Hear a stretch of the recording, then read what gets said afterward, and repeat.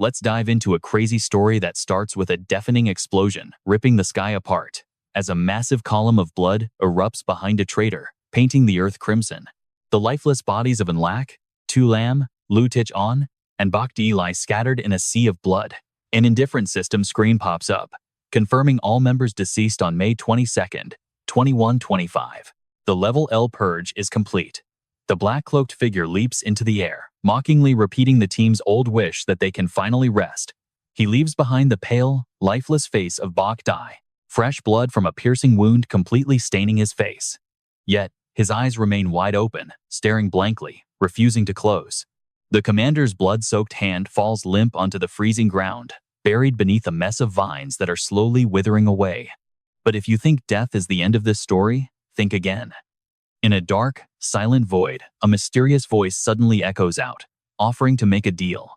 Bach snaps awake, staring around in absolute confusion, muttering, "Wait, where on earth am I? Welcome to the void." Bach is now bound tightly by countless mysterious black chains, suspended helplessly in the middle of a strange, dark space. Out of the darkness, a gentleman in a sharp suit appears with a sinister smile, casually greeting him with a teasing, "Hey there, handsome." Bach freezes, his eyes widening in absolute shock as he recognizes the figure standing before him. He stammers in disbelief. You are Belphegor. You are not dead?" Instantly, 5 roaring elemental flames burst into life around the man. Pointing to his temple, he sneers, "Please, how could a SSS class demon king be that weak?" Belphegor spreads his arms wide as a blinding aura of magic explodes around him. "This is my soul realm. This entire territory is my true life force." Cutting the small talk, the Demon King looks straight at Bach, getting right to the point. "I can feel that you are just like me, burning with endless hatred." A massive, terrifying shadow of an evil dragon looms behind him as he proposes. "So, I want to make a deal with you. My hidden skill is called Rewind. Pay attention here, because this power can send you far back into the past, giving you a real chance to undo your regrets and change everything." Belphegor's smile grows even more twisted, his glowing eyes piercing through to the soul as he whispers, "Do you want it?" In the quiet darkness, Bach's eyes tremble. Memories instantly flash through his mind, starting with Anlak's confident, bright smile. He squints as a flood of dark memories begins to rush back all at once. He sees young Tulam holding a magic book, grinning happily. Bach's eyes narrow, flashing with cold, pure fury as the deceitful back of that wretched traitor looms in his mind.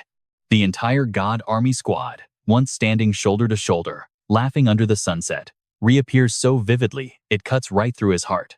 Bach's eyes are bloodshot, burning with endless, murderous intent. Just remembering the twisted smirk of the traitor who butchered his friends in a sea of blood drives him insane. Rage explodes inside him.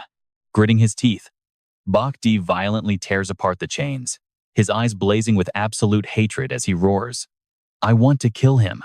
He glares toward the heavens, aiming his wrath at the traitor and the giant shadows of the high and mighty gods ruling above. Hearing this, the Demon King Belphegor flashes a dark, highly satisfied grin, absolutely thrilled by his reaction. Nodding in satisfaction, he says, "Your answer is exactly what I expected." "Good. Let me lend you a hand." A brilliant magic light erupts, as Belphegor holds out a beating heart pulsing with infinite power. "Consider this a little welcome gift from me to you." Bach reaches out to accept the massive power, but his mind remains sharp, warily staring at the demon. He asks, "Why do you want to deal with me? What is the price?" Belphegor smirks mysteriously, his eyes glowing. Suddenly, the vision fades, and you and I can hear familiar voices calling in Bach's ear. "Wake up, Bach. Do not sleep anymore." A loud slam on the desk echoes. The year is 2011, Nation, a vassal state of St. River, at the Awakening Middle School. A teacher with a stunning figure but an absolutely furious face screams at the top of her lungs, "Hey, Bach, stand up right now." Bach snaps awake, his pupils shrinking as his heart pounds in utter disbelief. He actually came back. Shocked, he stares at his hands, breathing heavily, as he feels the warmth of real life coursing through his veins again. Still in shock, Bach stumbles to his feet, his face filled with pure disbelief as he mutters, "I am really back." Furious, the teacher points to the back, yelling, "Bach die!" Messing around in class is one thing, but sleeping right before the class transfer ceremony is unacceptable. Go stand at the back of the room right now. Stunned, Bach D looks at the familiar woman and stammers, "Miss Hoang." Right then, an overwhelming wave of excitement hits him. Covering his face in disbelief, he gasps, "I am truly back." Walking to the back of the class, his mind is racing with endless questions. Did I actually return to my middle school days? Is this really Belphegor's power? Standing with folded arms in the corner, his eyes scan the room. He can barely believe it.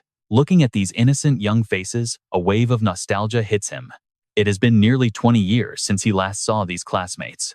Up at the podium, Miss Hoang slams her folders down to restore order, calling out, "Let us get back to work. Everyone, pay attention."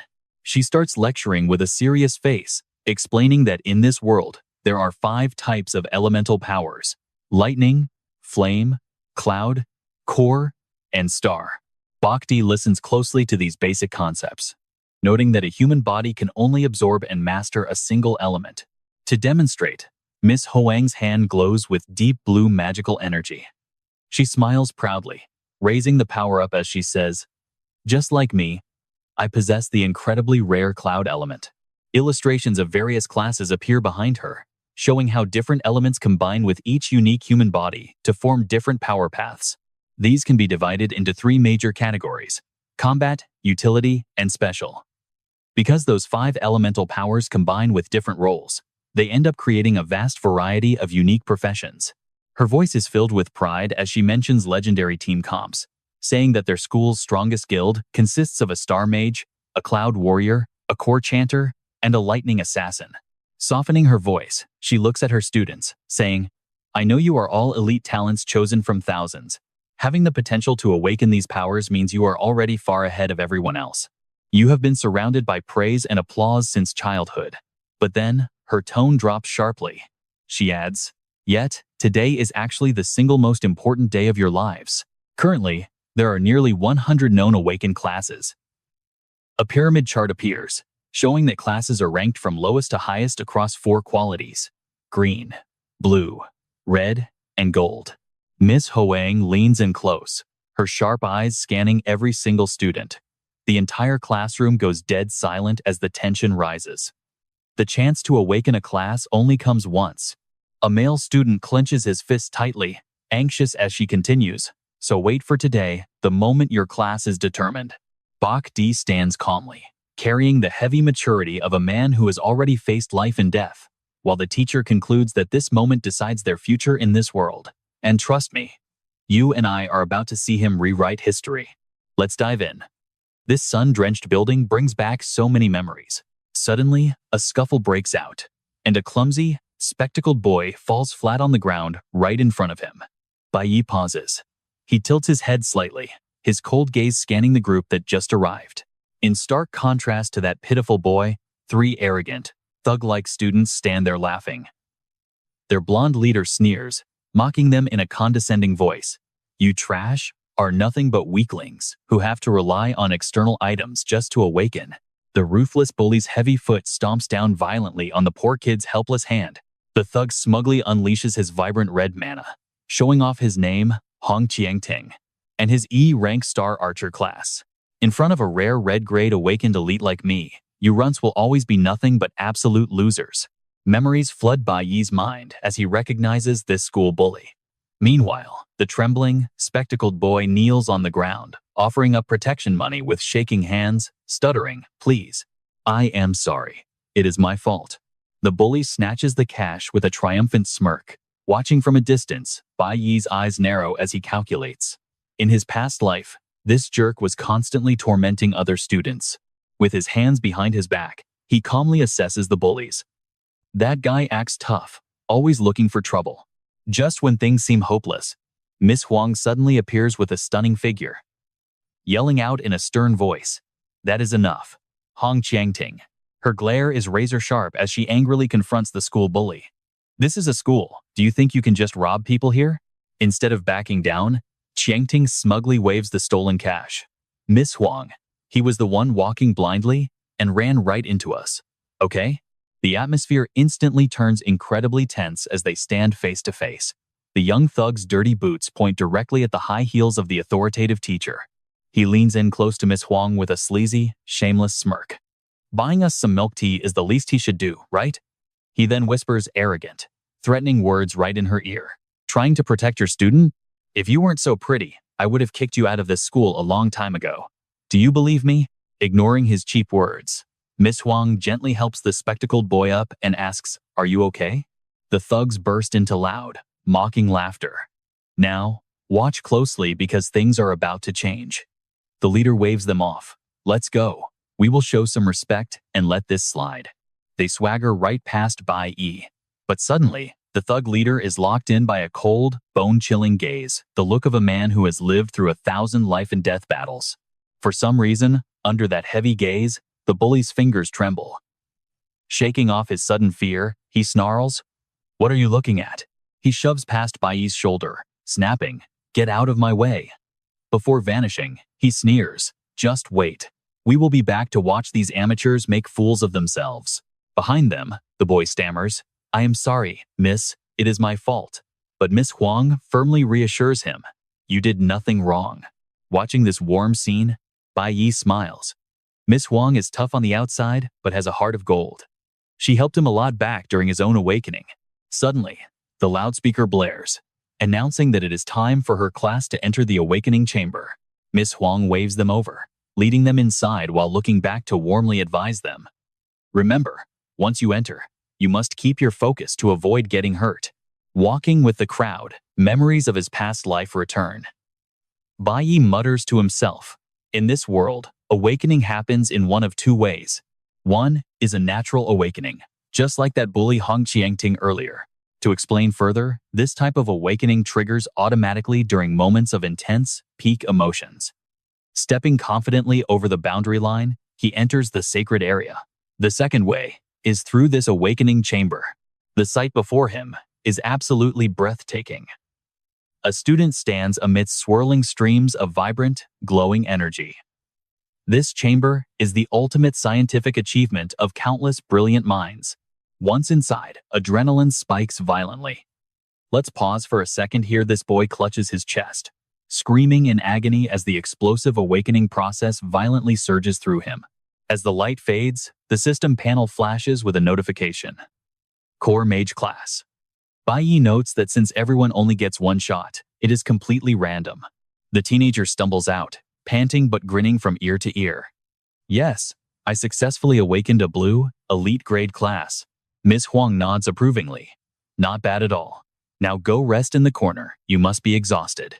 Waiting in line, Bai Yi reflects that this awakening is the single chance to completely rewrite one's destiny. Finally, that crucial moment arrives as they call out, "The next person is you."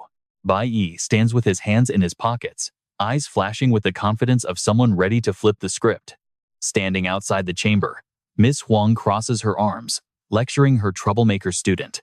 "Pay attention in there, and do not act like you do in class. You must focus your mind." Understood? But she has no idea that inside the student is a battle-hardened veteran. With half his face in shadow, Bai Yi calmly replies, "I understand." Stepping inside, memories of his past life flash back. In that past life, he awakened as an E-rank core warrior, a common green-grade class that led to him being bullied constantly by others. His future glorious self shines brightly. He remembers that it was only after reaching S rank that he finally unlocked his rarest form. Standing in zero gravity amidst floating, colorful shards, he carefully analyzes his own body, expecting his original core element. So, what class will he actually awaken this time around? Suddenly, green energy begins to swirl around him as he concentrates deeply.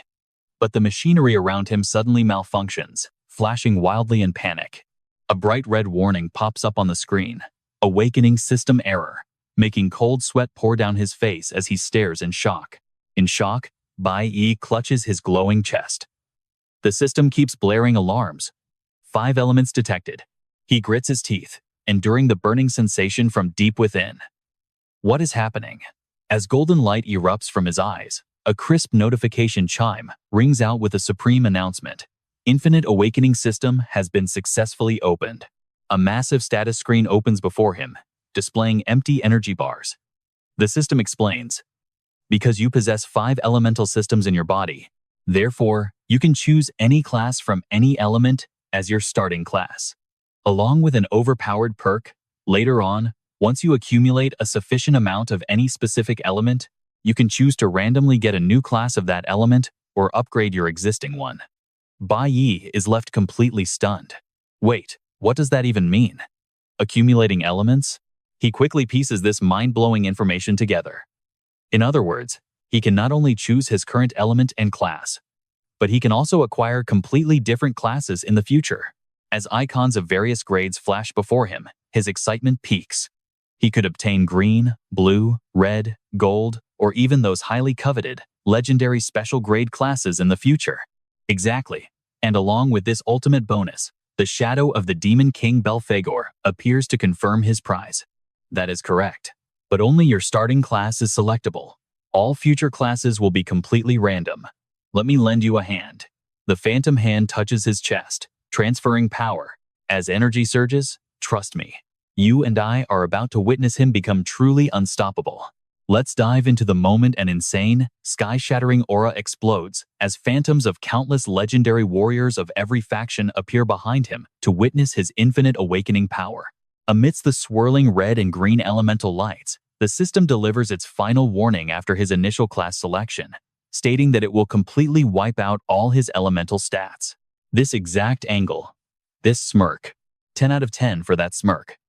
Outside the awakening room, the anxious crowd of students whispers, wondering why he is taking so long. Suddenly, the door slowly opens, and Bai Yi casually strolls out with his hands in his pockets as someone yells that he is finally out. Teacher Huang steps forward with high expectations for her special student, asking him what class he managed to awaken. Time for an Oscar-worthy performance. Bai Yi casts his eyes down, acting deeply depressed, saying he is sorry for disappointing her. Though he acts sad, his lips twitch upward as a weak green aura flares from his body. He claims he awakened a core-type warrior, the absolute lowest green quality. Instantly, Teacher Huang's smile vanishes, replaced by a look of sheer disappointment and regret. She gasps, but immediately forces a bright smile to comfort him, saying that even with green quality, many outstanding geniuses have risen, so he must never give up. She promises him that the world won't let him down. Patting his shoulder gently, she notices his awkward response, which only makes her feel more pity, assuming he is devastated inside. Without letting him explain, she gently pushes him along to go rest, pointing out that the awakening process must have drained a massive amount of his energy. Right in the middle of this touching moment, a loud, obnoxious laugh tears through the hallway, mocking them and shouting that it is absolutely hilarious. It is none other than the school bully, Hong Qiangsheng. Holding a drink, he mockingly mimics the teacher's words, laughing that as long as he works hard, the world won't let him down, before sneering at her teaching abilities. Bai Yi narrows his eyes coldly, silently watching the bully rant, wondering why he is spitting such toxic and useless garbage. Teacher Huang flares up with rage, but the thug arrogantly points his finger and yells that she already knows the truth, brutally trampling on their hopes by shouting that reality just does not work that way. Let's see what happens as this idiot, completely unaware of his impending doom, gets right in Bai Yi's face to mock him. Claiming a green rank makes him the absolute bottom of society. His face contorts with malice as he claims the weak are only meant to be crushed. Those arrogant words instantly touch a very dangerous nerve, causing a sudden, terrifying wave of murderous intent to flash deep inside Bai Yi's eyes. Teacher Huang steps in, shouting his name and demanding to know why he is here, but he just grins mockingly, saying she already knows why. He boasts that anyone with a green class is destined to sit in the back row forever. Tilting his head back, he asks and answers his own question with pure, insufferable arrogance. He raises his cup as if toasting the brutal cruelty of this world, declaring that without strength, backing, or a future, you are doomed to stay at the very bottom, completely abandoned by fairness. Continuing his highly offensive speech about class divide, he waves his hands to paint a brutal picture where only the strong receive top-tier resources, making them grow stronger and stronger. As images of glowing shadows crushing the weak flash on screen, he emphasizes that a green quality weakling's fate is sealed from the exact moment they awaken, glaring down with utter contempt. Staring directly at Bai Yi, he sneers, asking if he actually believes that useless daydream about relying on hard work to change his life and turn a green rank into a genius. He glances over at the visibly angry teacher Huang, spitting more venom as he declares that just like how everyone is born, Bai Yi's future has already been decided. He claims their school for awakeners is merely a miniature model of real society, before leaning closer to the teacher with a smug grin, asking if she can even deny this truth. Blue-ranked classes should just stay inside the academy like good little losers, clutching their books. You and I both know what's coming as the bully turns to Bai Yi, who is calmly holding his milk tea, telling him to go home and stop wasting government resources. But talking trash brings an incredibly fast reality check. Without saying a single word, Bai Yi aggressively splashes his entire drink right into Qiang Sheng's smug face, forcing the bully to shut his eyes in utter shock. Milk tea pours down his face like heavy rain, dripping straight into the bully's wide-open mouth as he gasps in absolute shock. Wiping his face in a blind rage as tea and sweat mix, the bully roars, demanding to know what the hell he is doing. In stark contrast, Bai Yi calmly crushes his empty cup, his face deadpan as he delivers a cold response, saying he just does not like hearing him talk. Pure rage explodes in the bully's head, distorting his face into an incredibly hideous mask of anger.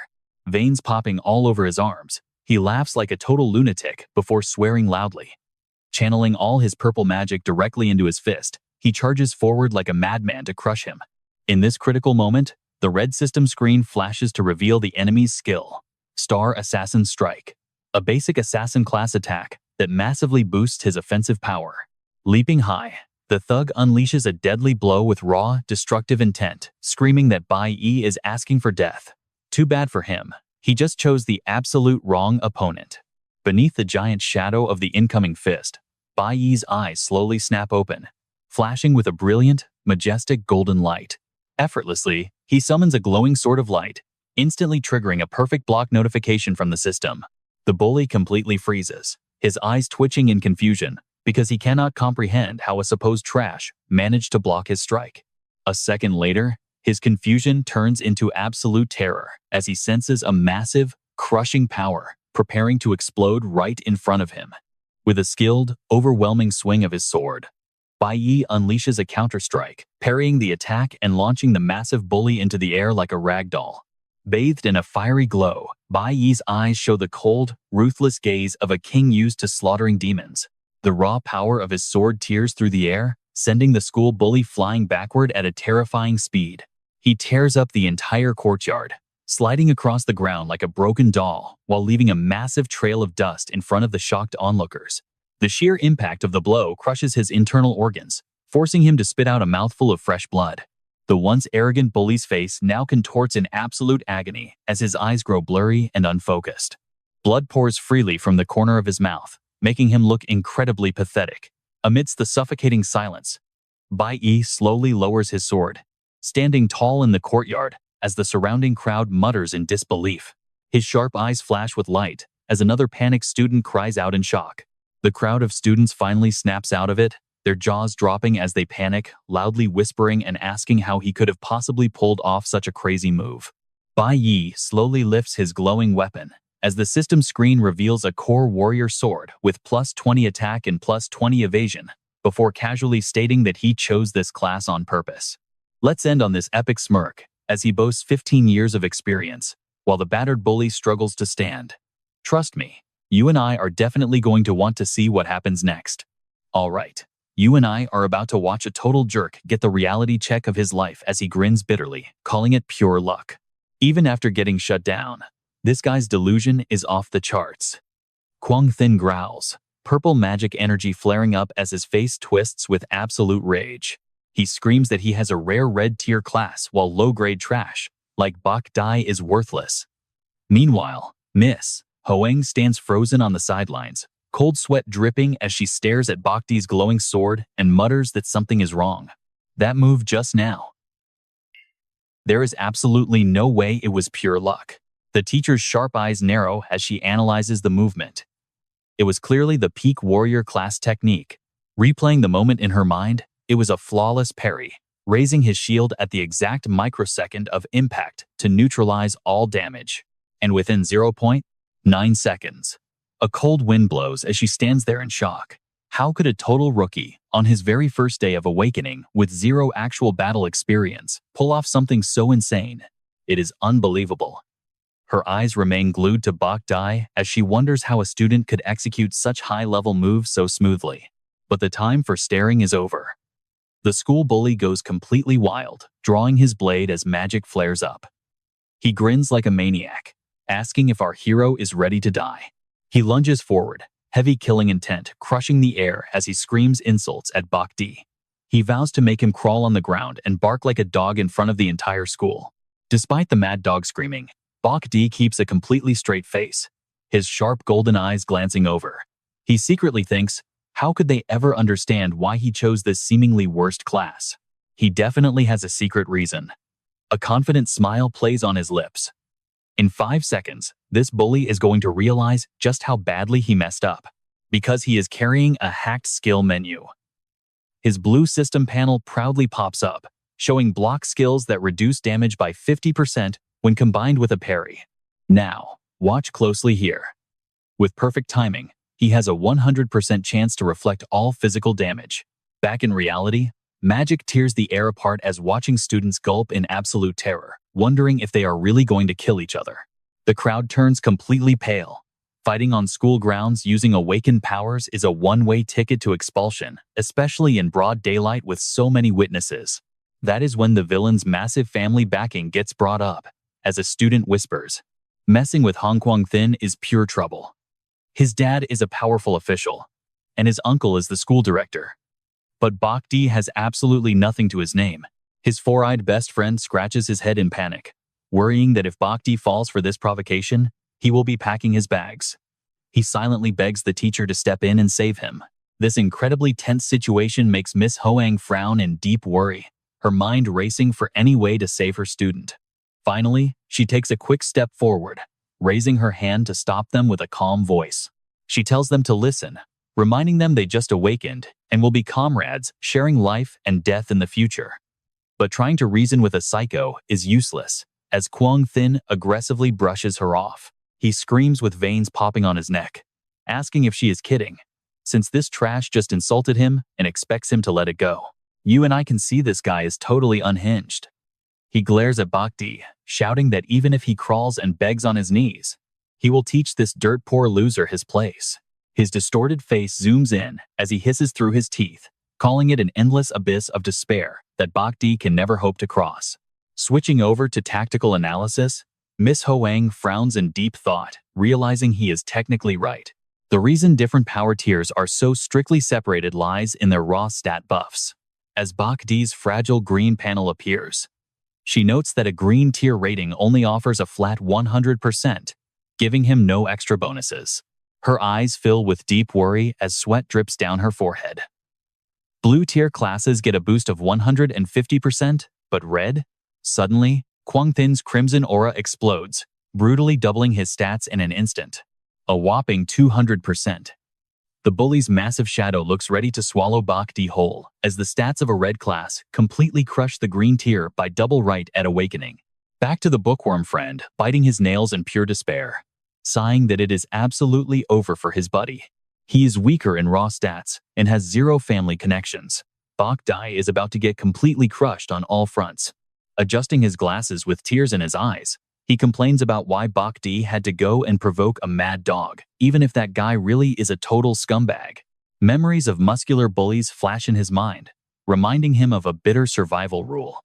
In a dog-eat-dog society, the first lesson is that we must always stay far away from dangerous trash. A brutal reality is laid bare right before them.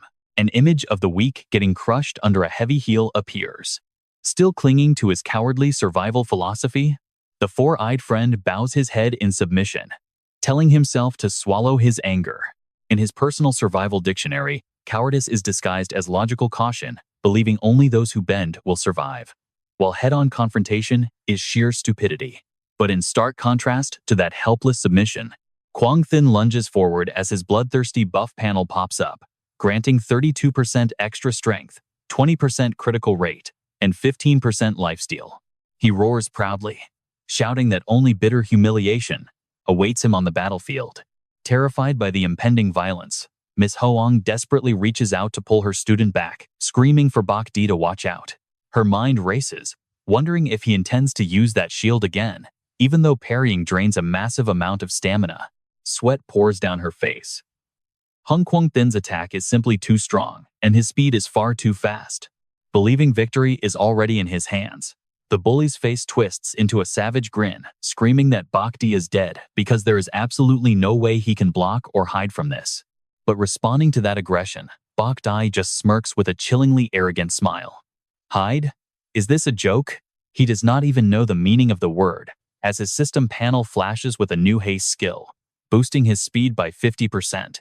Bach Di easily dodges the deadly strike, whispering to his opponent, "Why would I ever hide?" Suddenly, his skill upgrades to instant teleportation once speed hits 100%, activating a blink effect that lets him pass straight through solid obstacles. Bach Di's body turns into a beam of light, gliding straight through the bully like a ghost. This wild move leaves Kwang-thin utterly dazed, his eyes shrinking in sheer panic as he wonders when he moved. Before he can even process what happened, a terrifying pressure locks directly onto his neck. And that is where we leave it for today. Trust me, you and I are going to want to see how this beatdown continues as the bully spits blood and collapses like a chopped tree.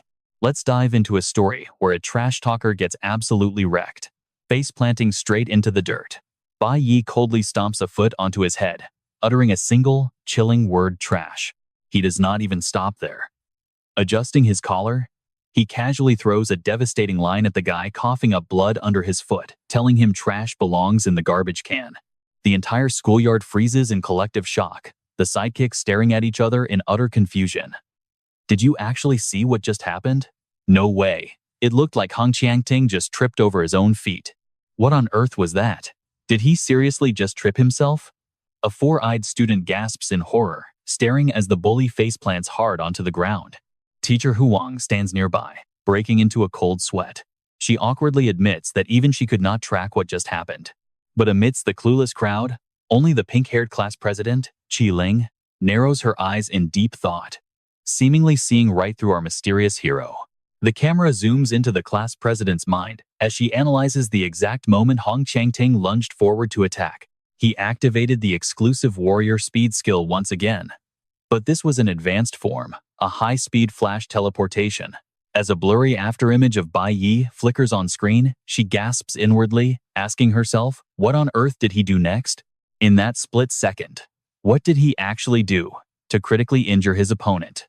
The sight of the school bully coughing blood and collapsing sends shivers down her spine. It was just a single blow, taking down his enemy as easily as brushing off a feather. Admiring this absolute monster of a rookie, Qi Ling wipes away her cold sweat, hands on her hips in sheer awe. Bai Yi has not only mastered the highest level of basic warrior skills, but he can also seamlessly integrate them into real combat. More impressively, even in that intense split second, he carefully planned his move to avoid breaking any school rules in front of the public. The crowd is still buzzing in confusion. What is going on? What is wrong with Hong Qiangting today? His opponent did not even seem to touch him. Talk about embarrassing. Now, pay attention here, as the class president stares at Bai Yi's back, wondering what has changed. But our main character is busy with something else. Loud system notifications are chiming in his head. Ding, ding. Job experience increased. You received 50 class experience points. Element accumulated. Critically injuring an E-rank star element opponent grants 50 star element points. Bai Yi smirks. It is exactly as he predicted. Engaging in class battles lets him stack experience, and defeating opponents of any element allows him to harvest that specific elemental power. Secretly complaining about the stingy system rewards, he rubs his chin and sighs. But 50 points is way too little. It looks like he needs to go grind some dungeons as soon as possible. Down on the ground, the stubborn bully refuses to accept defeat. Coughing violently, Qiangting struggles to push himself up, screaming at the top of his lungs, "Do not you dare leave." Furious and humiliated, he grabs his fallen short sword, his grip so tight the veins on his hands pop out. Completely losing his mind, Qiangting surges forward, unleashing his purple magic to backstab Bai Yi, roaring that he will kill him. Just as things reach a critical boiling point, a commanding voice cuts through the air. Enough. Hearing this, Bai Yi casts a cold glance over his shoulder. The mastermind backing the villains finally arrives. Hong Liang, the dean of the Awakening Academy, walks up with a hypocritical smile. Pushing up his glasses, he barks with heavy authority. "Have not you embarrassed yourself enough?" Like a dog seeing its owner, Qiangting calls out blankly, "Uncle." Meanwhile, Bai Yi's eyes darken as past life memories flood back. It is this guy. The dean waves his hand, dispersing the gossiping students. Today's awakening is over, so stop standing around watching. Go home. Seeing the dean himself, the crowd quickly scatters, whispering that they should get moving. It is the weekend anyway, so go home and rest up. Hands behind his back, he orders them in a patronizing tone to report their newly awakened classes to their families properly. Seeing his old enemy, pure killing intent flashes in Bai Yi's eyes. As he glares at the man, his mind flashes back to the past, repeating, "Go home." The dean glares sideways at Bai Yi, barking a threat about school regulations. But let's pause here.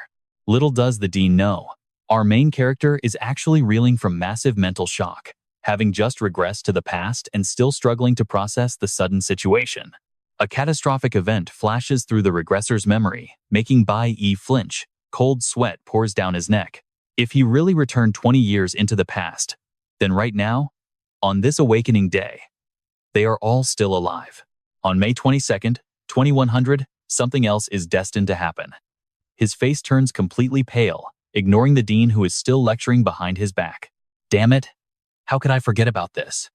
He curses inwardly. The dean, growing furious at being ignored, screams his name. This is the most critical matter. Bai Yi spins on his heel and bolts away like a hurricane, leaving the stunned dean pointing a shaking finger and shouting, "Hey, you brat." But he is already gone, leaving a complete mess behind. His face dark with rage, Dean Hong Liang turns his glare to Teacher Huang, who stands frozen in fear. Taking his anger out on her, he points aggressively in her face, scolding her mercilessly. "Control your students better next time. Today, I will pretend nothing happened and won't pursue this." Under the heavy pressure of his authority, Teacher Huang can only grit her teeth, bow deeply, and offer a bitter apology, saying she is sorry.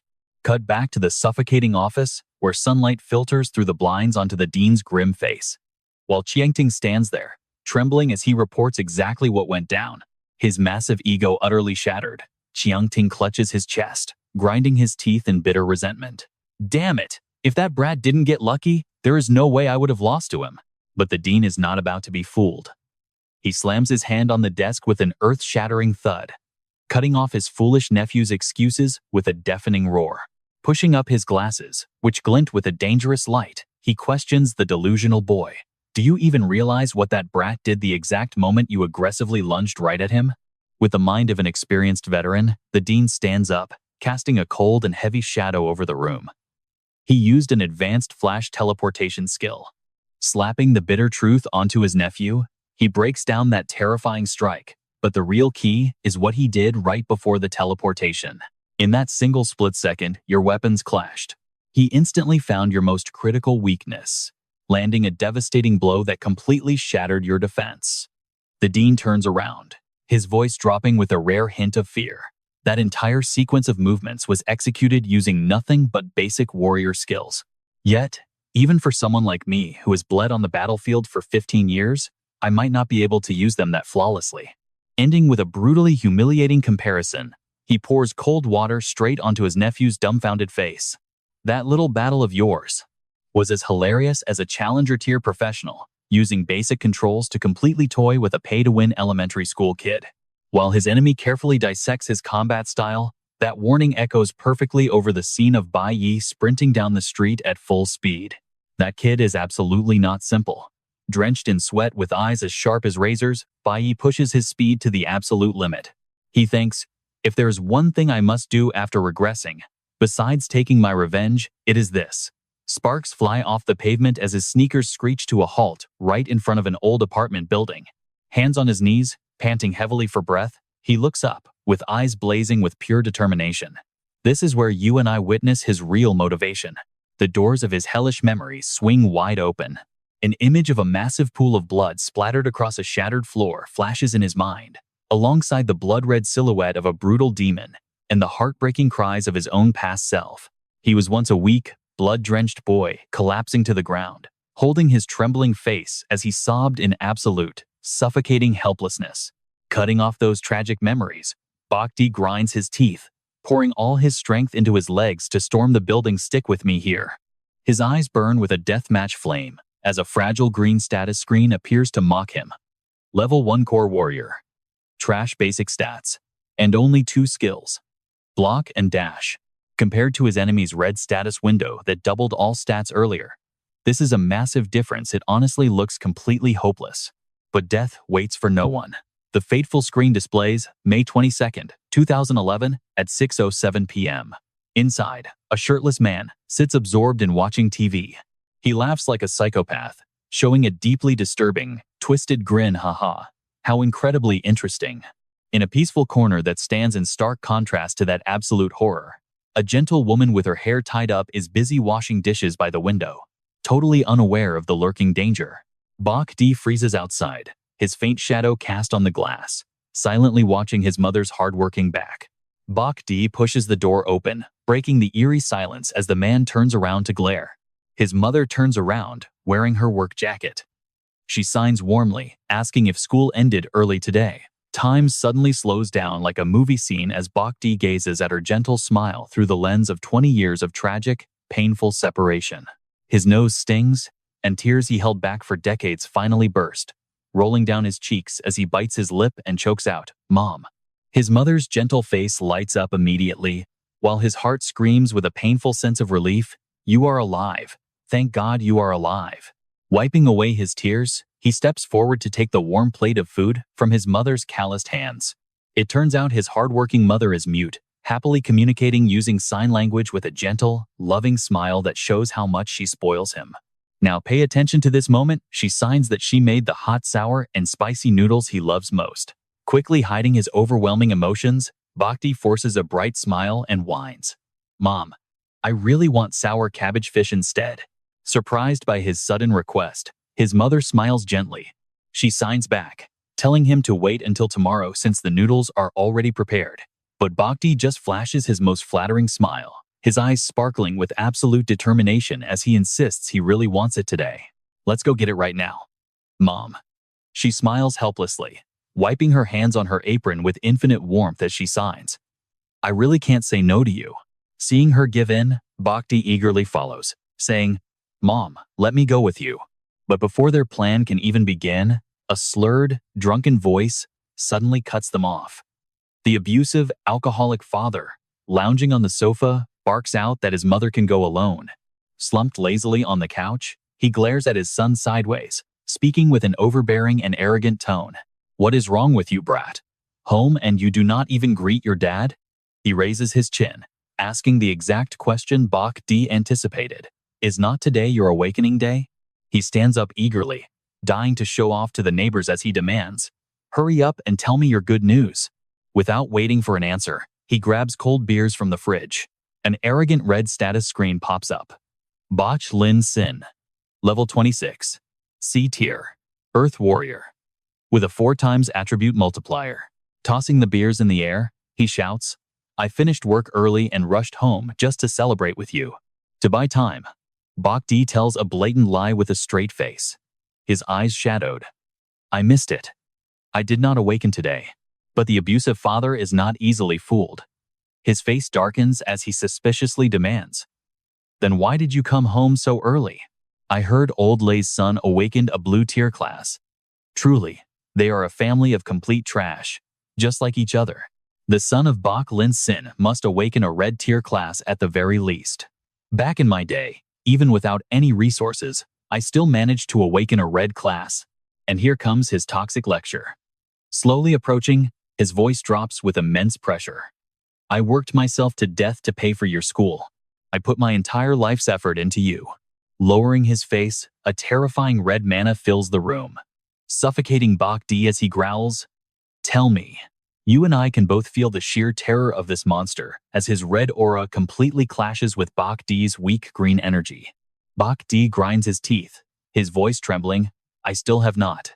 Before he can finish, his father smashes a beer bottle over his head. The bottle shatters into pieces. His father stands there, staring at a glowing green status fragment. Muttering drunkenly, "Green." He roars in absolute fury, his face horribly distorted. "What did you pretend to study hard for all day, only to awaken a trash green class? Do you want to humiliate me completely?"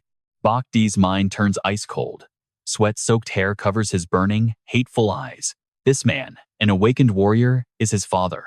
Rewinding the tragic memory tape of his father's uncontrollable, brutal violence, present-day Bach D deeply blames himself. Standing silently in the warm kitchen, he recalls that fateful day. So much time has passed that he almost forgot what happened on Awakening Day. On May 22nd, 2100 of his past life, the cruelest truth was revealed. The violent memory of his father grabbing his hair and slamming him onto the table flashes back. Upon discovering he was a green class, his father brutally beat him at home to hide his shame. And the one who bore his wrath? A familiar back shields him as his mother steps in front to protect him, just like she always did. Helplessness eats him alive as he remembers his father raising a wooden chair. He was too weak, too scared. This was the cost of his weakness. His father's massive hand grabbed her hair without mercy, beating her for an entire hour just to vent his rage. Fresh blood painted the floor as his weak mother collapsed. She was knocked unconscious with a broken leg and a severe concussion. From then on, her mind was shattered. All that remained was a child's heartbreaking cries. His young face covered in blood and tears, crying in absolute, helpless despair. But now, let us return to the cruel reality. Lying completely defeated on the floor amid spilled food under his drunken father's heavy boots, his will remains absolutely unbroken. He forces himself up as that familiar green status screen reappears. Bach D, Level 1, Core Warrior. He tells himself that he is currently only an E-rank Core Warrior. Even though he chose this class for its hidden trait, he still needs to bide his time. Gritting his teeth, Bach D slowly kneels. The massive power gap is laid bare as Bachlan Sin's fiery red status screen pops up with suffocating stats. Level 26, C tier, red class. He looks up at him. In defeat, this beast has real combat experience, and Bach D cannot win yet. Trust me, you and I are going to want to see how he survives this. Alright, you and I are about to witness one of the most brutal family showdowns. This abusive monster's rage erupts again, grabbing his son's hair and roaring like a wild beast, wishing he was never born. The father was waiting at home, determined to get results at any cost. Bach C knew that even if he had to endure a brutal beating, he had to stay strong. He absolutely could not let his mother stay in this house of horrors. Another merciless fist rains down on him. Despite his nose bleeding heavily, he secretly feels relieved that he took the hit. At least he managed to get his mother out of the house. But then, a sudden, jarring sound of grocery bags hitting the floor shatters his plan. Bach C looks up in absolute horror, his pupils shrinking as he gasps in panic. Right there, his mother stands trembling, while his father slowly advances, enveloped in a glowing red magical aura. Food and flowers lie scattered across the floor. He screams in complete despair, wondering why his mother returned so quickly, fearing she came back only to protect him. The truth is even more heartbreaking. A flashback of his kind mother running down the street shows her only thought was a simple one: she could not let him go hungry. Back in reality, she stands completely frozen at the door, stammering in sheer panic, asking if he is finally home. But the father only sneers, red magic wrapping his body, mockingly telling her to come see what a useless trash she raised for him. Once again, the screen showing their hopeless difference in power appears. Now pay attention here, because we are flashing back to a dark prison memory, where a deep voice asks Bach C if he is really the first green class awakened who can evolve. Normally speaking, you need to be at least blue class and reach A rank to even have a chance of evolving. The future Bach C sits there in a prison uniform, while the man opposite him blows out a puff of white smoke and asks how on earth he did it. Going straight from green class to a unique platinum rank. The man asks why a kid like him is locked up in a place meant only for death row inmates. Bach C lowers his head, voice cracking with pure hatred, revealing he killed him for what he did. His bloodshot eyes flash with anger as he recalls how that monster beat his mother to death. Snapping back to his current living hell, his eyes burn with a fierce, vengeful fire. He glares intensely at his father, who is moving toward his mother, his fists clenching until they turn white. Like a brainless beast, the father swings a heavy punch, shattering everything with a loud crash. Bach C wipes his bloody hands, realizing a trained, awakened is insanely strong even without skills. They are on a different level than normal humans. Blood drips onto the floor as he collapses, trembling from a blow that would have killed any ordinary person. Hearing her son being beaten, the terrified mother screams out and rushes over to protect him. She shakes her head frantically, begging her son not to anger him anymore. Bach looks up, blood streaming down his face, still screaming in defiance as his drunk father mutters savagely. "How annoying," the father says. He turns to his trembling wife, voice sickeningly sweet, asking Nu Van if she remembers how happy he was when he found out she was pregnant with a son. He steps forward, red magic enveloping his fist, thinking he finally had a chance to bring glory to the Bach family. The disgusting truth is revealed as he points at his wife, roaring that those other bastards could not sire a son, but she could. Grabbing his wife's collar, his face twists in madness as he screams that the family still has to rely on him to make a name. He glares at his terrified wife, screaming in pure fury, asking why on earth his own son had to awaken the absolute worst green-class job. And of course, he blames her for everything, pointing at her face, roaring that this useless failure of a son is all because of her garbage genes. Now, don't blink, because this is where the system completely flips the script. Just as the father's red magic is about to deal a fatal blow, Bach's skill board flashes, activating instant teleportation. Everything happens in a split second, and the drunk father's bloodshot eyes only catch a ghostly streak of green light. Suddenly, Bach appears right in front of his mother, shielding her as his green magical aura erupts, blowing his father backward. With bloodshot eyes, he growls in a raspy, furious voice, warning him not to touch his mother. But then comes a sudden twist. The drunk father scoffs, a twisted smile spreading across his face as his killing intent fades, muttering how interesting this is. Unlike him, the mother is terrified, tightly grabbing her son. His madness flares up again, face twisting in a wild grin as he praises the kid for finally growing up. In the ruined room, a tense standoff begins, the air thick with danger. Clenching his light sword, Bach silently calculates that he just needs to hold out a little longer. He must endure this. Without hesitation, he swings his sword to block his father's relentless onslaught, activating a skill that blocks 100% of the damage. With a chance to counter, his body glows, but the light sword shatters upon impact with the father's fist, breaking his guard. A brutal punch breaks through his fragile defense. Bach bitterly realizes his guard was shattered head-on, showing the massive gap in their power. Yet even the father is surprised by the counter force that numbs his arm, while Bach mutters that his ribs feel like they are about to break. Regardless, the punches do not stop, blasting Bach into the wall as blood sprays. The father immediately activates his lightning surge skill, boosting his speed and adding electric shocks to his attacks. He roars, asking how he dares to talk back to his own father now. Black and red electricity wraps his body as he corners the mother and son cowering together. He smiles savagely. Facing the final blow, Bach shields his mother, screaming in his mind that he will never let him, while the father looks down in total contempt. Mocking his courage, the father says a weak class like his deserves to be beaten to death. But despite bleeding heavily, Bach lifts his head, eyes burning with revenge. Determined not to let tragedy repeat, he watches his father grab a rusty iron chair, mockingly asking if he thinks he is tough just because he awakened. He raises the heavy chair high, ready to smash it down on their heads, asking if they have completely forgotten who is boss. And that is where we leave it today, trust me. You are going to want to see what happens next. A sudden knocking interrupts them, shouting to open up, as the father angrily turns to see who ruined his fun. All right. You and I are about to see a genius plan unfold. Bai collapses in his mother's arms, blood dripping, yet smiling weakly. They are finally here.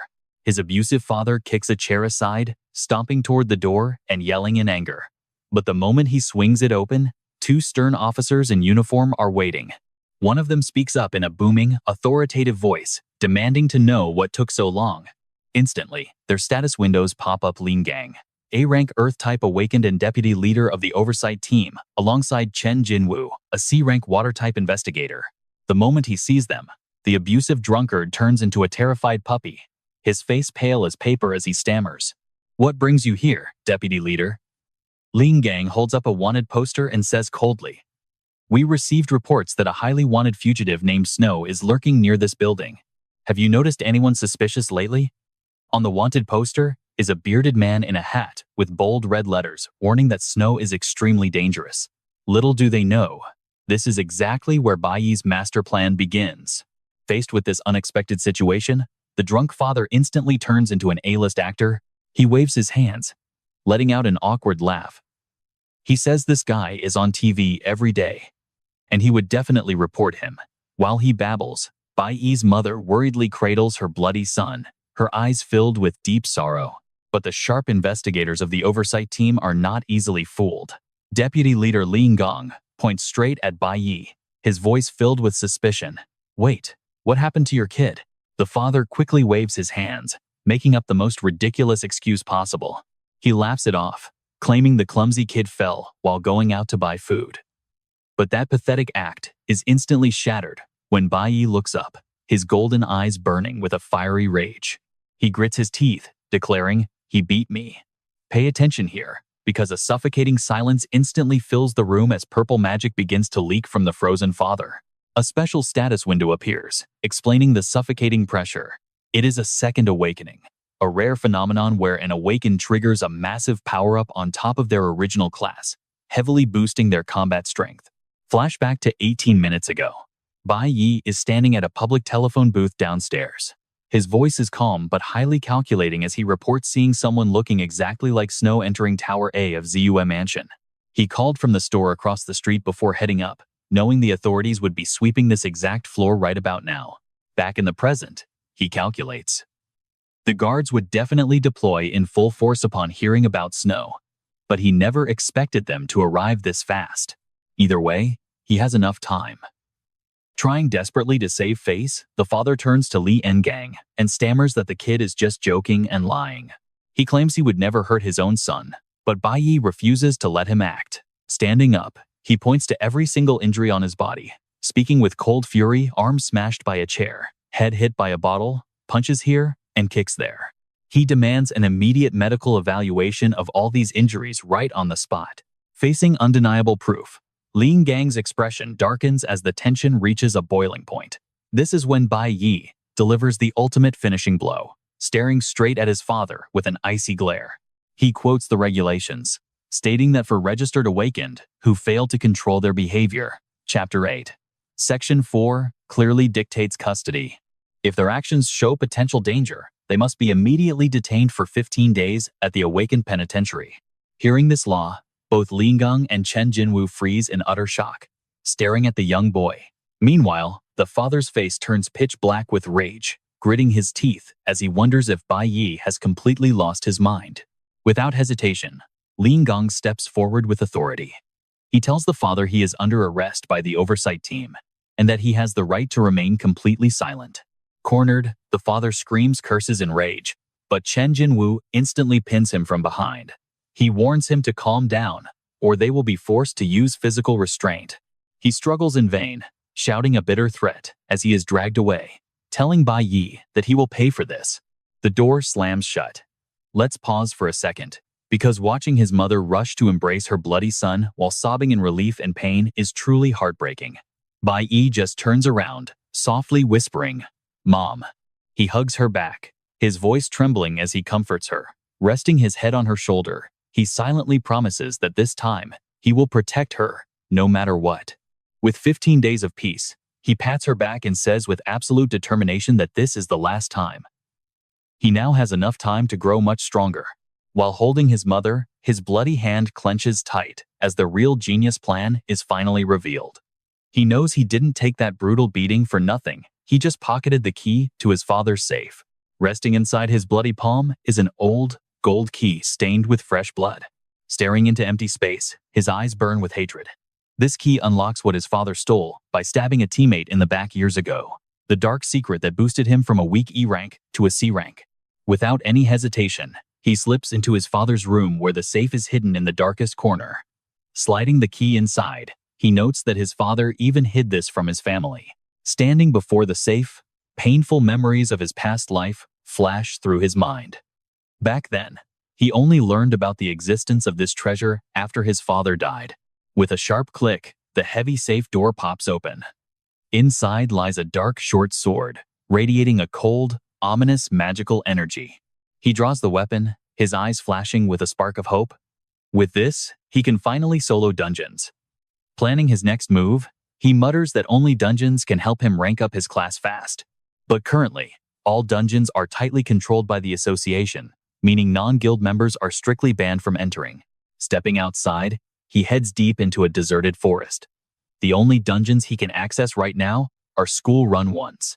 Green magical energy wraps around his body as his eyes burn with absolute confidence. He also knows about hidden dungeons from his past life.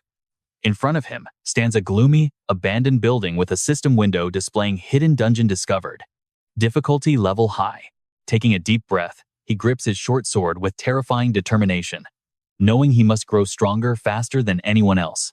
Some basic rules of this world are revealed. Dungeons are home to dangerous monsters, where awakened gain experience and raise their combat power through intense battles.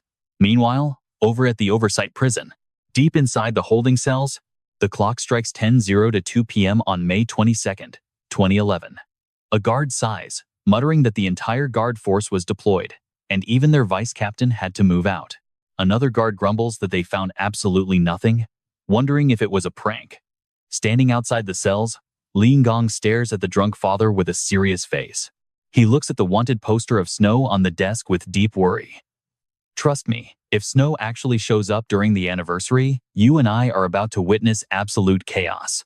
All right, you and I are diving into a world of secrets, starting with Tran Kim Vo asking if their boss returning early changes things. Liang Ang cuts him off immediately, warning that it is none of their business. Inside the cell, the trashy prisoner starts begging through the iron bars, pleading for the deputy chief to go easy on him since it is his first offense and he will never do it again.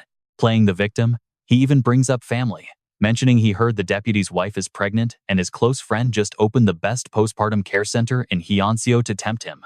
But Ling Gang is not easily bribed. Folding his arms, he asks coldly if the man is seriously trying to bribe the monitoring team. Reminding him that he was once a guild member, Ling Gang walks away, tossing back a disdainful question about how he could fall so low without even realizing it. Stunned by the truth, the prisoner lets go of the bars. Tran Kim Vo then steps up with a friendly smile, but his words stab like a dagger, warning that getting caught bribing leads to far worse than temporary detention. Get some sleep, because tomorrow you are being transferred to the awakened prison. As the heavy cell door slams shut, Tran Kim Vo casually tells him to behave himself. Inside the darkness, the prisoner's face twists in pure rage as he grinds his teeth and growls the name of the man who ruined him, Bach Si. The scene shifts to Bach, Si's mother, sleeping soundly. He reminds himself that in 15 days, that dangerous man will be released from prison. Before that happens, he must grow stronger at absolute lightning speed. Standing in his tiny room, he looks out the window with determination. Entering dungeons is his only choice now. His mind races with information. Dungeons can appear anywhere, serving as alternate dimensions that people enter through portals appearing from thin air. The moment most dungeons are discovered, they are immediately locked down and occupied by the major guilds. Inside, a wealth of monsters and magic ores make them the ultimate training ground for Awakened to raise their power. But they're incredibly dangerous, usually requiring official inspection before any party is allowed to enter. Back in his room, now, watch closely, searching through an old bookcase, he recalls a news report from 5 years in the future about a forgotten dungeon. Left completely uninspected for years, it was only discovered when the demon invasion hit. Pulling out an old book, he finds a crude, hand-drawn map tucked inside. The records reveal details. An F-rank dungeon usually demands 3 E-rank awakened, while an E-rank requires a 5-man party of 3 E-ranks and 2 D ranks. Opening a hidden door behind the bookshelf, a freezing draft rushes out, allowing him to estimate based on the current timeline. There is a 90% chance this is an F-rank dungeon, the lowest level hidden zone he can access right now. Before him glows a bright red portal, accompanied by a system notification. Undiscovered dungeon entrance. The moment he steps inside, a heavy, dark energy begins to swirl around.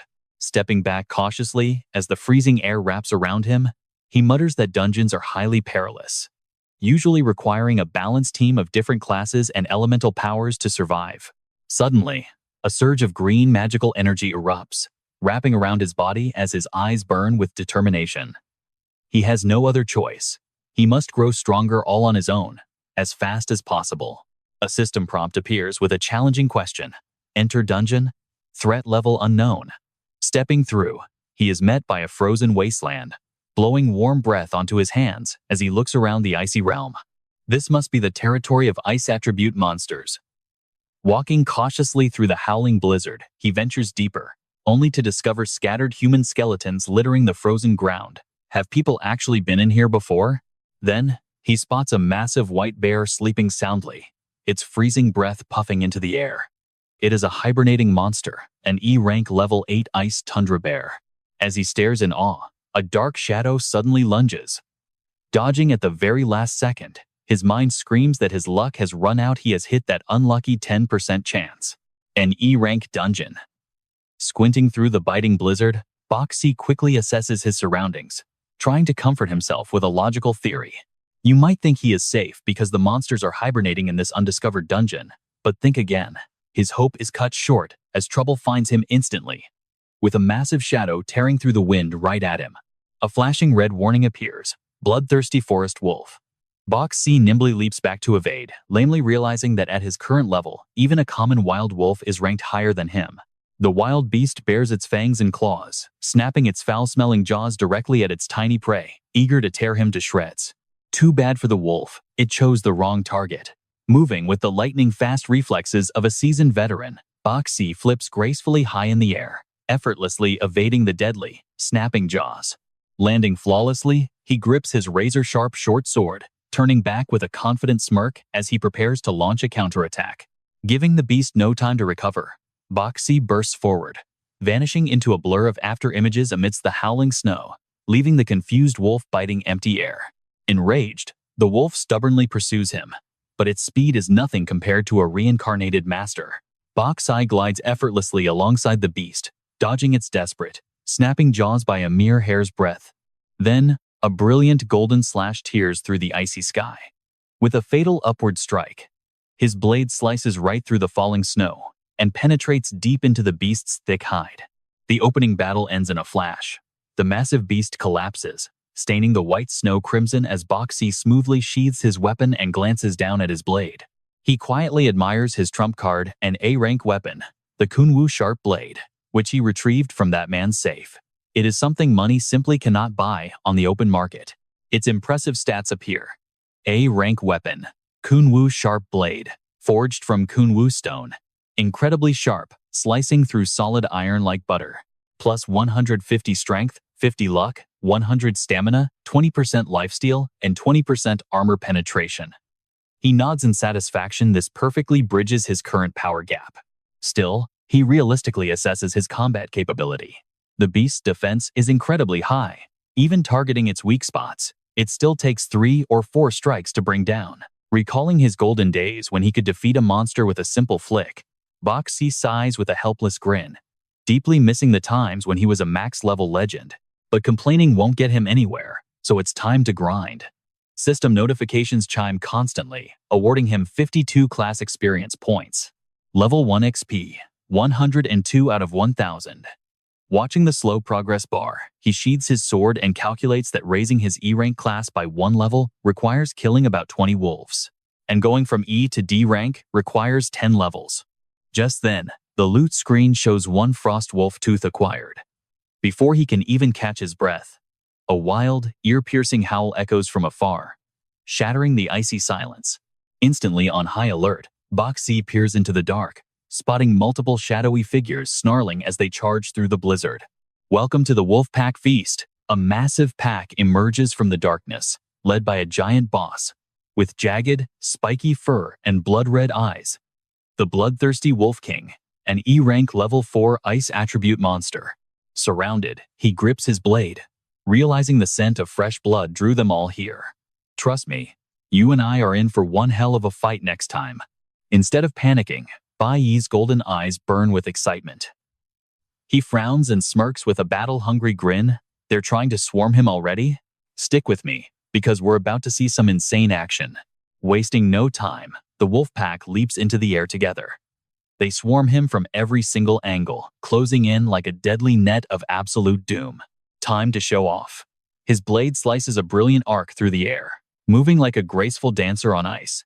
Bai Yi weaves effortlessly through the swarming beasts, as the system flashes to signal a series of perfect dodges. Right after dodging, he immediately strikes back. A lightning-fast sweep rips through the pack, triggering a massive counterattack. The battle instantly turns into a jaw-dropping combo show as wind-cutting slashes fly in rapid succession. Combining critical strikes on weak points with seamless dodge counters, he effortlessly turns this ferocious wolf pack into nothing more than his personal target practice. Locking his cold gaze onto the remaining beasts, Bai Yi gathers all his strength into the blade, shouting in his mind that it is time for one final blow. He twists his body to deliver a devastating spin kick midair, while releasing a gale force wave of razor-sharp sword energy that blasts the entire shattered pack far away. The glorious rewards of his hard grind explode across the screen, as a massive stream of golden experience point notifications cascades down. Defeating the bloodthirsty forest wolf earns him 52 experience points, with notifications flashing non-stop. Bai Yi lands in a powerful pose as the system claims his loot, including wolf teeth. Scanning the battlefield he just completely cleared out, he locks his gaze onto the final boss pacing around in a furious rage. The giant Wolf King is all that is left. Furious that its pack was wiped out, the Wolf King charges madly. Pay attention here, because it opens its massive, fanged maw, intending to crush our main character whole, but its fate is already sealed as his blade rips through the air, followed by a system notification of another kill, rewarding him with 56 experience points. Bai Yi stands completely unharmed amid a shower of golden level-up lights. After clearing the battlefield, the system flashes with good news. Level 1 experience is now 1,194 out of 1,000, promoting him to level 2, E rank. He gets 12 bonus attribute points to distribute. Wiping away his sweat, Bai Yi lets out a tired sigh of relief, muttering under his breath. He only fought 20 wolves, yet he is already completely exhausted. Looking at the scattered loot around him, he rubs his aching shoulders, realizing his E-rank physical stats are still way too weak. Looking regretfully at the glittering loot on the ground, he realizes he needs a dimensional backpack soon. Otherwise, he will be forced to leave behind a ton of highly valuable drops. Holding a glowing gemstone, he frowns as he reflects on the harsh reality for solo hunters. Major guilds monopolize almost every dungeon, meaning climbing the ranks alone is as difficult as reaching the stars. Just as he says that, the item info pops up, making his eyes light up. A Wolf King Fang. Extremely durable and usable as a special crafting material, worth around 10,000 credits. Pocketing the valuable find, Bai Yi continues his walk through the bitter, falling snow, deeply aware that if he ever wants to access high-level dungeons, joining a guild is his only realistic option. He recalls how this society works. The schools for awakened individuals are actually run by the guilds, built solely to filter out and recruit the absolute best talents for their own ranks. You and I can probably guess their dream, right? Most of these students just want to become top-tier graduates. So the powerhouse guilds will finally notice them and pick them up. However, Bai Yi's face darkens as he remembers a tragic truth. If you ever get kicked out of a guild, it basically means your career is dead, and you will never level up again. He thinks back to the former owner of his blade. That man was kicked out of his guild, leaving him permanently stuck at C rank. Shaking off those bitter memories, he snaps back to the harsh reality, shivering from the biting cold. Trying to grind all by himself is just way too slow. He looks at his stats, realizing the freezing temperature will rapidly drain his stamina the longer he lingers in this dungeon. But just as he is worrying, a fresh pack of wolves rushes out to attack him. Instead of running, a highly devious smile slowly spreads across his face. True to his plan, he does not even fight. He turns on his heels and sprints away like a track star, dashing headfirst through the snowy trees. He drags the raging wolf pack right behind him. But mid-sprint, Bai Yi suddenly whips around, swinging his sharp blade to unleash a brilliant golden wave of energy that carves a beautiful arc through the dark night. Surprisingly, the target of his slash is not the wolf pack at all. He aims directly at a massive ancient tree nearby, causing a violent, earth-shaking impact. Taking a heavy blow, the giant tree collapses and crashes down, tearing up the snowy forest floor. His brilliant plan instantly works. In a dark cave, a massive sleeping purple serpent suddenly wakes up, its yellow eyes snapping open in anger. The system flashes red as aggro is successfully pulled. Even the aggressive wolves chasing Bai freeze in their tracks, raising their heads to look at the massive fallen tree. Aggro triggered. Aggro triggered. Having achieved his goal, our clever mastermind skids to a sudden halt, his boots sliding across the snowy ground.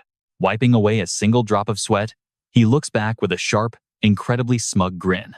It turns out he successfully lured a massive crowd of monsters together, causing the system warning screens to flash completely red. A level 4 E-rank cloud python, which happens to be naturally hostile toward the bloodthirsty forest wolves. He smirks, realizing he can just let them fight it out. Right on cue, a violent elemental explosion sweeps through the snowy forest, forming a massive fireball that blasts the swarming beasts away. Meanwhile, his calculating eyes lock onto a dark cave in the distance.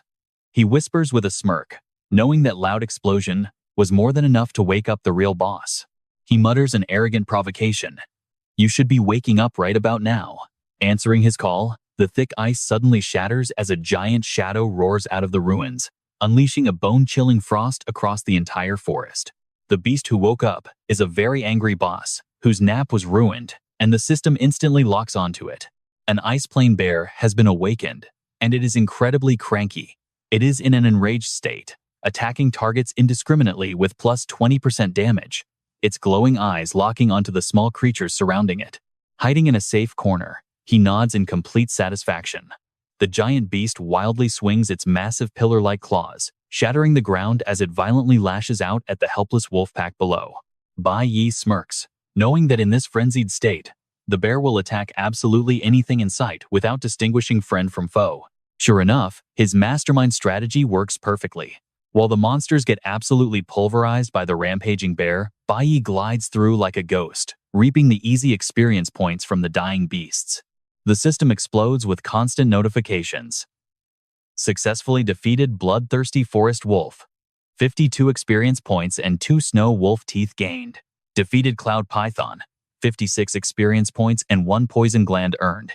He casually strolls through the chaotic war zone, watching the massive bear act as a living wrecking ball against the remaining wolves. Our hero casually notes that all he has to do is dodge around and effortlessly steal the final blows. With every single slash, experience points flood into his pockets as he dances gracefully through the chaos. Successfully defeated cloud python, gaining 56 experience points. Defeated bloodthirsty forest wolf, gaining 52 experience points, plus 3 cloud python poison glands and 2 snow wolf teeth. His hands are actually getting tired from all this slashing. He mocks the foolish bear for doing all his hard work, proving that E-rank beasts have 0 brain cells. Trust me, you and I cannot wait for his next move. Alright, you and I are diving right back into the action, as a blinding level-up light wraps around him, hitting level 4 E-rank and granting 12 stat points to allocate. Stroking his chin, he praises his accidental partner. This giant bear did not just draw aggro. It acted like a free mercenary, saving him over half his stamina. But hey, playing the opportunist takes real skill. He lowers his stance, tensing up for a decisive strike right in front of a massive rising serpent. After all, if he wants every single drop of this juicy experience to go straight to him, he stomps hard, cracking the frozen ground as Bach launches into the air like a wind-cutting arrow, golden sword energy gathering brilliantly in his hand. He absolutely must deliver the final blow himself. He confidently lands on the ground after a clean, stylish slash. But behind him in the cold, dark mist, countless red eyes flicker. After all that jumping around to steal the loot, Bach drops to one knee on the ice, panting heavily. Even with that massive bear acting as a meat shield, he is still completely wiped out, but a sly smile spreads across his face, and he swings his blade to stand up. Time for phase 2. Looking down at the ice cracking under the heavy weight of the monster horde, he calculates his next move. After such a destructive battle, this frozen floor is reaching its absolute limit. With his head lowered, a spine-chilling, dark smile spreads across Bach's sweat-dripping face. He is now fully ready to pull off an unprecedented, massive prank. And just like that, giant cracks spread like spiderwebs under the feet of the clueless monsters. The entire frozen bridge explodes, dragging the serpents and that massive bear straight down into the deep abyss. Looking infinitely cool, Bach leaps up and stabs his blade into a massive, free-falling chunk of ice, watching the panicked wolves struggle in midair. Now, watch closely here, because he smugly explains his clever strategy. While fighting, He always observes his surroundings. It turns out he knew the terrain all along. This was never a frozen lake, but a fragile ice bridge spanning across a terrifying, deep abyss. Along with that, system notifications flash like crazy as the falling monsters die together. Successfully defeated bloodthirsty forest wolves, gaining 52 experience points. This mass death triggers a literal rain of experience. As monsters smash to pieces, Bach D lands perfectly, turning his back to the pile of corpses. The system congratulates him continuously. He has leveled up to level 7 E rank, gaining 12 more stat points to allocate. Tons of loot fill his inventory, including 13 snow wolf pelts, 2 snow wolf claws, and 8 cloud python glands. Watching the massive, unlucky bear plunge last, he smiles confidently. Most of the monsters have been completely cleared out. As a loud crash echoes from the abyss below, Bach D casually grips his blade. His remaining stamina is more than enough to deal with whatever stragglers are left down here. Standing proud, he smiles at his massive haul. Without a doubt, this is by far his fastest way to level up. The system immediately rewards him with the title 1 against 100, boosting all his stats by 10%. But mid-triumph, his gaze suddenly sharpens as he looks around the dark cave. Right from the beginning, he has been thinking about one thing. He mutters, "Every dungeon has to have a final boss." Bach D frowns, sensing an unusual silence. The dungeon lord of an E-rank dungeon should be something like a level 10 E-rank savage lion king. Filled with deep doubt, he wonders if that massive commotion was still not enough to wake it. As a freezing wind blows past the struggling monsters, he mutters, "Why has it not appeared yet?" After a painful fall, the giant ice bear roars out in absolute fury. It prepares to charge and shred its tiny enemy. Suddenly, Bach D's pupils shrink as his survival instincts scream danger. This is high-level ice magic. Giant ice pillars pierce the ground, trapping the horde. He turns pale with a bitter realization he got it all wrong. Now watch this, he panics and backs up.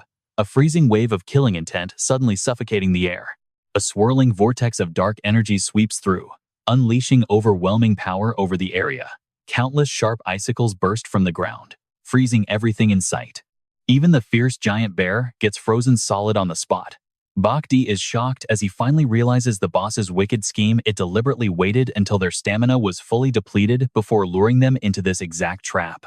He leaps away, desperately fleeing from the ice pillars frantically chasing his heels. There is absolutely no way out. Giant shards of ice shoot up rapidly, crisscrossing to form a deadly frozen cage around him.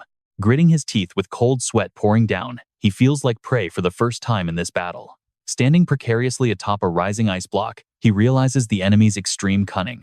That frozen bridge earlier was also a trap disguised by this monster. Wrapped in freezing cold, Bach D angrily grips his blade.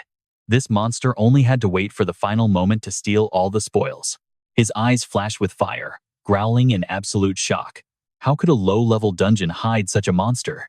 Before he can finish his sentence, a towering shadow emerges right behind him, crackling with the crushing pressure of dark purple electricity.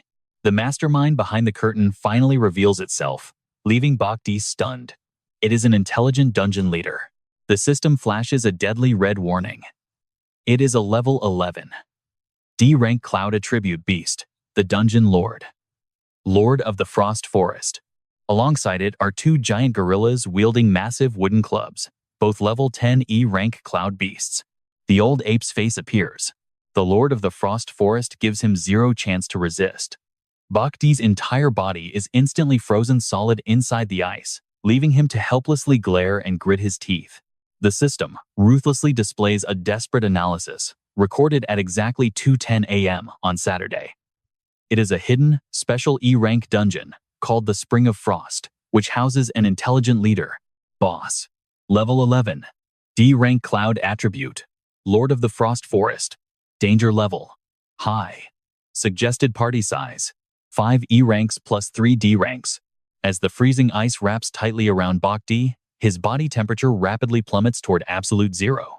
A hairy, monstrous arm, radiating pure killing intent, reaches out through the freezing cold air. Holding his magical staff, the old ape looks down at the trapped bug, letting out a mocking laugh.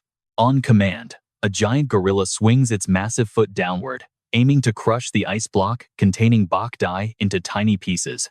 facing the shadow of death crashing down. Inside that suffocating block of ice, one of Bach Dai's eyes still burns with an unyielding fire. He grits his teeth, completely helpless. The giant ape with blood-red eyes stares down at Bach Dai's frozen, stiff body, as if admiring a beautiful piece of art before finally smashing it to pieces. But at the absolute 11th hour, a sudden surge of pitch-black energy erupts. The thick ice cracks wide open and shatters everywhere. Instantly, his glowing eyes flash. The system screen flashes, signaling a perfect block. By timing it perfectly, he can nullify 100% of the incoming damage if activated within 0.09 seconds, offering a chance to reflect all physical damage. You and I are about to see him turn the tables as Bach Dai swings his blade, releasing a blazing slash that repels every attack. You and I are about to watch our main character wipe blood from his mouth, knowing that breaking free will drain every last drop of his stamina. The system screen confirms the cost shatter. An awakened using all their energy has a high chance to instantly break free from any crowd control, but at the cost of massive stamina. Blood drips down his face, but Bai Yi's eyes gleam with razor-sharp focus. His brain works overtime to analyze the battlefield. For that beast to unleash another massive spell like that, it definitely needs a long cooldown. Glancing at the old ape waving its staff to cast another spell, he grits his teeth with absolute determination. He has to take it down before it finishes. Before he can blink, a brilliant surge of power explodes from the ape's arm. It immediately activates its release state, and the giant ice bear fully recovers. The beast tears through the ground, charging right at Bai Yi's small frame to act as a shield for its master. Facing that terrifying force head-on, Bai Yi's pupils contract in shock. He clenches his jaw as the level 8 ice bear targets him. This E-rank cloud beast looks incredibly vicious, like it wants to tear him apart and eat him alive. Bai Yi backs away, staring up at the giant monster. Sweat pours down as he complains about the horrible attribute disadvantage, since Cloud type completely counters his own abilities. Exhaustion fills his eyes as sweat and blood drip down his chin. He bites his lip, bitterly accepting the harsh truth. With his current stamina, just dealing with those two apes would leave him completely exhausted and out of breath. Now pay attention to the terrifying death squad surrounding him. A level 11 Greenwood Lord, a level 8 Ice Bear, and 2 level 10 armed apes. Trust me, if any more of these show up, he is completely done for. Before he can even finish complaining, a massive shadow cuts through the air, ripping up the icy ground into flying shards. Another ape swings a giant wooden club straight down. Bai Yi is forced to grip his sword with both hands, sliding backward as he blocks the heavy blow. He gasps in shock as the giant shadow of the snow bear suddenly looms right behind his back, preparing to crush him with a devastating follow-up attack. Right in front of him, the white-furred ape swings its massive weapon in a violent arc, completely cutting off any chance of escape. Taking the full impact of the massive double strike, Bai Yi is slammed hard onto the ground. He is forced to plunge his sword deep into the thick ice, carving a long trail to stop his slide. His shoulders slump and he closes one eye in pure agony, completely unable to muster any more strength. It looks like the game is over. The giant snow bear roars savagely, opening its mouth full of sharp fangs to unleash a freezing blizzard all around him. Refusing to just wait for death, Bai Yi stares straight at his enemy, using the absolute last of his strength to grip his sword for one final struggle. The beast swings its razor-sharp claws, lunging forward with terrifying power through the freezing air. He quickly leaps backward, unleashing a sudden burst of light that blasts away everything around him. Cold sweat pours down as Bai Yi's pupils shrink to the limit. Before he can even understand what just saved his life, another massive wave of pressure hits. He glances at the ape boss emitting a toxic aura and groans. It is too freezing, and his stamina is nearly gone. Standing high up on a rock, a cunning grin spreads across the Greenwood Lord's face as he grips his staff and roars. He gathers a swirling mass of green lightning energy. A devastating torrent of magic rains down like a meteor shower, and the system coldly flashes a warning in bright red text. Ice Tempest. Bai Yi can only watch in absolute horror. Looking up with wide, panicked eyes, he can't help but feel completely frustrated. How on earth is this monster's skill cooldown so fast? Bai Yi's face hardens as he prepares to face the absolute most brutal punishment of this ultra-hard system. But as he looks through the falling snow, sheer determination fills his eyes. He remembers his past life, where he stood before countless shadowy monsters with glowing red eyes in his memories. You and I know that after being pushed into dead ends repeatedly, a survivor develops a unique ability to sense the perfect opportunity. Right now, he only has two options.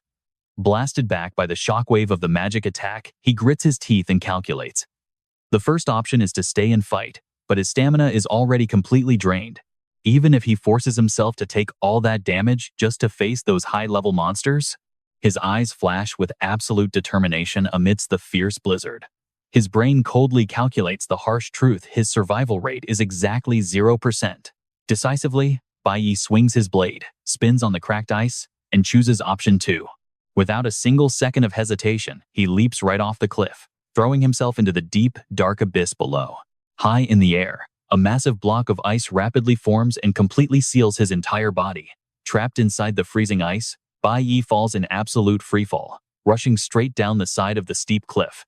Standing on the edge, the old Greenwood ape is startled, its wrinkled face completely confused by the prey's suicidal move. Beside it, the massive ice bear and wolves crane their necks to stare down into the bottomless abyss.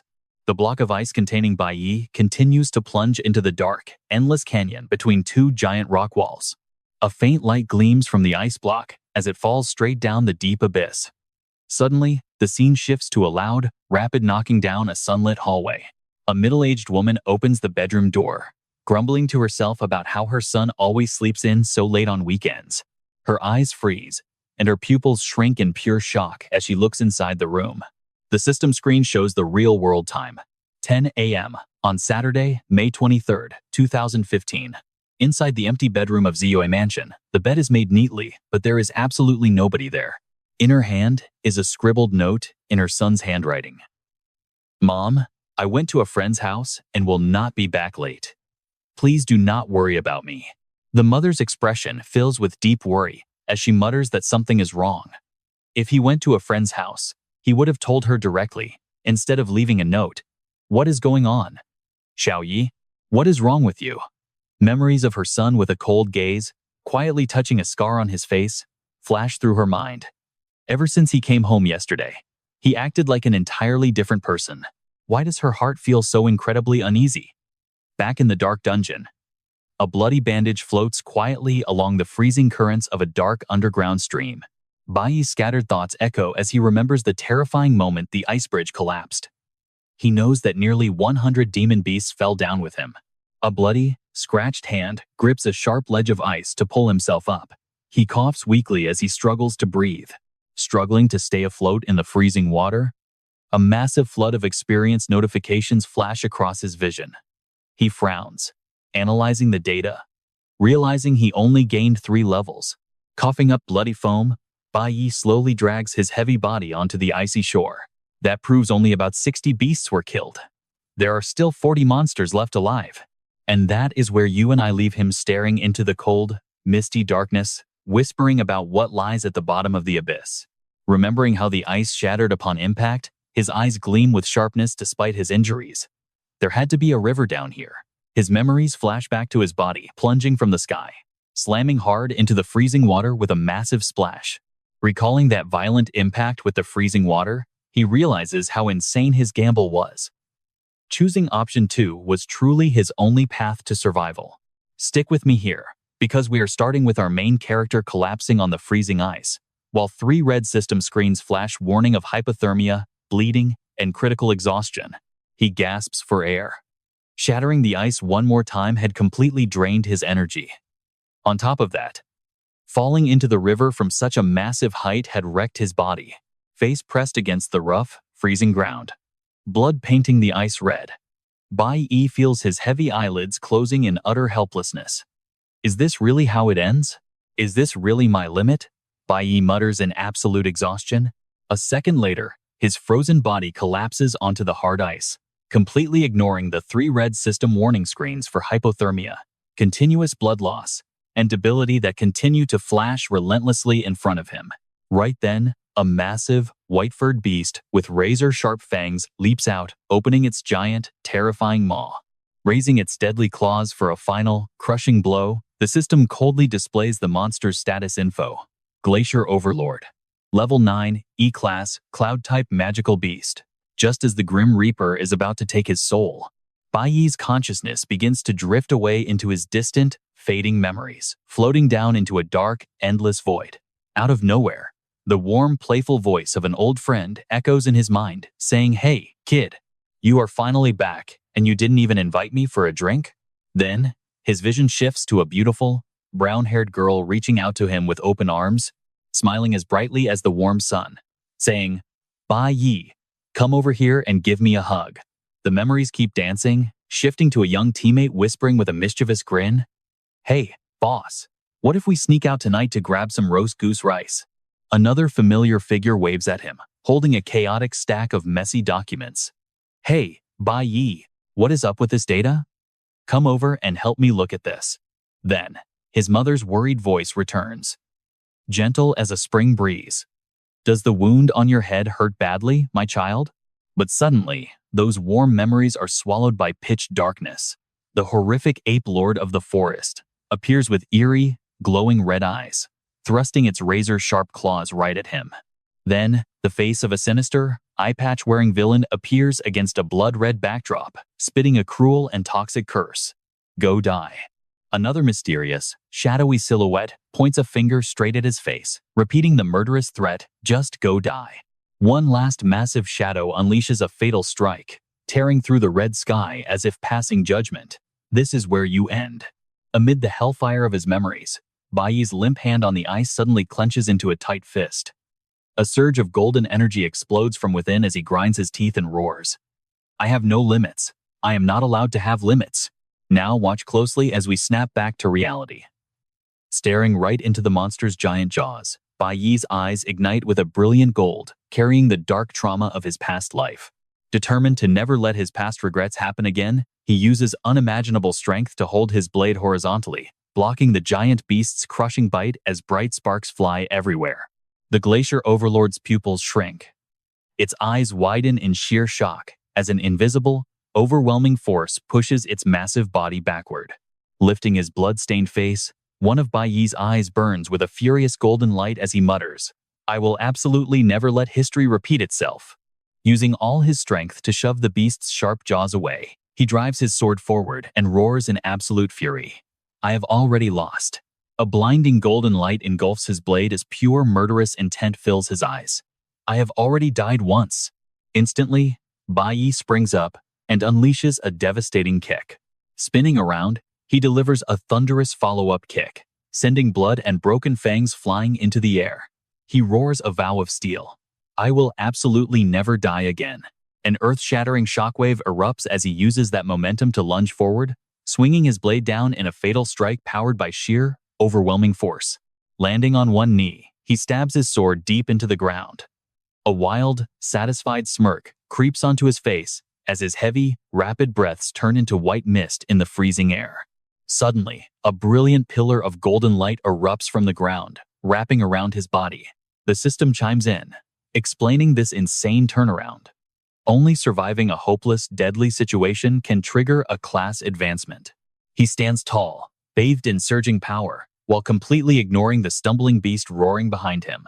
"I know what you're thinking, but this crazy stunt of soloing the dungeon and drawing in monsters was actually all part of his genius, highly calculated plan." A pack of snarling wolves lunges at him, ready to shred their stationary prey. But even surrounded by these bloodthirsty beasts and the Glacier Overlord, Bai Yi stands tall, his entire body radiating a blinding golden aura. The massive beast roars in absolute fury. But Bai Yi's next move explains it all. He is intentionally throwing himself into deadly, hopeless situations. The air around him suddenly glitches like a broken monitor as flashes of his near-death experiences surge.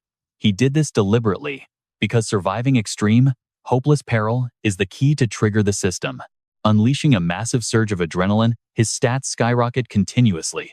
As brilliant gold light floods the cavern, he bows his head, basking in the raw power flooding his veins. That familiar feeling is finally back. The words "class advancement triggered" faintly appear on screen, but a split second later, a barrage of error notifications floods his vision. Insufficient requirements. Class advancement has failed. Leave it to this highly reliable system to console its player in the most dramatic way, granting him a high-tier active skill from the rare Holy Swordsman class tree.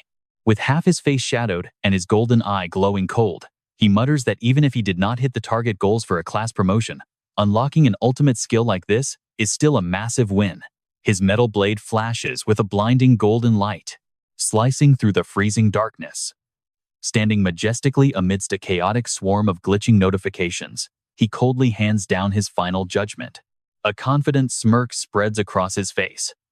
With a ferocious, gleaming gaze, he raises his blade high, channeling a tidal wave of ultimate magic. The Glacier Overlord lets out a terrified roar as it senses the staggering, overwhelming pressure radiating from Bai Yi. Covered in a brilliant gold aura, he raises his blade to shoulder level, locking his razor-sharp gaze onto the monsters as his cold voice echoes. First form. Hearing the name of the technique, the entire horde of monsters, including the giant bear and the wolf pack, charge forward with insane speed, desperate to tear him to pieces. But it is already too late. Spinning midair, Bai Yi unleashes a massive, expanding ring of golden energy that creates a shockwave, completely obliterating everything in its path. He roars the name of his ultimate skill, Pure Land. The entire abyss is swallowed by blinding light. Amid the raging energy storm, Bai Yi's face remains incredibly calm, his silver hair whipping in the wind. As the light fades, it reveals a brutal battlefield littered with monster corpses. Both the bloodthirsty wolf pack and the giant bear have been utterly annihilated. System alerts flood his screen. Successfully slain bloodthirsty forest wolf, gaining 52 experience. Successfully slain ice wasteland bear, gaining 64 experience. Right next to the Glacier Overlord's bloody corpse, the final notification pops up. Successfully slain Glacier Overlord, gaining 66 experience. Bai Yi opens his hand as a gentle, warm, golden light pools in his palm, miraculously melting away all his crushing exhaustion and pain. A flurry of notifications for loot and level-ups envelops him. Received Blood Ore ×1. Received Wasteland Beast Hide ×1. Received Proud Bear Bone ×2. Leveled up to level 8, E-Class. Gained 12 attribute points. Please allocate. And most importantly, the screen reads, First form, Pure Land effect activated. Fatigue cleared, stamina fully restored. Clenching his fist, he feels a fresh wave of raw power coursing through him as sharp thoughts race in his head. What should his next move be?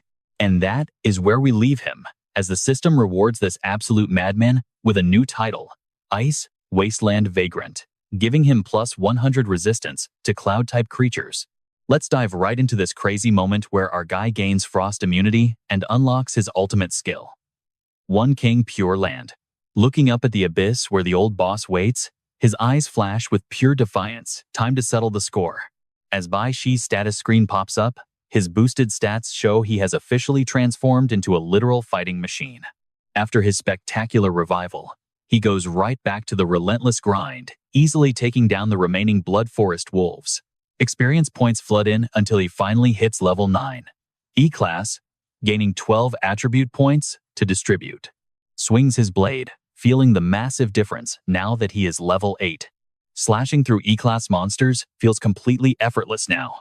His new title, Frozen Plains Wanderer, is finally showing its true power, granting him plus 100 resistance to cloud creatures and complete immunity to freezing damage. He silently marvels at the fact that he barely feels the cold anymore. Thinking back to his broken cheat skill, One King Pure Land, he remembers how it stores all received damage and unleashes it in one devastating area of effect blast. But there is a catch. It only triggers after accumulating enough fatigue and damage. Looking at his fully healed hand, he smiles with satisfaction. Thanks to that overpowered skill, his physical energy is completely restored. The system screen confirms that One King Pure Land has cleared all fatigue and refilled his stamina bar. Scaling the icy cliff, he wonders just how long he has been trapped inside this freezing dungeon. He needs to hurry back before his mother worries herself sick. The freezing wind howls, whipping his silver hair as a sudden gust sweeps a flurry of pure white snow across the chasm. Near the exit of the abyss stands a small shrine buried in snow. Inside, the ancient ape boss, Lord of the Forest, sits in deep meditation next to a massive traveling pack. The old ape slowly raises his head, blood-red eyes flashing. Now, watch closely because a sudden tremor shakes the ground, cracking the ice wall behind him. Bai Shi has officially returned. Perched on a sharp ice spire with his frosty blade drawn, he speaks with pure sarcasm. Well, look who it is. Right then, his system updates his level to 10. That is E-class, the absolute limit of the E-rank tier. Meanwhile, back at home, his mother stands by the window with an anxious heart. It is already 11 p.m. on Saturday. Where is he? His father stares out into the dark night, his voice trembling with worry as he asks why he is not home yet. The dinner lies cold on the table while he prays for his son's safety. Back in the dungeon, the old ape cracks his knuckles. Suddenly, one of his close minions gets its head completely smashed in by a giant wooden club, dying before it can even react. A massive ice bear lies dead nearby, drawing its final breath. Bai Shi calmly steps forward to face the remaining ape minions, standing confidently beside the giant beast he just slaughtered. Standing high on the sharp ice, Bai Shi casually tosses a sarcastic greeting to the boss. Looks like we meet again. Right on cue, the system updates his status with his latest achievements. He is level 10, E-class, the peak of the rank. After wiping out all the lesser minions, the system rewards him for his kills. Standing on the massive bear corpse, he looks toward the ruined shrine where the boss resides. Inside, the Lord of the Forest sits on a stone throne, flanked by two giant ape minions wielding heavy weapons, ready for an all-out fight. The old ape smirks, letting out a contemptuous snort as his crimson eyes flash with cunning malice. Instantly, one minion stomps its foot and launches itself from above like a bullet straight at Bai Shi. The second giant ape jumps high into the air, raising a massive wooden club with terrifying force. Bai Shi's golden eyes gleam with absolute confidence.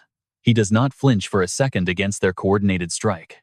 He swings his blade, unleashing a blinding green arc of energy as he charges straight into the pack. A single decisive slash cuts the air, sending an ape head flying as blood sprays everywhere. The system confirms the kill, awarding 70 experience points. Seeing his elite minion wiped out so easily, the Lord of the Forest freezes in midair, his face twisting with shock.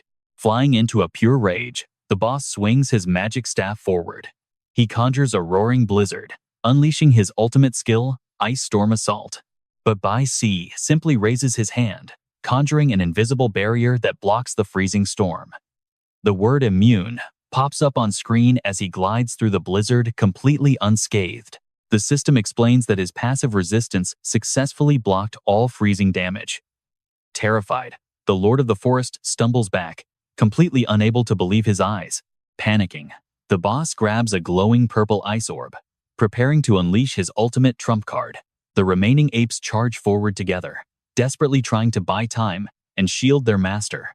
But Bai Shi narrows his eyes with absolute determination. He just needs to take down the leader. In a split second, he vanishes in a flash of green light. Let's look at this broken skill screen together. With speed boosted by 100%, he can teleport right through obstacles, confidently declaring he is finally ready for D-class. The boss's arm holding the staff gets sliced clean in half, spraying black blood everywhere.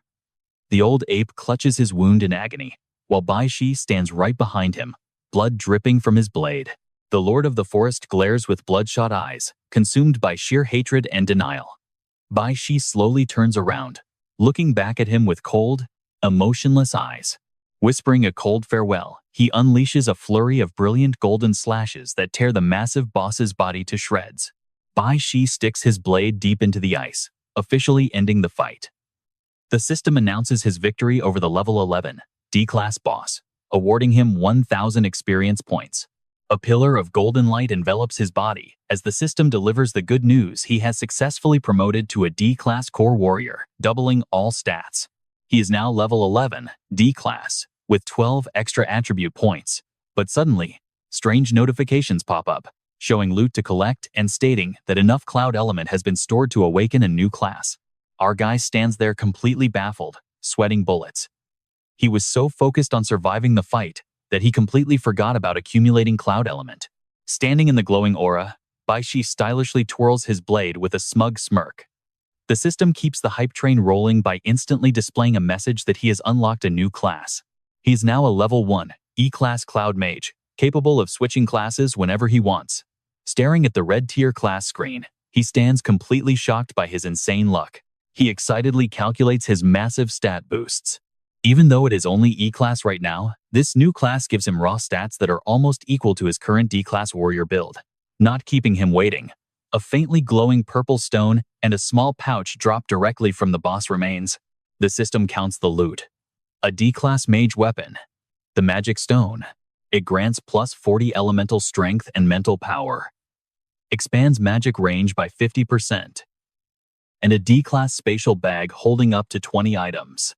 After bagging the loot, our guy acts dizzy and weak, leaving the surviving apes scratching their heads in confusion. You and I both know he is just setting a trap, right? Alright, let us jump right in as our main character catches his enemies off guard. Rising up suddenly, Bai grips the newly acquired magic core, making the monsters flinch in pure terror. Instantly, a blood-red magic aura envelops his entire body, his eyes flashing with a dangerous glint alongside a truly villainous smile. Extending his slender hand forward, the crimson magic power swirled and gathered at his fingertips as he calmly delivered his judgment. There are still some low-level pests left to clean up. His bloodshot eyes locked onto the surging crowd of monsters, and the system instantly chimed with a cold confirmation. Class change successful. Cloud Mage mode activated. Standing tall with his new weapon in hand, Bai smirked confidently, saying, "Let us test this out and see what this brand new class is capable of, since I have never played it before." As the bloody battle scene fades away, the clock rewinds back to reality, 5 a.m. on Sunday morning. On May 24th, 2011, inside an apartment at Z Meat Mansion, his mother sat curled up on the sofa in the quiet living room. Unable to sleep all night, her thin figure looked burdened with worry, her hands tightly clasped as she prayed for her son who had yet to return home. Suddenly, the creak of a door hinge broke the silence. The door swung open slightly, and Bai carefully peeked in with a sheepish look, trying his best not to make any loud noise.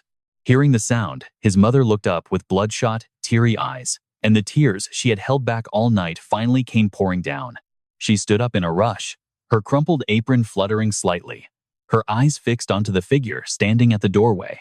Seeing his mother looking so exhausted, Bai held up a small plastic bag and gave a sheepish, apologetic smile, saying, "I am sorry for making you wait so long, mother."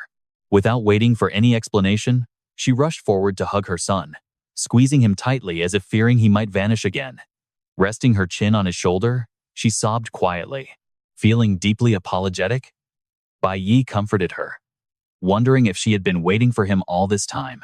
She had not even eaten a single bite of food. Gently stepping back, Bai looked at her with warm yet determined eyes, breaking the emotional silence with a soft voice. "Mother, I have an offer. Do you want to hear it? Trust me, you are going to love how he turned that dangerous life and death mission into a massive payday by using his dimensional bag. Using this spatial bag, apart from the gear I absolutely had to keep, I managed to loot and bring back over a dozen of the most valuable items." The next morning, Bai immediately took the hot goods to sell. In the shadow of a bustling skyscraper, a broker in a suit and dark sunglasses examined the glowing red magic stone, nodding in approval. "Right." The broker smirked slyly, lifting the stone to lowball him, offering 1,800. But before he could even finish, Bai coldly cut him off with a sharp counter-offer of 8,000. 8,000? The merchant widened his eyes and yelled, "Are you out of your mind? You are dreaming if you think this tiny stone is worth that much?" Seeing the broker playing tricks, Bai snatched the stone back and said, "If you will not buy it, I am leaving." Panicking, the merchant chased after him, calling out, "Wait, you cannot just demand crazy prices like that. 2,000, and I will take the whole lot off your hands." Bai replied flatly, 5,000. Sweating, the merchant bargained, 3,000. 3,000 per stone, and not a single penny more. Bai coolly raised it. 6,000. The merchant grimaced. "Hey, why are you raising the price now?" Bai shut him down without blinking. 7,000. In the end, the merchant clutched his head in defeat. Fine, 7,000. Stop raising it." Leaving the grieving broker behind, Bai casually tossed the heavy bag of cash in his hand. Smirking to himself, he recalled knowing plenty of magic ore brokers in his past life. He knew all their dirty tricks, so getting a great deal on these goods was a piece of cake. Flipping through the thick stack of bills, a wave of determination flashed in his eyes. With this money, he could easily rent a really decent house for his mother. Soon after, guided by a real estate agent, they visited a high-end luxury apartment. Seeing his mother look around so hesitantly, Bai Yi felt a pang of sorrow, remembering she never got to live comfortably in his past life. Watching his mother marvel at the spacious and gorgeous living room, he swore to himself that in this lifetime, he would make sure she got to truly enjoy her life. The deal was closed in no time, and the agent happily shook hands with Bai Yi, praising his quick decision. 1 month deposit, 3 months rent up front, 15,000. 15,000 a month. Utilities and management fees fully covered. Later that evening, at 8 p.m. on Sunday, May 24, 2005, the warm lights filled their newly rented apartment. Watching her cook and hum with a smile on her face, Bai Yi smiled gently. I know what you are thinking. Seeing her look this peaceful makes all his struggles completely worth it. Returning to his own fancy bedroom, he collapsed onto the soft bed, resting his arm over his forehead to think. The housing issue was finally sorted, and he had already climbed to rank C. Wait, actually rank D. Plus, he acquired a brand new class, but peace never lasts long. Scraping a magic core with his blade, his gaze turned dark, knowing that bastard was still out there, meaning he could not let his guard down. His eyes grew cold and sharp. Until this threat was completely neutralized, there was no way he could rest easy or focus on his path to revenge. The D-rank magic core used for casting spells had now been carefully carved and polished, turned into a custom bracelet that fits snugly on his wrist. Clenching his fist, he prepared himself for school tomorrow. The item, a D-rank magic core carrying high mana, grants 40 points to elemental attributes and 40 points to spirit, while boosting magic range by 50%, making a tight fist. A calculating smile spread across his lips, thinking he could also search for that specific item. Meanwhile, at 8 p.m. on Sunday evening in a completely different location, a portal of glowing blue lights slowly rippled within the grand foyer of a luxury estate. Out stepped a blonde young master, exuding arrogance with a squad of well-dressed guards in tow. Behind him, the butler bowed subserviently and flattered. The young master's performance in the dungeon has improved leaps and bounds, hasn't it? At the same time, a beautiful, shy girl rushed over to hand him a bottle of water, speaking softly. Young master, please take a break first. But the young master brushed her hand away, marching forward full of energy, eager to clear the next portal while there was still time. Han Qiao's personal status screen instantly popped up. Class successfully upgraded to level 3 star assassin. Rank E. Han smirked conceitedly, as if seeing Bai Yi as a minor roadblock, muttering, HMH, no one will ever progress faster than me. In the upcoming simulated mock battle, I will show every single one of you who the real genius is. Shifting our focus to another massive skyscraper, a mysterious woman with an extremely long gray braid, reaching all the way to her heels, stood quietly, staring out at the city lights. In her hands, she carefully flipped through a glowing digital dossier containing the new awakened class list. Shaking her head, she muttered in disappointment, this year's batch of new awakened does not even have a single person with a gold rank class. Still lingering by the massive floor-to-ceiling window, the mysterious woman glanced over the glowing list of files once again before letting out a disappointed sigh and delivering her final verdict. It's not going to be worth watching at all. But you and I know a storm is brewing as time jumps to 7:30 a.m. on Monday morning. In their newly rented apartment filled with the aroma of home-cooked breakfast, Bai Yi's mother closed her eyes, a radiant smile on her face as she enjoyed a peaceful morning after so many dark days. But shattering that peaceful morning is the panicked screaming of a certain high schooler, throwing away his usual cool attitude. Bach D crams a bun into his mouth, complaining like any ordinary kid, asking his mom why she did not wake him up earlier. You and I are about to see this kid's double life unfold. In contrast to her son's panic about being late, his mother simply reaches out her finger with a gentle smile, teasing him lovingly, saying she just could not bear to wake him because he looked so peaceful. Stroking his messy silver hair, she gently tells him to eat slowly, reassuring him that being late to school once in a while is completely fine. Feeling the warmth of his mother's hand, Bhakti freezes mid-bite. His eyes soften as a small smile plays on his lips, realizing that she is right. It has been a truly long time since he last slept so peacefully. As she gently places her hand on his shoulder, He feels deeply moved, realizing he has never enjoyed such a quiet, normal breakfast with her like this. Right in the middle of his deep thoughts, his mother suddenly grabs his arm holding the bun. Bach flinches, quickly blurting out, "Hey, Mom, is something wrong?" His mother blinks with sparkling eyes, asking him with a knowing smile if there is anything special he wants, like toys, books, or some new electronics. He laughs heartily, scratching his head in embarrassment as he tries to deflect. "Why are you suddenly wanting to buy me a gift, Mom? What is going on?" Giggling, she points to the calendar hanging on the fridge, her voice overflowing with love. "Next Friday is your birthday, you know?" Bhakti's pupils contract, his eyes locking onto June 5th, circled in red on the calendar. June 5th, is that my birthday? He lowers his gaze as a sudden wave of deep sadness washes over his heart, enveloping the young man in silence. As he slowly bites into the tasteless bun, painful memories of his past life flood his mind. Pay attention here, because after his mother passed away back then, absolutely nobody was left to celebrate his birthday anymore. Gradually, he even forgot his own birthday. Swallowing the food, his eyes turn deep and solemn as he silently asks himself a single question. Is there really anything I want? Looking up at his mother's warm, radiant smile, overflowing with love, Bhakti's heart feels completely full. He smiles to himself and asks, "What is it that I desire most? The thing I want most? I already have it right now."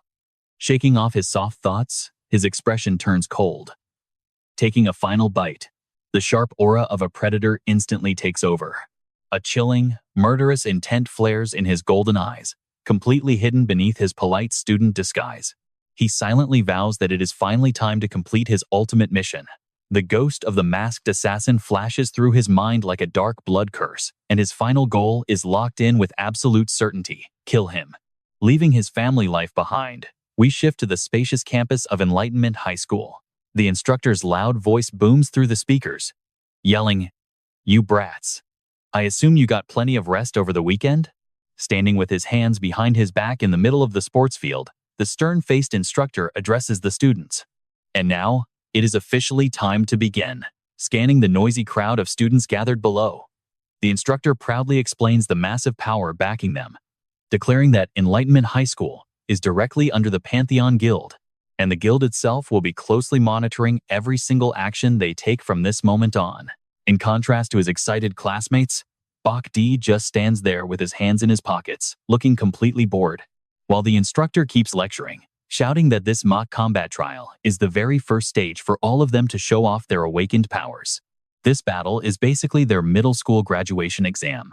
Raising one finger, the instructor emphasizes the most crucial point of the entire event, explaining that the top performer in this trial will get a rare chance to join the high schoolers on the pilgrimage of cultivation.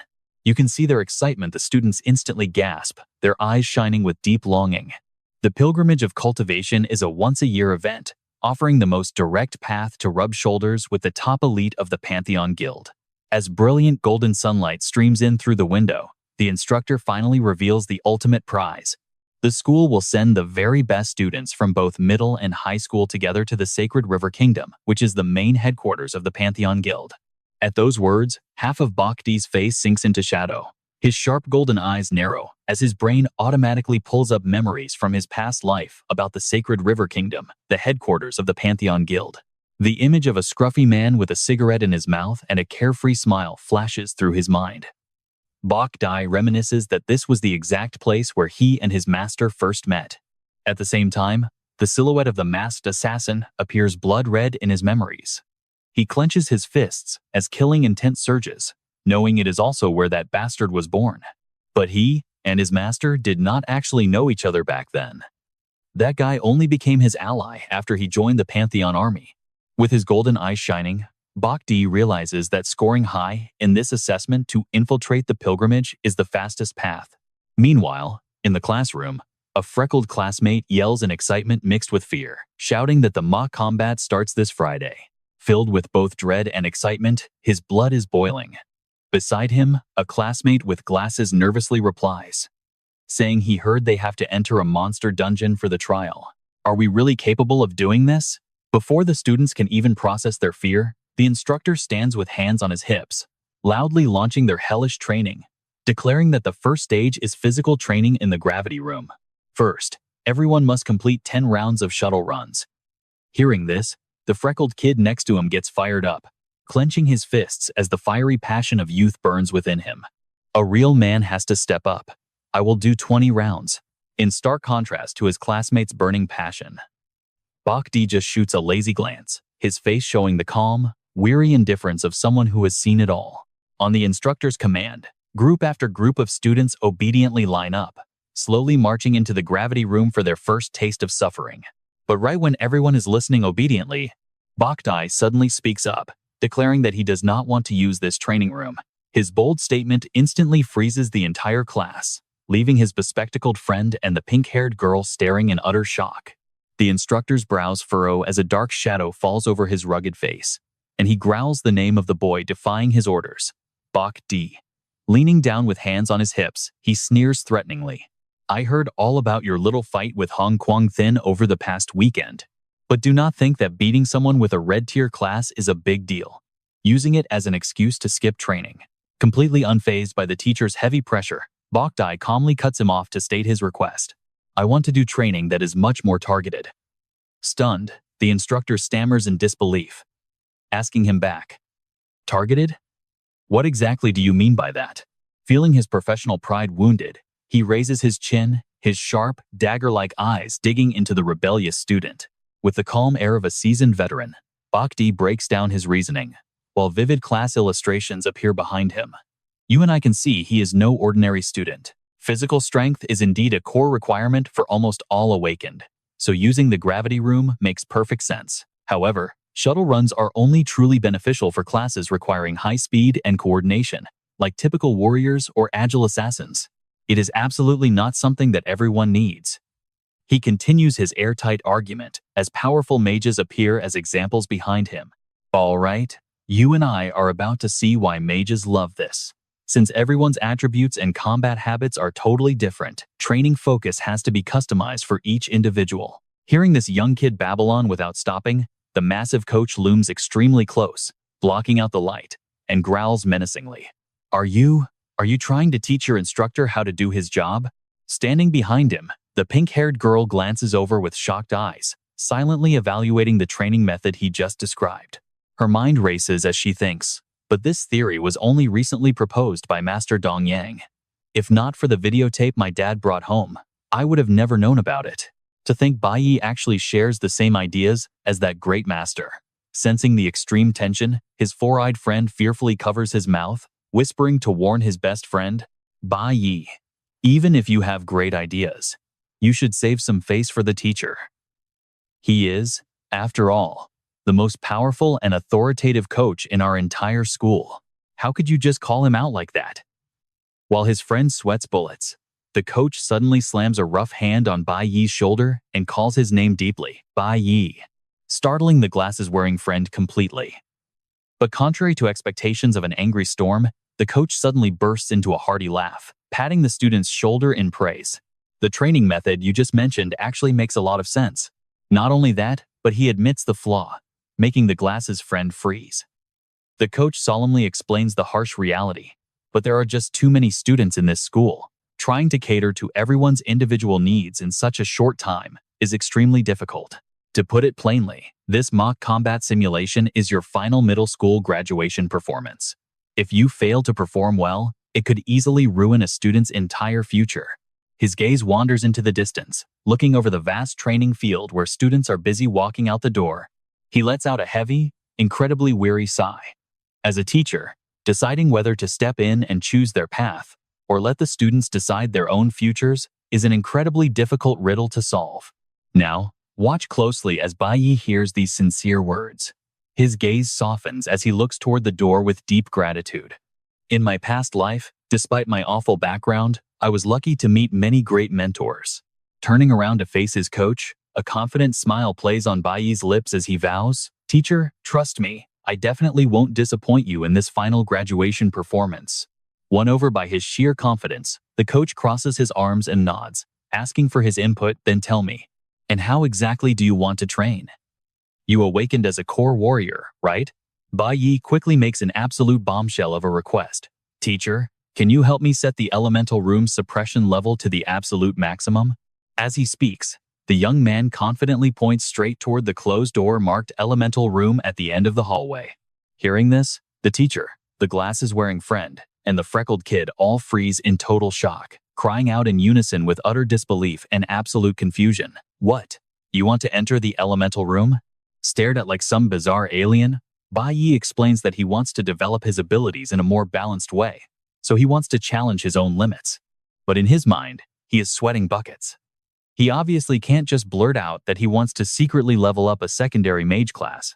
Hearing this ridiculous excuse, the frustrated coach rubs his temples and sighs deeply, but right at that moment, the pink-haired girl behind them also eagerly raises her hand to make a request. Teacher, I also want to train my control over elemental power.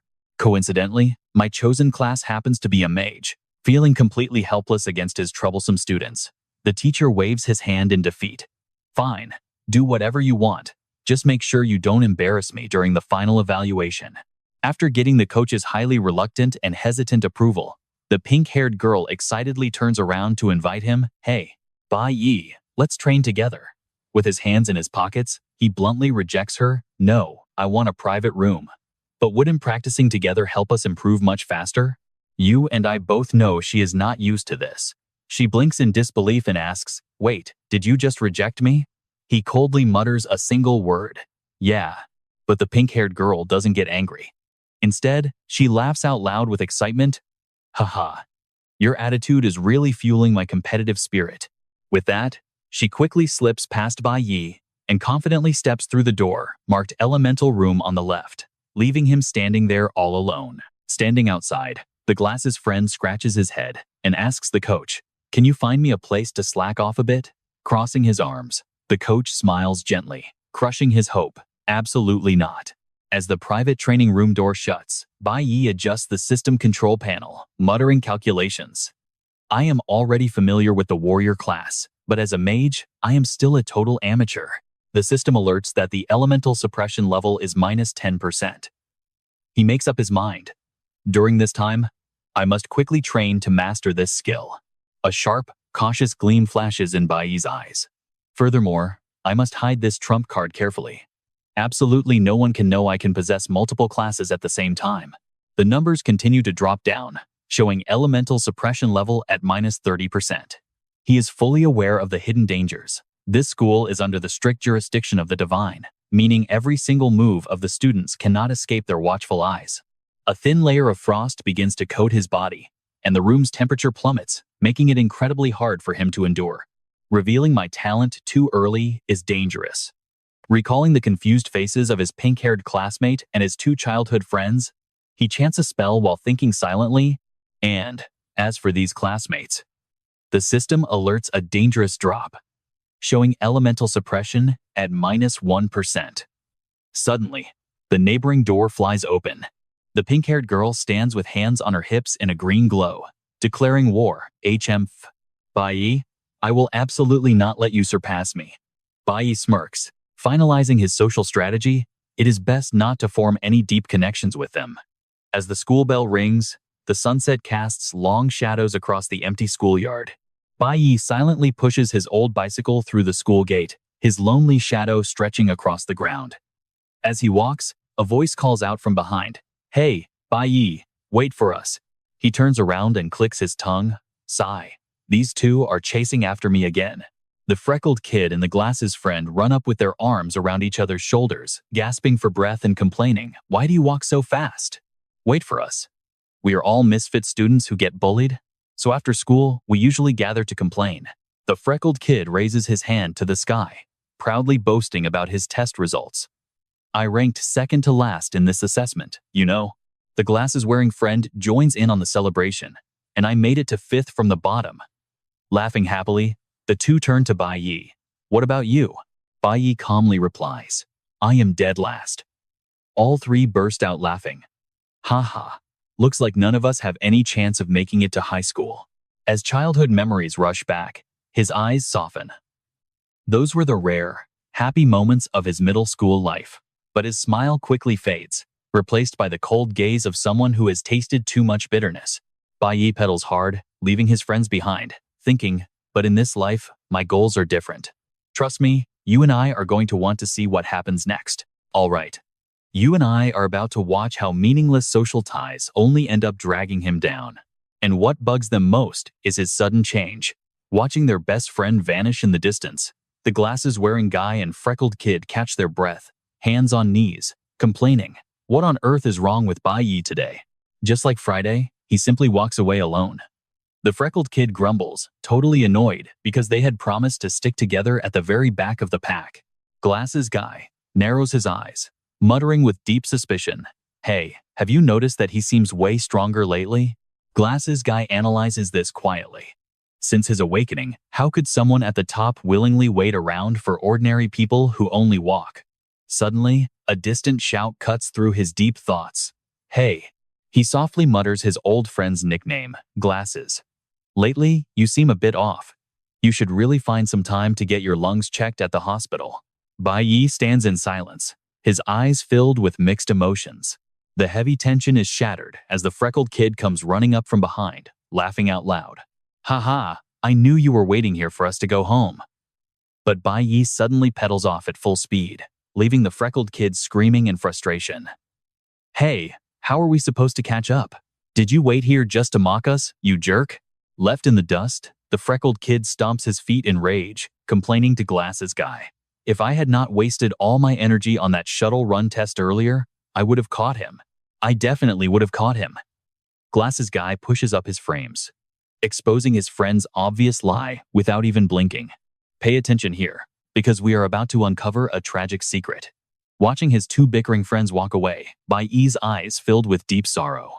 In his past life, during high school, Glasses suddenly got a fatal lung disease, left school, and died shortly after. Gripping his bike handlebars, he tells himself that even if they cannot be friends in this life, "I still hope you can stay safe and healthy." Meanwhile, the freckled kid is still holding a grudge, grumbling, "Why did he suddenly become so cold? That is so unfair." Walking beside him, Glasses looks thoughtfully in the direction Bai Yi went. He knows his friend has changed a lot, but he still has a strong feeling. A warm, trusting smile spreads across Glasses' face. He is still the Bai Yi we have always known. Meanwhile, the scene shifts to the massive headquarters of the Divine Will Guild, right at the rookie training ground. A magnificent view unfolds, showing a crystal blue coastline stretching under the brilliant golden sunrise. Surrounded by towering, massive skyscrapers, we find a resting area by the beach. A muscular man with a shredded six-pack is lounging on a beach chair, a straw hat covering his face as he naps. Rumor has it that a brand new rookie who recently joined the Divine Will Guild has been performing exceptionally well. You might be thinking the same thing I did. Is this the kid who broke every single exam record? Standing before the napping man is a young guy with stylish platinum blonde braids and a cocky smirk. He bows slightly, greeting him politely but without hiding his sheer arrogance. "I am here to report to you, sir." Back to the present on Monday night, May 25th. Inside their cozy apartment, Bai Yi and his mother are having a late dinner. As he eats, he gives her a serious warning. "Oh, by the way, Mom, from now on, please try to avoid going out alone." His mother nods in agreement. He continues, "I will be home early tonight and bring some dinner back." As he eats, Bai Yi's eyes turn thoughtful as dangerous undercurrents begin to brew. Right now, what he has is still not enough. Watching his mother peacefully enjoying her meal, he tightly grips his spoon, making a fierce vow to himself. He must quickly build a truly safe and stable environment for her. The scene then transitions to a high-security prison for the awakened, where a reform slogan flashes across a digital signboard. A long line of depressed inmates in bright orange jumpsuits stands waiting for food under the watchful eyes of strict guards. It is the turn of a middle-aged inmate with a scruffy beard and sinister eyes. He holds out his metal tray. While the guard is busy scooping food, the inmate smoothly slips a crumpled bill directly into the guard's hand right beneath the tray. The guard keeps a completely blank face, whispering quietly, "What you are asking for is going to be a bit troublesome." The inmate simply smirks with a devious grin. The guard adds under his breath, "But do not worry, everything has been arranged. Tomorrow, you will finally walk out of here."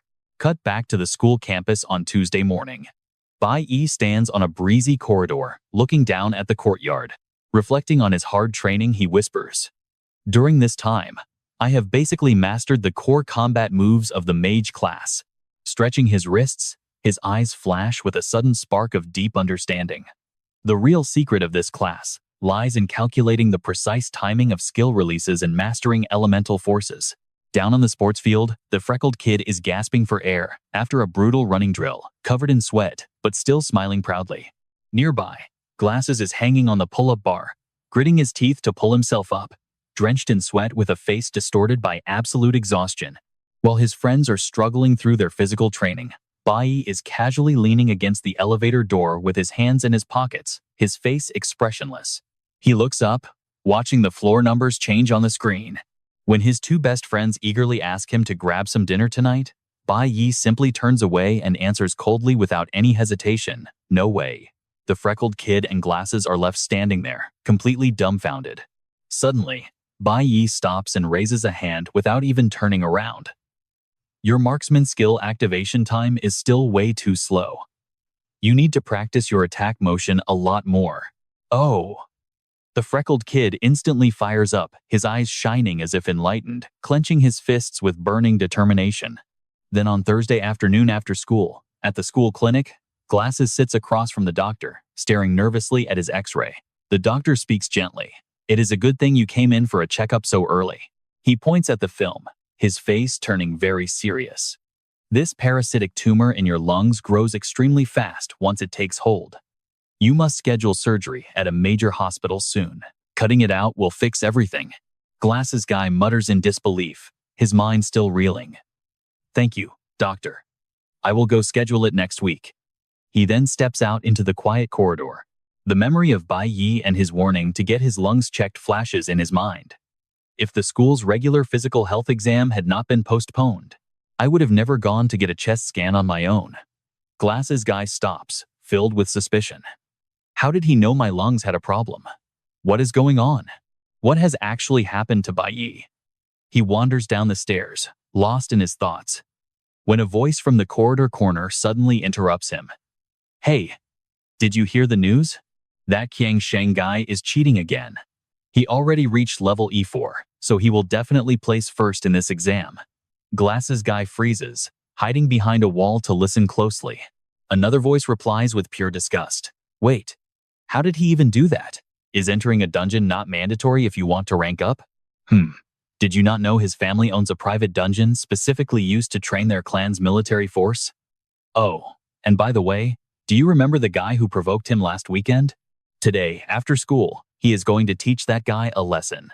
Trust me, you and I do not want to miss what happens next. I told you guys, with a hothead like him, there is no way he takes a loss lying down. This time, he is even packing weapons, blocking the school gates, absolutely determined to kill." Cold sweat drips down the glasses-wearing kid's face. "No way, I told him not to mess with that trash." Panicking, he spins around and bolts after 3 or 4 steps, screaming that he has to save Bach D. He sprints down the hallway like a madman, his mind racing. Outside school, that bastard will definitely play dirty to ambush Bach Dai, maybe even bringing a whole gang to jump him alone. Panting heavily, fear grips him, but then he suddenly stops as a harsh, brutal reality hits hard. But what can I even do if I go? Dropping his head, arms hanging uselessly, he remembers he is just a green tier support chanter. He does not even have a single offensive skill. Who knows? Maybe Bach Dai can handle this on his own? Standing before a tightly locked door, he desperately searches for any excuse to back out. He tells himself there is absolutely no reason to go clash with that hothead Hong Thin anyway. Closing his eyes, he tries to convince himself with a forced smile that his ultimate rule in life is to stay far away from toxic trash. So just stay away. But look at that locked equipment room, wrapped in thick metal chains with a massive padlock. Suddenly, the entire lock and chain are violently ripped apart, shattering into pieces from an explosive force. Using every ounce of his physical strength, our glasses-wearing buddy slams the double doors wide open.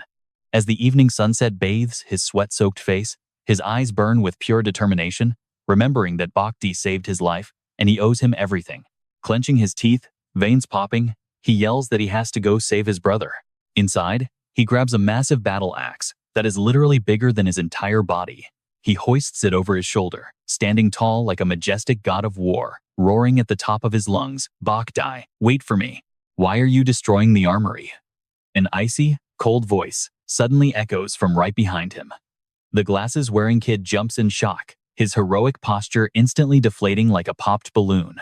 He stiffly turns around to find the pink-haired girl standing there with crossed arms and a dark, stern expression. As he stammers nervously, she frowns in confusion, scanning his chaotic, awkward state from head to toe. "What is wrong with you? Why are you in such a panicked rush?" Caught red-handed, destroying public school property. Completely panicking, the glasses-wearing kid clutches the massive battle axe to his chest, shouting at the top of his lungs to cover his immense embarrassment. "I have to save Bach die." Hearing that familiar name, her ruby eyes widen in total shock, filled with endless curiosity. Now, pay attention here, because as the school noise fades, we shift to a quiet alley bathed in sunset. Bach leisurely pushes his bicycle along, his slender shadow stretching across the quiet, peaceful ground. Suddenly, he stops. "You have been tailing me since I left school. So what do you actually want?" From around the corner, a heavy boot stomps onto the asphalt as a dark, murderous figure steps out. It is none other than his sworn rival, Hong Thin. Radiating a terrifying blood-red magical aura, he tightly grips a sharp longsword, sneering maliciously. I am obviously here to settle our little score from last weekend." In sharp contrast to his enemy's rage, Bach just glances back calmly. His expression is completely still, like a quiet autumn lake. "Did you honestly think I did nothing?" Hong Thin roars in fury, activating a speed skill that launches him forward like a flaming red arrow cutting through the wind. "Do you think my training was for nothing?" He swoops down with a twisted, maniacal grin, absolutely overflowing with pride in his newly upgraded power. His figure blurs as he activates a stealthy backstab skill, instantly vanishing only to reappear in Bhakti's blind spot, swinging his blade down for a lethal strike. But Bhakti remains unbothered. Suddenly extending his bare hand, he activates a skill that wraps his entire arm in glowing, blocky data streams resembling digital computer codes. With a sharp metallic clang, Bhakti effortlessly catches the razor-sharp sword barehanded like it is nothing, leaving Hong Thin completely frozen in utter terror. Cold sweat instantly drenches the arrogant punk as he screams internally. How is this possible? How can his overall defense be this insanely high? How is he stronger than me? While his opponent stands frozen in shock, "You and I both love a good reality check, right?" Bhakti's golden eyes flare with pressure as he coldly asks if his rival honestly thought he was the only one capable of leveling up. Without giving him a second to breathe, Bhakti casually flicks his wrist, disarming the bully and sending his weapon flying high into the air. Watching his precious sword fly away, Hong Thin's pupils shrink as raw fear eats away at his fragile pride. In his very first real match, after grueling training, he gets grabbed tightly by the throat and lifted off the ground like a rag doll. Gasping for air, he is forced to face a brutal, terrifying reality. Even though they are peers, the towering presence of the boy, standing right in front of him now, is a massive, towering mountain he can never hope to climb. Bach stands tall, his silhouette bathed in the golden sunset like a majestic deity looking down on a weak mortal. Pinned to the dirty ground, Hong Thin screams in desperate, furious denial. "Did you level up too? What is your level? How on earth did you manage this?" Tears mixed with sweat stream down his face as he screams, his throat completely raw. "This is impossible. I trained like crazy at school and home, pushing past my limits just to reach level 4. How are you faster than me?" But in response to his hysterical breakdown, Bhakti simply tilts his head and smiles. It is a faint, chilling smile of someone who has walked through hell. His lips curl into a terrifyingly mature expression. "Training hard, you say?" With that, he slams his rival's broken sword straight into the concrete, the blade slicing through the air. It grazes Hong Thin's cheek, missing him by a mere hair. Leaning down close, with eyes glowing with the chilling gaze of the Grim Reaper, he whispers, "Have you ever actually tasted death?" Staring directly at the cold blade and overwhelming killer intent, Hong Thin shakes violently, but he still tries to salvage his last bit of manly pride, muttering, "Cut the crap. I lost today, so do whatever you want with me." Surprisingly, Bach retracts his murderous intent, simply replying with a quiet, "Huh." Then, he calmly and softly analyzes the situation. You followed me all this way. Yet you did not ambush me, nor did you bring a gang. You came here entirely alone because you wanted to test your own limits. Standing up, Bach puts the weapon away and teases him with a sarcastic smirk. I take back what I said earlier. You are not totally insufferable. On the ground, his ego completely shattered, Hong Thin screams in embarrassment. Stop acting like you understand everything. Take that back right now. Either you finish me off today, or just wait until I come back to kill you. Just then, our glasses-wearing buddy rushes over hoisting his massive battle axe as the pink-haired girl quickly points her finger ahead. Look, they are right over there. But instead of the brutal, bloody scene the glasses-wearing kid had imagined, they find Bach calmly sitting right on top of Hong Thing, who is pinned flat against the dirty ground. And that is where we leave them, realizing that our help was never even needed in the first place. Holding his beaten rival down, Bach leans in closely, his sharp gaze locking onto him. Actually, I have been waiting for you to find me. Let us make a deal. Let's dive into this wild story together. Pinned to the ground, Hong Thin's eyes widen in sheer shock as Bai whispers that he can show him how to get stronger, fast. But before that shock even registers, Bai drops a massive psychological blow. With eyes gleaming in the dark and a scheming smirk, he demands something in return. Time flies by, and we fast forward to Friday, May 29th, the day of the big exam. After a week of absolute hellish training, all the first-year students stand gathered on the high platform. The jacked instructor, hands clasped behind his back, makes a booming announcement before hundreds of nervous, watching eyes.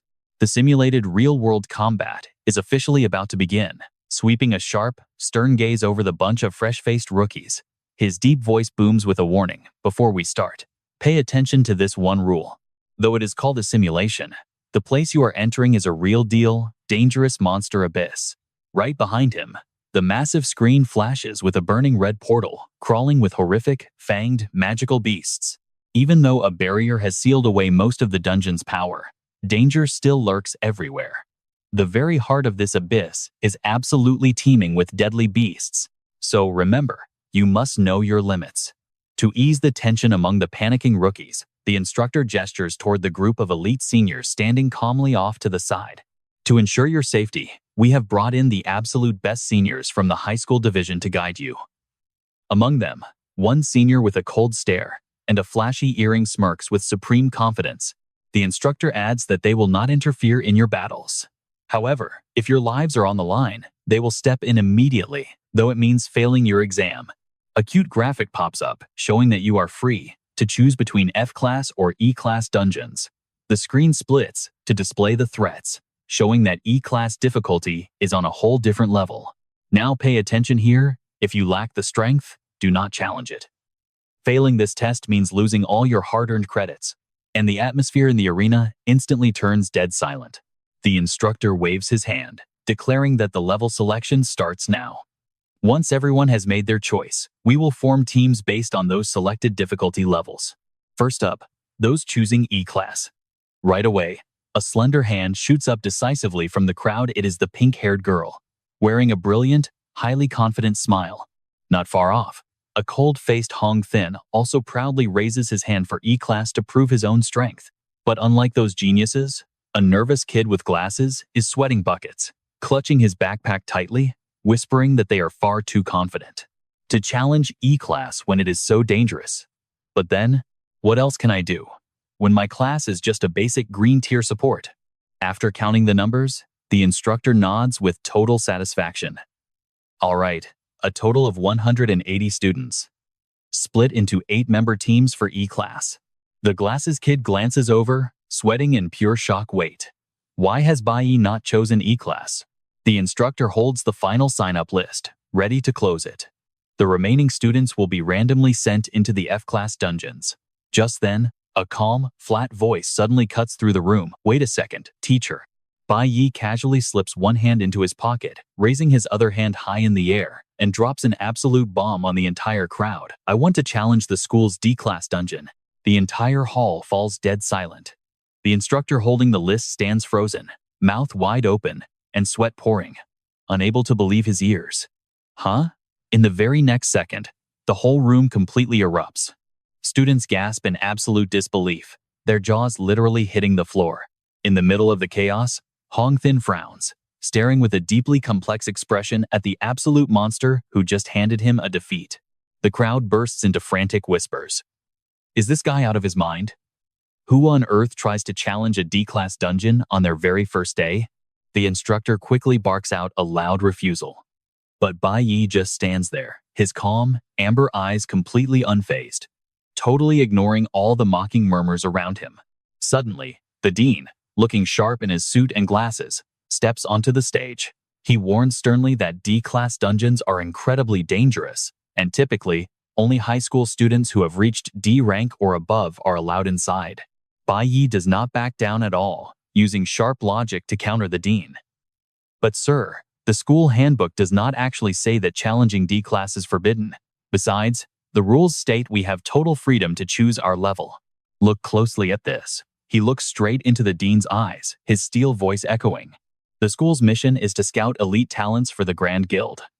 And the true standard of an elite talent is to be brave, strong, responsible, and gifted. The tension between the two rises to a breaking point. Bai Yi then delivers a sharp, mocking blow. Is the dean trying to rob me of my chance to prove myself? Backed into a corner, the dean desperately argues that school rules require a team to enter. Bai Yi just smirks, dropping a line of pure, unadulterated confidence. I am more than enough on my own. The dean pushes up his glasses, shouting angrily that solo entry is strictly forbidden under school safety regulations. But out of nowhere, a slender hand shoots up high into the air, completely cutting off his words. I also choose D-class. It is none other than the pink-haired girl. Her ruby eyes sparkle with intense excitement as she makes her loud declaration. The dean nearly chokes on the spot, gasping out her name Exichingam. Ignoring the crowd, staring at her like she is some kind of alien, the panicked dean yells, have you lost your mind? If anything happens to you, how do I explain this to your father? Exichingam pouts, complaining that she wants to get the highest score too, and just wants to try it out. The dean is absolutely furious, veins popping on his head as he grinds his teeth. Seeing that things are sorted out, Shish Ngam turns to look at Bai Yi. She playfully winks at him, as if boasting about how helpful she just was. But cold as ice, Bai Yi instantly raises a hand to stop her. His expression is completely blank, as he pours ice-cold water on her excitement. I refuse. I want to go solo. Xichengam freezes in shock before snapping back angrily. What? You are rejecting me again? But just as she gets ready to throw hands, a massive palm slams down on both their heads. The muscular instructor grabs both of their heads in his grip, grinning with a menacing chuckle. Your rejection is completely invalid. Standing beside them, the dean buries his face in his hands, totally defeated by these stubborn brats. Honestly, first one of them, and now another. Well, you two only awakened a week ago, yet you already think you have grown-up wings. Hearing this rebellious attitude from two first years, the buff instructor rubs his chin, sweating as he calculates the risks. If that is how you want it, this D-class dungeon will have only the two of you. Honestly, no senior is going to willingly risk their neck to guide you. Just as things hit a complete dead end, a slender hand raises gracefully in the air. A handsome senior with perfectly styled hair, flashy jewelry, and a sparkling earring steps forward, confidently offering to guide the two of them. Arrogantly lifting his chin, he adjusts his beige suit and flashes a savior-like smile. After all, someone has to protect these fragile young sprouts of our future, right? With him stepping up, the instructor sighs with deep relief. All right, with Tu Lang guiding you, I can breathe a little easier. Seeing this apparent savior, Shishingam leans in close to Bai Yi, her eyes sparkling as she whispers excitedly that this guy was apparently on the verge of joining the school's prestigious Ultimate Templar Order. Seeing Bai Yi standing like a complete statue, Sichnam nudges him to emphasize that grand title, the Ultimate Templar Order, Tu Lang, but Bai Yi remains totally unfazed, coldly dropping 4 words. Never heard of him. And that is where we leave it. You and I are definitely in for a wild ride. Let's dive into this wild story where a smug senior looks down on Bai Yi, thinking he's just an arrogant brat who doesn't know his place. He thinks the kid is just trying to show off in front of everyone without realizing how weak he actually is.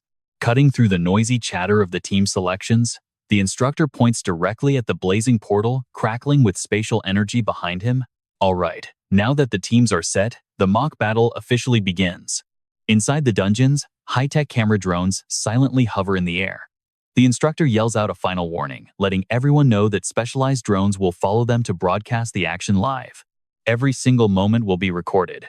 So give it your all, and let's see who can score the highest points in this class. While the crowd boils with fighting spirit, Bai Yi stands calm, his amber eyes reflecting a strange stillness as he silently plans his next move. The camera pans up to reveal the massive scale of the training ground, which was built right over a colossal dungeon that humans had previously conquered. The second and third year students move out in groups, heading straight toward the portals glowing with a threatening red light. Completely fearless, the fired-up freshmen also march forward, stepping right up to a magical gateway crackling with intense, dark blue lightning. This massive dungeon has spawned several smaller, low-level zones nearby, making it the perfect training ground for testing these new students. A bespectacled student shuts his eyes tight and leaps into the blue light. Most of these dungeons are strictly capped between F rank and D rank. Another freckled kid steals his resolve and dives headfirst into a glowing purple portal. The moment they enter, the real trial begins. Over in the D rank zone, the trio of Bai Yi, Sich and Gam, and Tu Lang stand before a hazy, shimmering rift. Pay attention here, because our main character notices the drone overhead, realizing this entire trial is being broadcast live to everyone. Every single move they make will be recorded. His eyes flash with extreme caution, knowing he must not reveal his trump cards while facing unknown dangers. The screen blurs, and the three of them officially step into the damp, dark depths of the D-rank dungeon, surrounded by massive, tangled, thorny vines. Bai Yi's eyes burn with ambition. This dungeon holds exactly what he is looking for. Stepping onto the rotting leaves, their senior, Tu Lang, takes the lead with his hands in his pockets. Acting like a seasoned pro, he tells them to relax. He promises to protect them, boasting that even though this is a D-rank dungeon, he has cleared similar ones with teams before.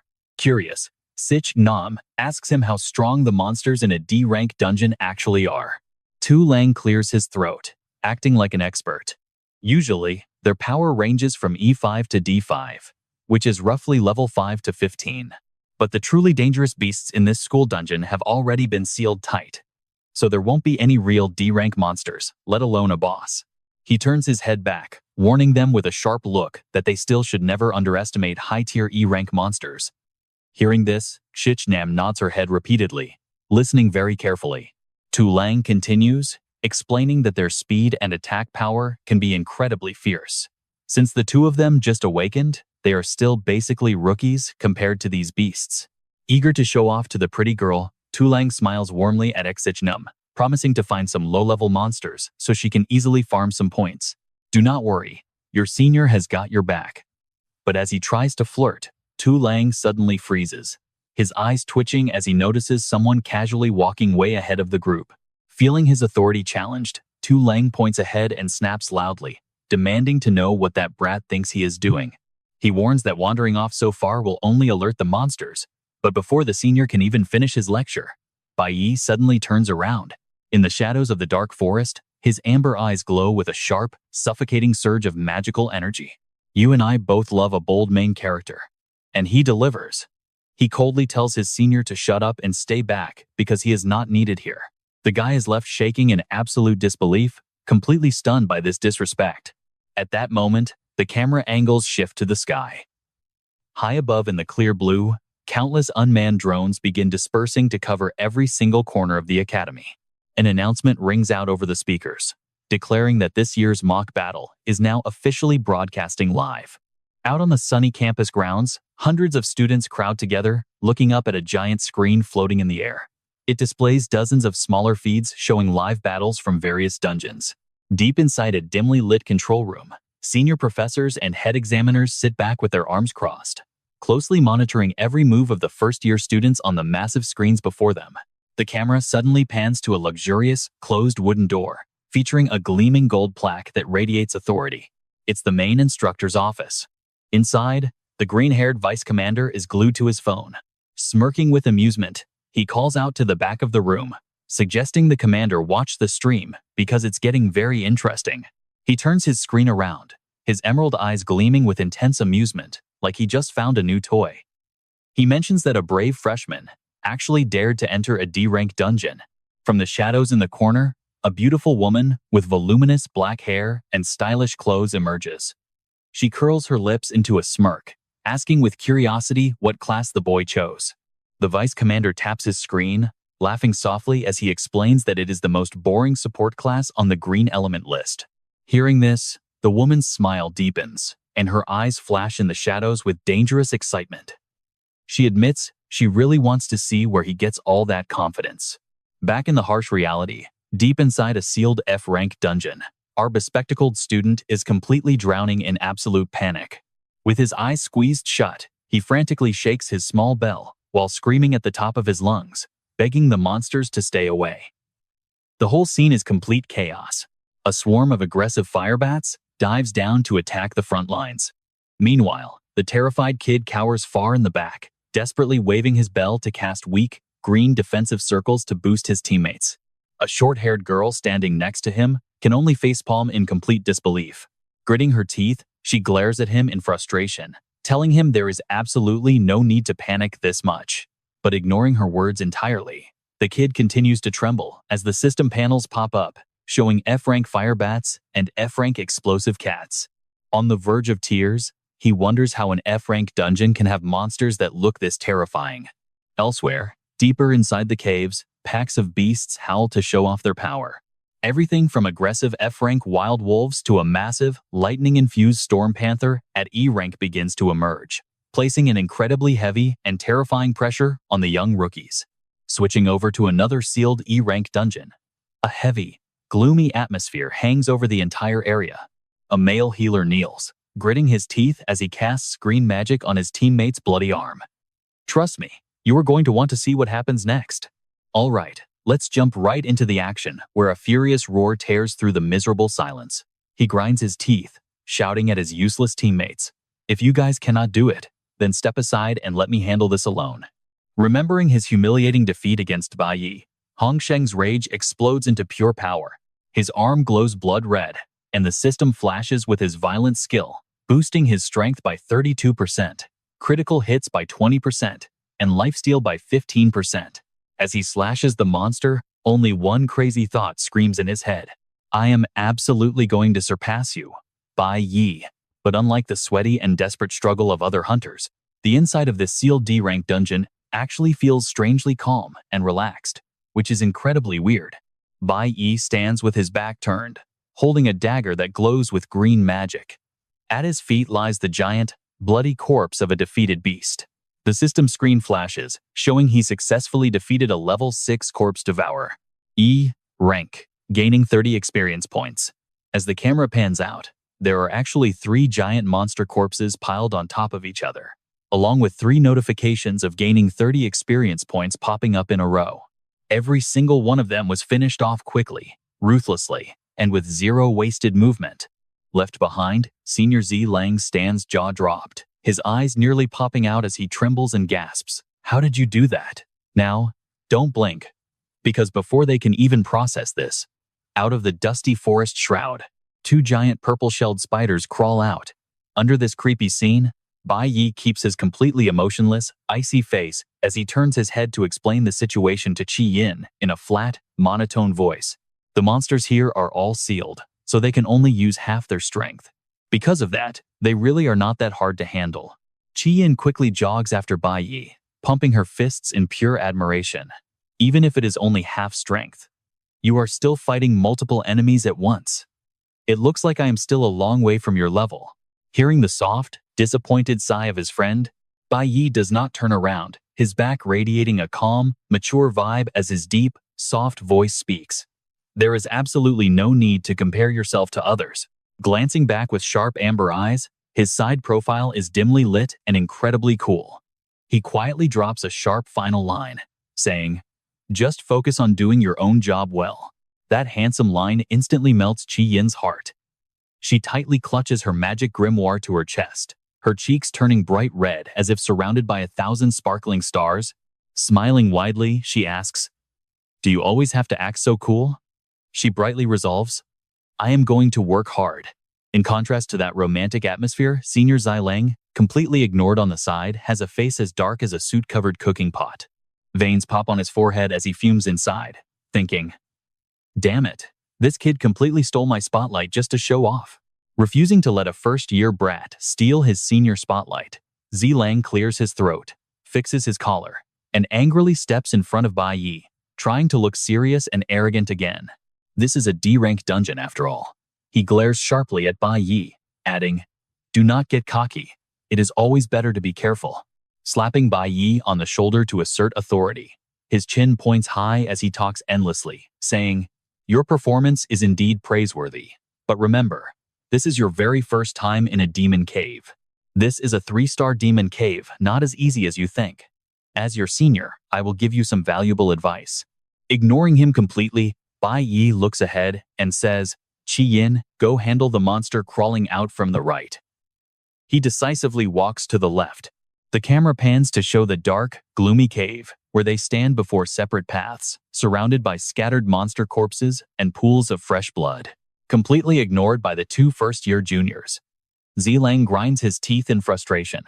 His pride is completely shattered, and he screams internally, "Are you ignoring me again?" Trying to save his fragile dignity, he turns to Bai Yi and says, "The monster on the right is a slightly lower level. Can you handle it yourself?" Bai Yi's face remains totally blank as a statue, and he asks flatly, "Huh? Me? Alone?" Inside, Zilang is screaming crazily, thinking, "This arrogant little brat. He has absolutely no respect for his seniors." But Bai Yi completely ignores him, adding, "Is not this simulated battle meant to test everyone's individual abilities? After all, we are here to take an exam." Bai Yi does not bother arguing with this show-off senior, simply turning to his friend to calmly motivate her, asking, "Do you not want to get a high score?" Hearing the words high score, Qi-Yin's eyes light up like headlights. Excitedly pumping her fist, she confidently replies, "Understood. I can do this." Seeing the 2 juniors treat him like thin air again, Zilang's face darkens completely, with veins popping on his forehead. Furious and embarrassed, he draws his glowing magic bow to show off. Meanwhile, inside the school's monitoring room, an examiner suddenly stands up, staring in shock at the screen. "I know what you are thinking, and yes, it is crazy that Bai Yi just wiped out so many E-rank monsters all on his own." Other teachers quickly gather around, whispering in excitement. One asks curiously, "What level is he now?" Adjusting his glasses while breaking a sweat, a colleague replies, "The report still says Ioni, but his exact level is unclear. He might be E3, or maybe even E4. Another examiner crosses his arms, carefully analyzing the screen. Not just that, he chose the left path himself, leaving Qi Yin to handle the right. Another teacher nods in agreement, saying, "He clearly noticed the elemental counter, letting Qi Yin's plant element deal with those spirit element monsters." The nearby examiner sweats, nodding in agreement. He continues to praise him, saying, "Even though this is an individual test, he applied the most rational strategy. He really has an amazing sense of the big picture." The coach's memory flashes back to Bai Yi confidently saying in the hall, "Teacher, believe in me. I definitely will not let you down during this graduation performance." The coach smiles proudly to himself, thinking, this kid was not bluffing after all. What will he show us next? Back in the harsh atmosphere of the dungeon, Bai Yi's face is terrifyingly serious, with drops of monster blood on his cheek and sharp eyes shining with intense focus. As Bai Yi quickly swings his dagger to kill, he calmly calculates. From what he observed earlier, the spirit-type monsters basically crawl out from the right cave. They are low-level and easily countered by her plant element. From below, a giant spirit bug with glowing purple eyes and a mouth full of jagged fangs charges straight at Qi Yin, who stands ready for battle, with her arms wide open. Qi Yin reacts instantly, stomping her foot and shouting to unleash her skill, Vine Wall. Instantly, giant, thorny vines shoot up from the ground, tightly binding the monster. The beast struggles violently, making Qi Yin break a sweat as she grinds her teeth, channeling all her magic to control it, shouting, "Stay there." The countless vines tighten as Qi Yin clenches her fist, gathering her strength to shout decisively, "Restrain." The bug collapses, completely suffocated within the plant trap. As the system screen appears, successfully defeated level 6, level 8 E-rank spirit bug, gaining 30 experience points. Qi Yin sighs in relief, looking up at her success. She bursts with immense joy,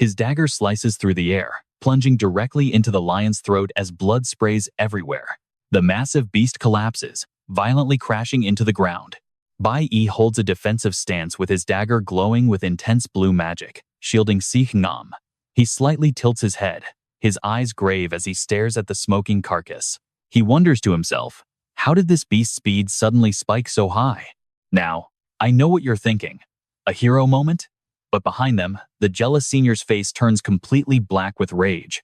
Acting like an absolute expert, he scoffs, saying he knows this beast well. While most D-class monsters are sealed, this double-headed boss in the cave will continuously respawn. He crosses his arms, smugly trying to regain his shattered authority. How dare these rookies act so arrogant when they just awakened? Let's see how they handle a real D-class monster now. Proudly raising his bow, he keeps boasting and exposes his own trolling, bragging that the beast was actually heavily buffed by his very own spell. The system window shows his light arrow reduces gravity tenfold while heavily boosting damage and speed. He proudly boasts that this is now the fastest double-headed lion ever. Sure enough, the fire boss roars back to life, its magic exploding even more violently than before, with attack power up 10% and speed up 50%. Facing the terrifying pressure of the beast buffed by his teammates' dirty trick, Bai Yi narrows his eyes, clenching his fists. Is he really forced to reveal his full strength here? Without hesitation, Bai Yi pushes Nam behind him protectively, telling her to back off because she cannot handle this monster right now. Pushed back, Nam bites her lip, angry that she actually let fear take over. Meanwhile, the giant fiery lion shatters the ground, charging like mad toward the two rookies. Surprisingly, Nam refuses to back down.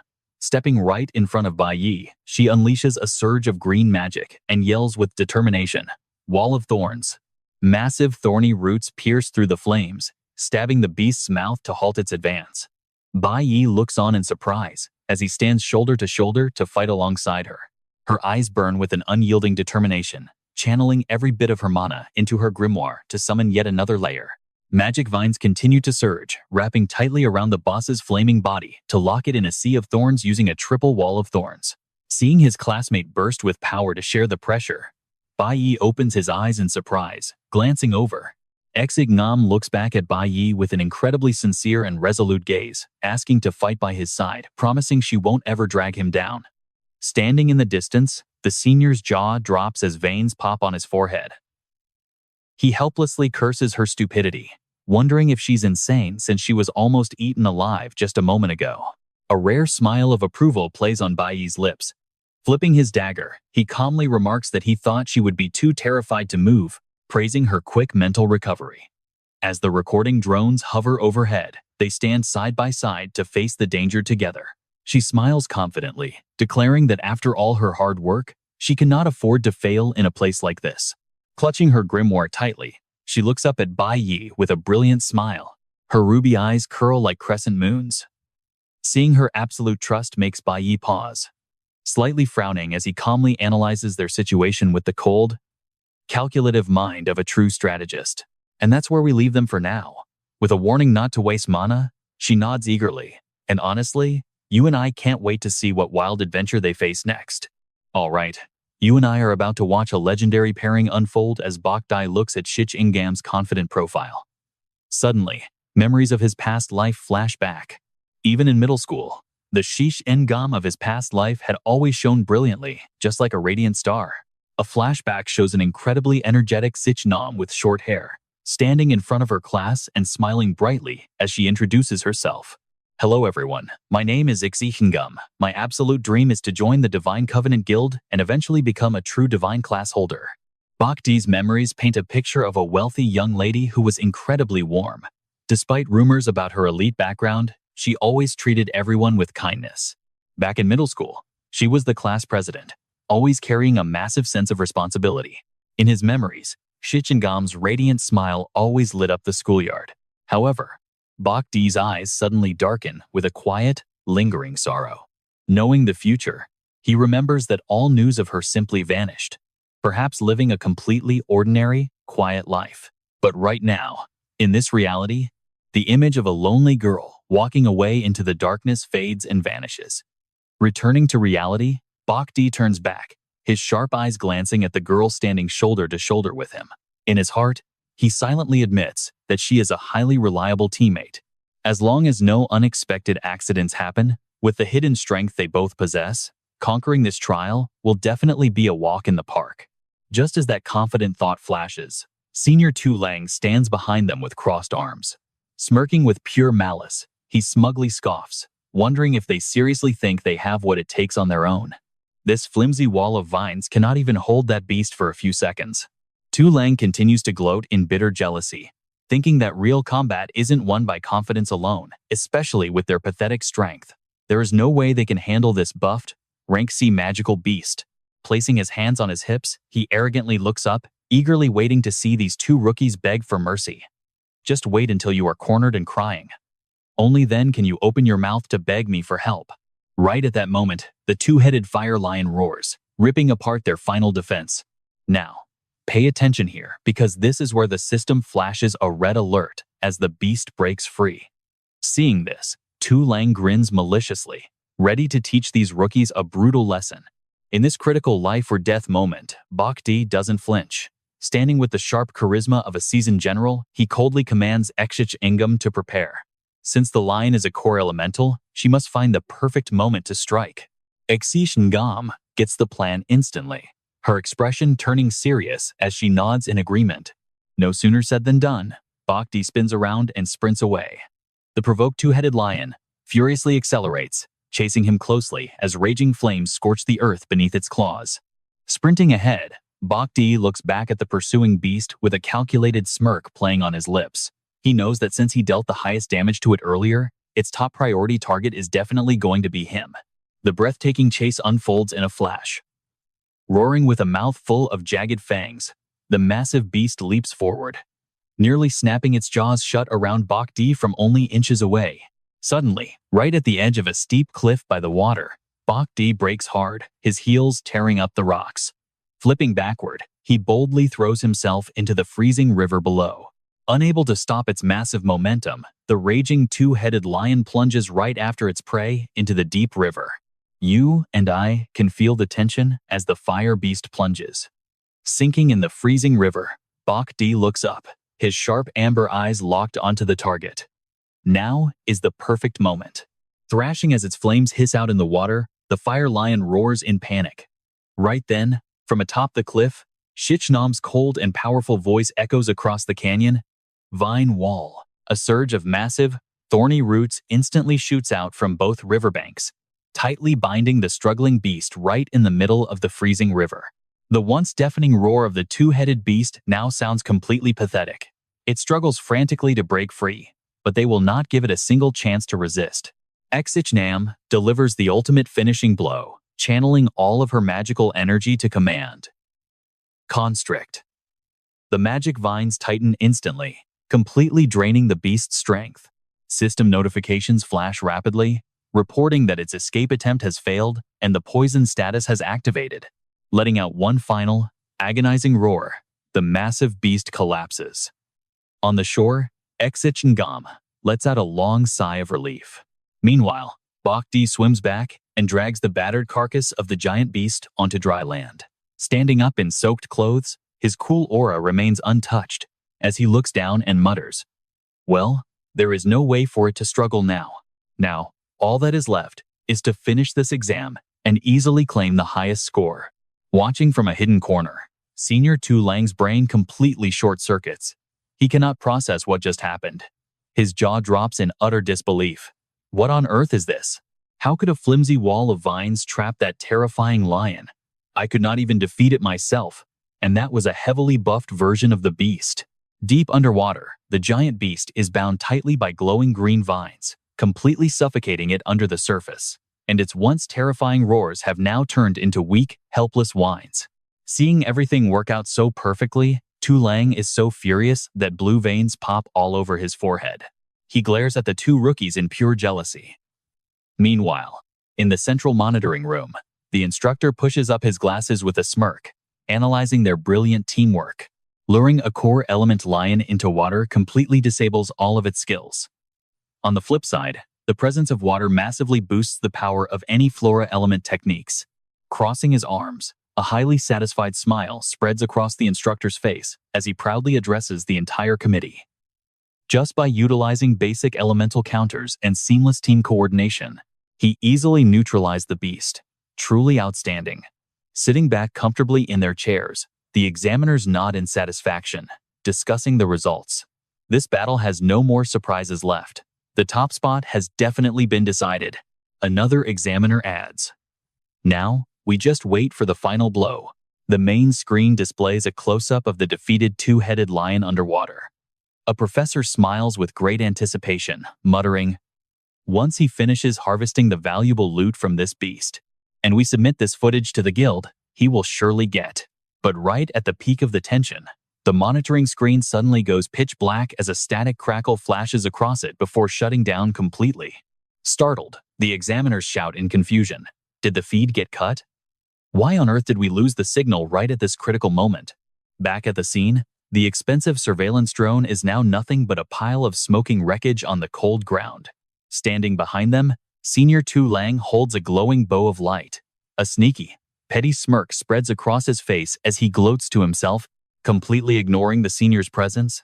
Exich Naum stands by the stream and smiles warmly at her teammate. "This is all thanks to your amazing strategy." Behind Bach Dai, a system panel flashes, confirming the defeat of the level 11 beast and awarding 100 experience points. She quickly waves her hands in modesty. "No way. I only pulled it off because I followed your lead." Bach D turns back, calmly explaining it was actually her mastered elemental control. "Trust me, you and I are going to love seeing how far this duo can go. All right, you and I are about to watch one crazy power awakening." He looks straight at Sich Nam, analyzing how she used a single skill in so many ways to bind the beast. Stunned by his deep knowledge, she blinks and asks, "Elemental resistance?" But that studious vibe immediately shatters when Tu Lang steps in with a twisted, angry face, completely cutting off their conversation. He grumbles that since the boss is dead, they can take their flirting outside. Veins pop on his forehead, his face turning incredibly dark after being totally ignored, growling in pure jealousy that they have gone way too far. Bhakti does not back down. He spins around, locking his razor-sharp gaze right onto his petty senior. He asks, "You clearly knew that suddenly buffing a D-rank monster would be incredibly lethal for rookies entering the abyss for the first time, right?" Exposed Tu Lang looks away, trying to play it off with a shameless lie. He claims he was actually trying to buff her, but she suddenly dodged it on her own. Bach D sneers with pure contempt, splashing cold water on his excuse by saying his skills must be pathetic. Tu Lang eyes shrink, red-hot fury exploding as his ego takes a massive hit. Still perfectly calm and imposing, Bach D delivers another sharp blow, asking if his aim as a marksman is always that terrible. With backup on her side, Shichingam joins in, pouting mockingly and adding that no wonder he never got recruited into the ultimate holy order. Having his pride completely trampled, Tu Lang snaps. He draws his light sword, roaring in absolute fury. Instantly, Bach D steps forward to shield Exich Nam, his dagger glowing with green magic as his cold eyes lock in, ready to fight. Pay attention here, the tension is crazy, and Tu Lang's face is completely twisting with rage. His teeth grind as he barely holds back his explosive temper. Ultimately, he does not dare to strike. Tu Lang retreats his weapon and walks away, throwing out a cheap threat that the road ahead is long. His back fades into the shadows, carrying a mountain of bitterness as he mutters for them to just wait. From a high angle, we see Tu Lang walking away toward the glowing red exit, leaving the two juniors alone amidst the brutal battlefield. With that annoying nuisance gone, Bhakti finally sighs in relief. His body glows with a soft green magic that clears the heavy atmosphere. Shish Ingam crosses her arms, complaining about how awful their senior is, when she suddenly notices Bach D busy doing something else. Curious, she asks what he is doing. Bach Dai keeps gathering the broken pieces of the spy camera, calmly stating that the senior was behind it. His goal was to stop us from getting a high score. Now, nobody outside can see us, and he has to get a permit to re-enter. He looks up with a dangerous smirk. Since everyone outside is so far away, this gives me plenty of time. He actually did us a massive favor. Now I have the chance to finish what is left. Hearing his cryptic words, Exich Ingam is totally lost, asking him what he actually plans to do. Right in front of them, a massive magic gate, sealed by glowing red cross swords appears, radiating a terrifying pressure that chills them to the bone. Bach D walks slowly toward the sealed gate, his back looking lonely yet determined. He asks his class rep to keep a secret, though he doubts anyone would even believe her if she told them. Sensing danger, Shich Ingam panics. And honestly, you and I would be terrified too as she clutches her chest, desperately asking what he is trying to do. In his mind, Bach D recalls his secret deal with the gray-haired man in the alley, who had smirked with a bloody hand, saying the unsealing mana stone belongs to his master. Back in the present, Bach D reaches into his pocket and pulls out a brilliant, 7-color rainbow mana stone. He coldly mutters that he wants this entire spirit jade abyss, decisively pressing the stone into the central pedestal. Immediately, the stone glows fiercely as blood-red veins spread, completely breaking the seal. A surging tide of dark red and black magic wraps around his body like an awakening demon king, his eyes turning cold and terrifying. Realizing the sheer gravity of this, Shichingam screams in panic, warning him that this is a D-rank abyss, and unsealing it will release a flood of high-level beasts. The unsealing force completely shatters the barrier. Crimson cracks spread across the chamber, signaling the release of thousands of bloodthirsty beasts. Standing at the center of the magic storm, Bach D calmly turns to reassure his trembling friend, telling her that their strength is still weakened. On the verge of tears, Shishingam cries that even so, the two of them cannot face this many D-rank monsters. Cutting her off, Bach D hand erupts in blazing orange flames, saying they do not need to. He turns his back, his silver hair whipping wildly inside the raging storm of dark red magic. The atmosphere around him becomes absolutely suffocating, like a god of war ready to obliterate everything. Xichnam eyes widen to their absolute limit.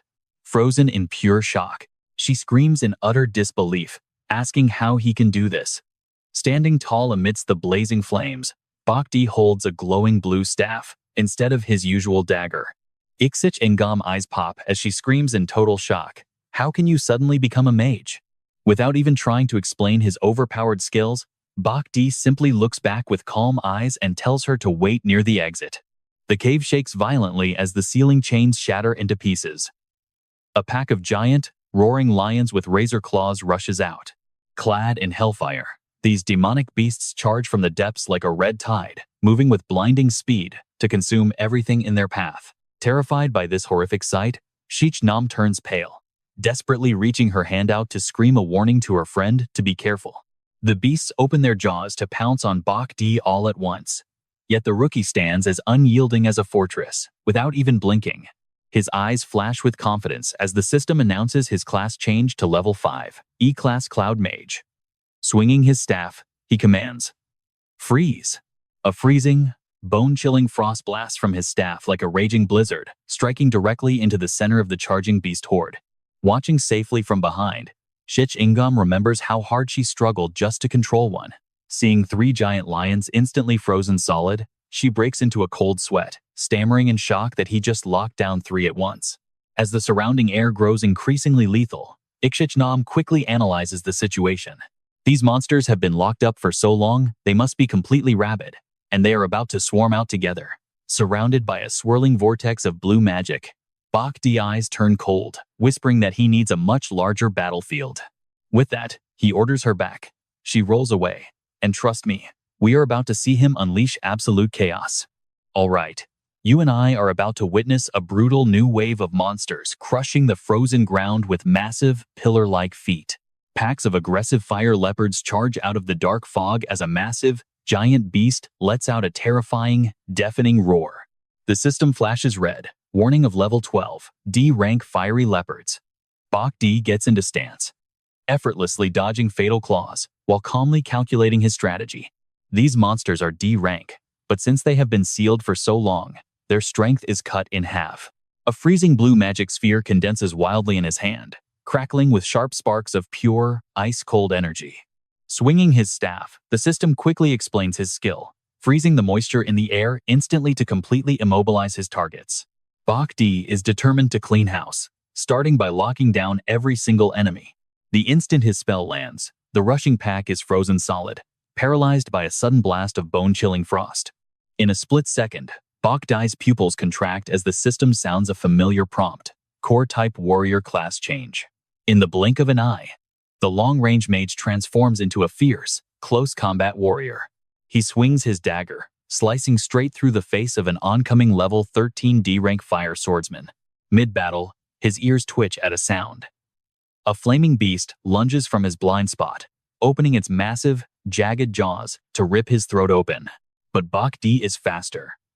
Raising his staff, the system announces a cloud-type mage class change. Freezing frost explodes outward, turning the airborne beast's head into a sharp block of solid ice before it can even land. Watching his performance from safety, Shich Ngam breaks into a cold sweat. Thinking what you and I are thinking? Can he really switch classes at will? Admiring his flawless fusion of martial arts and magic, she has a sudden realization. Seeing him fight makes her understand why he wanted to enter the elemental room. Staring at him, she is deeply impressed by his careful planning. That was the real reason he trained so hard in elemental resistance. Mages convert energy directly into elements. Thinking back to her own messy spells and how she panicked when her tree roots went wild, she sighs, learning a hard lesson. She used to think higher magic power and constant class switching made someone strong. But watching him, she realizes that perfect control over your power is what truly matters. Surrounded by danger, Bach Dai calmly steps aside to dodge an attack. Speaking like an expert teacher, he notes that raw elemental power is a wild, untamed beast. Pointing at the massive ice structures holding the frozen monsters, he smirks and explains further.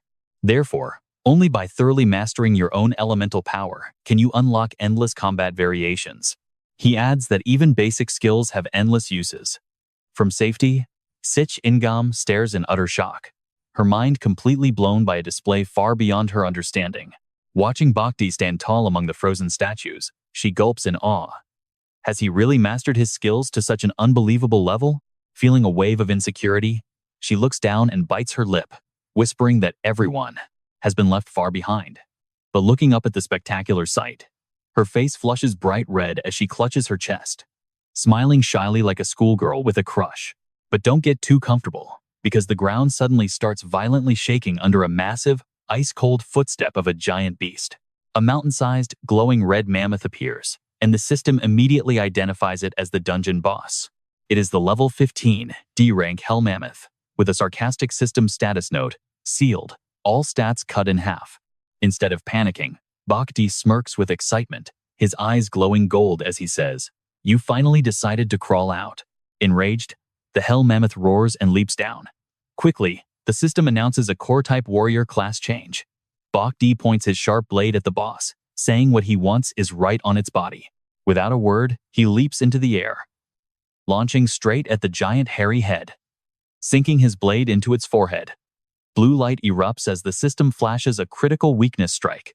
Falling back down, his razor-sharp dagger slices right through the thick hide, carving a massive, bloody wound.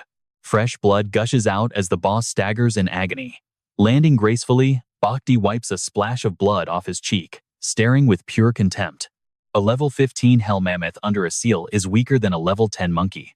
Furious, the mammoth swings its giant trunk and tusks, slamming its bloody head down with all its remaining strength. The massive impact tears up the frozen earth, sending a violent shockwave of rock and snow blasting outward. Yet, moving like a ghost through the rising smoke, Bhakti repeatedly strikes the beast's vital points. The system alerts flash wildly as critical weakness strikes land 4 times in a row. The colossal mammoth collapses under the onslaught, taking one final, fatal blow. Time to end this. His eyes burn gold as he gathers his power, unleashing his ultimate move, One Direction. With his finishing words, a massive wave of fire sweeps across the battlefield, and the system proclaims his utter dominance. Title activated. 1 against 100. Under the intense heat, the mammoth contorts in despair before being consumed by the flames as the dust begins to settle. Loot notifications flash over the monster corpses, confirming the defeat of the level 12, D-rank Fiery Leopard. You get 110 experience points, followed by a blinding shower of level-ups. Defeating a level 11, D-rank Twin-Headed Leopard Lion yields another 100, with the rest of the pack adding 110 points each. The results screen tallies up his massive carry, confirming the defeat of the level 13, D-rank Fire Swordsman, earning 120 points, plus 1000 for defeating the level 15 D-rank Hell Mammoth. As the dust clears, Bach Dai stands coolly in the brilliant golden loot light. The system alerts Chime again as he receives Jade Fang, a rare, high-grade material needed to craft a level 5 fire weapon. Gathering his loot, he looks as relaxed as if he were just taking a stroll. Walking over to the mammoth's corpse, he spots a pink, yin-yang-shaped gemstone lying in the snow. We leave it here. You and I are going to want to see what this rare jade does next. You and I are jumping right into a massive level-up spree. Core-type warrior hits level 13, and Cloud-type mage reaches level 11, with tons of insane tyrant buffs. Bai Yi strokes his chin, looking quite surprised at his own carrying achievements to think the mage class actually made it to D tier. Meanwhile, Qi Yin slowly walks over, completely speechless as she looks at the chaotic battlefield piled high with beast corpses like a mountain. Seeing her walk over, Bai Yi drops his smug expression, turning around to call her name Qi Yin. He stares at her with a dead serious look, questioning her like a teacher testing a student on whether she remembers what he just said. Confused and completely lost, Qi Yin just blinks back blankly. Wait, what? Beneath her feet, the system generously announces her flower mage class is up to level 7 E tier. Suddenly, we cut to the school monitoring room where the tension is crazy high as a burly guy screams in panic. If that seal actually breaks, we are in deep trouble. The other staff members turn completely pale, noting they have never detected an energy spike this massive before. The burly guy rages on, shouting that he told them they needed to station guards there. Running for his life down the corridor, a senior student suddenly halts when a patrolling teacher catches him. The teacher yells, demanding to know why he is out here instead of inside, protecting the underclassmen. But without even waiting for an answer, the teacher rushes past, shouting that they have to move because the seal has broken. Realizing the sheer scale of the disaster, the entire group of teachers and staff rushes frantically down the stairs to provide backup. Seeing this, the smug senior crosses his arms to laugh at their misfortune, bursting out in laughter and mockingly shouting that karma has caught up to them incredibly fast. Back in the forest, the massive rescue squad charges in like a storm, screaming for Bai Yi and Qi Yin until they are hoarse. But as they arrive, they suddenly slam on their brakes, staring in absolute, utter confusion. Bai Yi just stands there with his arms crossed, staring back at the group with a giant question mark. The teachers completely ignore Bai Yi, staring intently at the quiet cave gate, where the glowing red seal remains perfectly intact, without a single scratch. The burly guy scratches his head in confusion, muttering that, since the seal is not broken, the system must have glitched again. Well, at least everyone is safe. Now, stick with me as we fast forward to Friday afternoon, May 29th, just before school let out. In the hallway, a flashy-looking student is busy following and chatting up a green-haired boy. With his hands shoved in his pockets, he confidently asks the vice captain if his submitted documents are finally enough to secure the last squad member spot. But the green-haired vice captain simply closes the folder, offering a polite but brutal reality check, saying they cannot accept him. Our captain has already handpicked someone else. Hearing this, the flashy guy's smug smile instantly vanishes as his face twists in anger, snapping, "What?"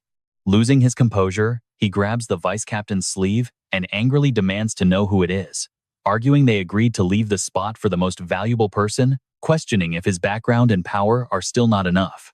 Right then, a stunning girl appears, lazily leaning against the doorframe as she cold-heartedly cuts him off, repeating his words about the most valuable person. We already found that person. And yes, you and I are probably thinking of the exact same guy. The metal-type marksman girl smiles, teasingly mentioning his name. Night falls, and we jump ahead to Friday night, May 29th.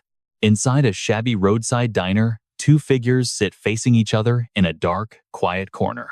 Chen Jinwu, a police investigator and a C-tier priest, holds a cigarette, warning with an irritated look that his companion better not cause any more trouble. He complains that he had to pull a massive amount of strings just to bail him out of trouble early. The man opposite, face hidden in shadows except for some stubble, slurps his noodles loudly, casually replying that he obviously knows. Annoyed by this incredibly casual attitude, Chen Jinwu's face darkens, his narrow eyes narrowing as he glares with a menacing, calculating look. Lowering his voice, he drops a critical piece of intel, warning that next Friday, Dai Yihong is coming, so he better watch his step. The man opposite just keeps eating, telling him not to worry. Their secret conversation gets cut short as Chen Jinwoo clicks his tongue, grabbing his ringing phone. He mutters that the old man is calling again, tells his companion to head home early, and then walks straight out of the diner. The noodle eater doesn't even look back, casually muttering that he will definitely go home. Suddenly, an eerie red light illuminates his face, revealing horrific, jagged scars and a completely manic grin. The way he slurps his noodles now looks terrifyingly sinister as the haunting system prompt flashes. Go home early. Against the dark background, a sudden system prompt warns that a fateful encounter and a battle of life and death are coming much sooner than expected. We get a tragic backstory about the Resonance Jade. Legend says at the dawn of time, the Lord of the Demon Mammoth fell in love at first sight, personally forging these teleportation jades to win her heart. But hilariously, before the jade was even finished, he fell for a completely different girl, abandoning both the artifact and his demon mammoth without a second thought. Skipping past that useless lore, the scene loops back to Chen Jinwoo looking at his phone, muttering that his boss is calling again, and telling the man to head home early. As the investigator turns and walks away, the scarred man sitting alone quietly mutters that he will go home. His face twitches with terrifying, murderous intent under the red light as he aggressively slurps his noodles, whispering the words, "Go home early." Swallowing his very last bite, he looks up with bulging veins on his forehead, his eyes wide with pure, unbridled rage as he grinds his teeth in silent fury, dripping with pure murderous intent. He bursts straight into Bai Yi's apartment, aggressively tossing his messy jacket aside. He roars a furious curse throughout the house, demanding to know where those two damn brats are. With nowhere to vent his explosive rage, he delivers a thunderous kick to the table, sending trash and boxes crashing everywhere. Standing in the middle of the messy kitchen, his face is twisted with raw, vulgar rage, screaming that they can try hiding all they want. His face contorts with sheer fury, bloodshot eyes wide as he snarls through his teeth, swearing what he will do if he catches them. In a peak of pure madness, he punches a glass door, shattering it into 100 pieces. He screams that he will murder both of them. But just as the atmosphere gets suffocating, we suddenly cut to a much more peaceful scene. A gentle voice echoes in a flashback, explaining that this gem is called the Resonance Jade. A frail woman with graying hair wears the necklace, her eyes softening as she listens to the warm, caring words.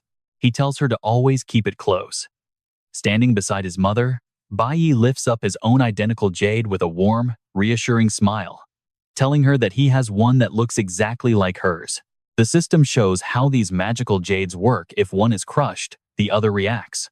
Bai Yi gently explains that if she is ever in danger, she just needs to break it, and his jade will immediately sense it. Then, I will teleport straight to your side in an instant. He gently holds his mother's thin hands, his eyes full of deep, genuine concern. He admits that without this, he would never feel safe leaving her all alone when he goes out. The mother looks down at the glowing jade on her chest, her eyes filled with a quiet sadness. And that is where we leave it today. Trust me, you and I are about to see just how far this mother's silent sacrifice goes. Let's dive into a story, starting with a mother who never got to enjoy what she deserved. Gently touching the green jade, his mother smiles warmly and tells him, "Son, don't spend all your weekends hanging around me. At your age, you should be out making memories with friends." Called out on his quiet life, Bach Yi laughs it off and waves his hand carefreely.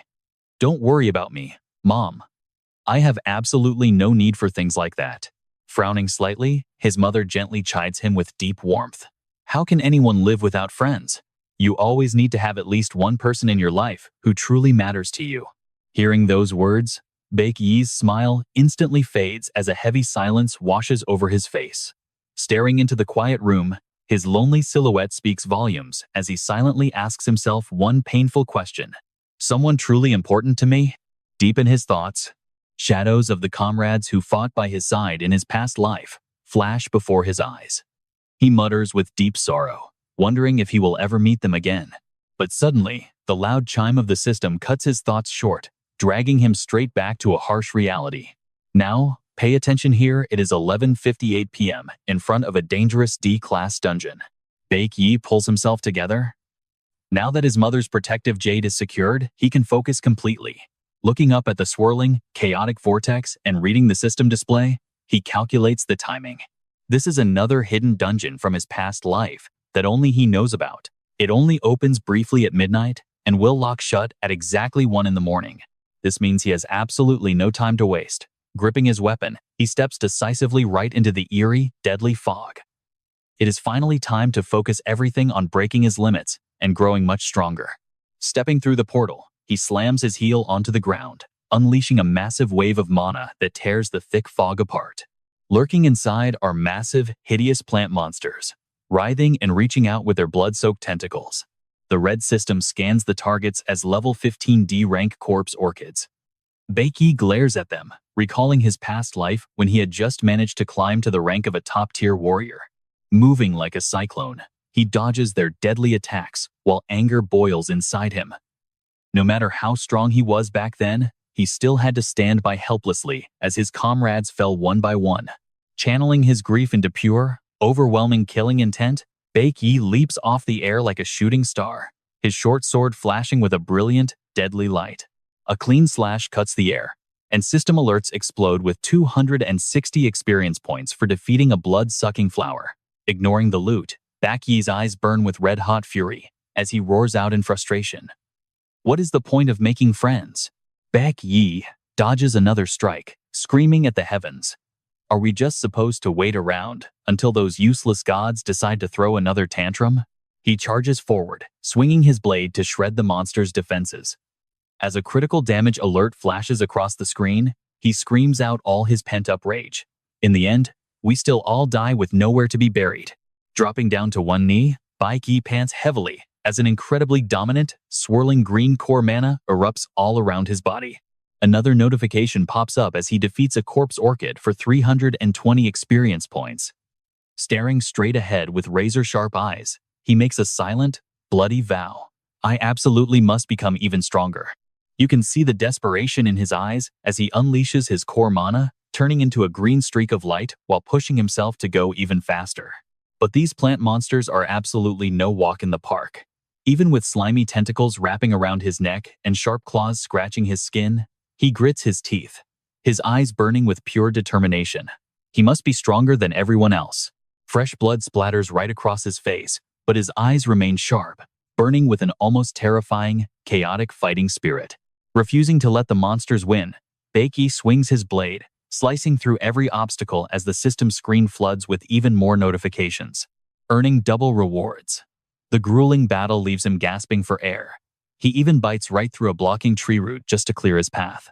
Collecting 6 corpse poisons, Bach spits the blood from his mouth, reminding himself that he must risk everything. Right then, a sudden memory of that pathetic scumbag flashes through his mind, dealing a direct, brutal blow to his pride.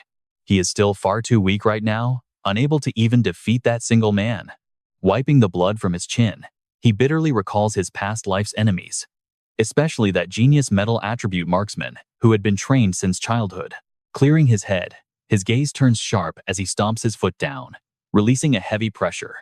There are absolutely no shortcuts on his path to power. Looking up at a sea of starving, massive monsters ready to tear him apart, Bach just sneers and steps boldly forward. He cannot afford to run from any enemy. Ready to strike first, he raises his glowing blade high, channeling every ounce of his power to activate his ultimate field-clearing skill. With one swing, a blinding shockwave of light explodes, completely vaporizing everything in its path. The system chimes continuously like a jackpot, flooding him with notifications for slaying blood-sucking flowers. Gaining 260 and 320 experience points, the pop-ups dance across his vision. Having dealt with the mobs, Bach lands stylishly as a bright golden magical flame wraps around his body.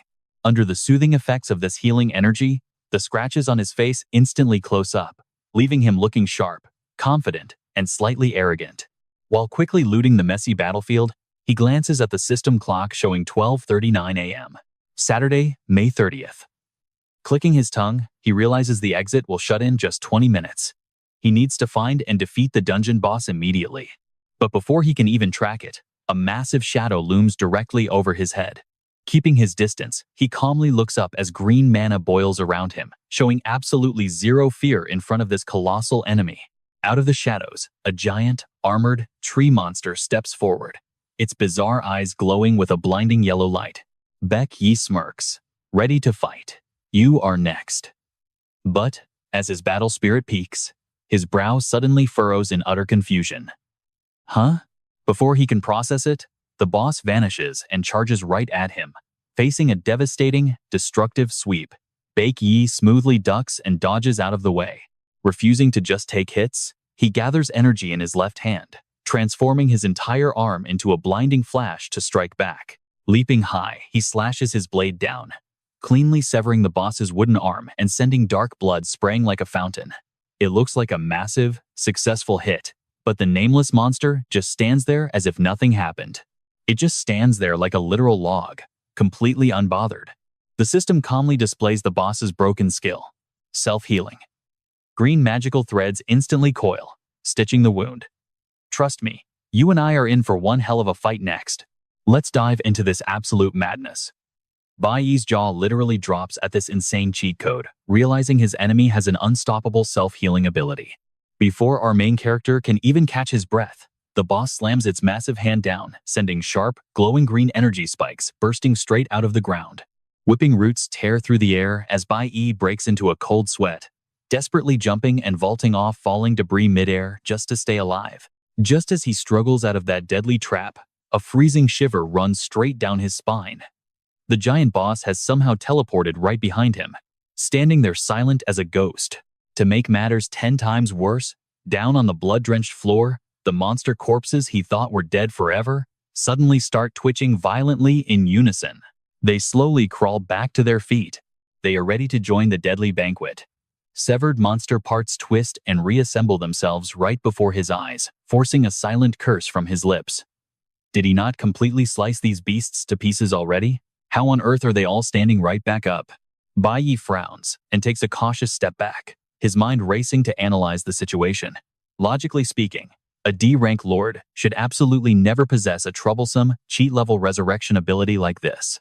Before he can even process this, a massive root crackling with purple lightning whips forward.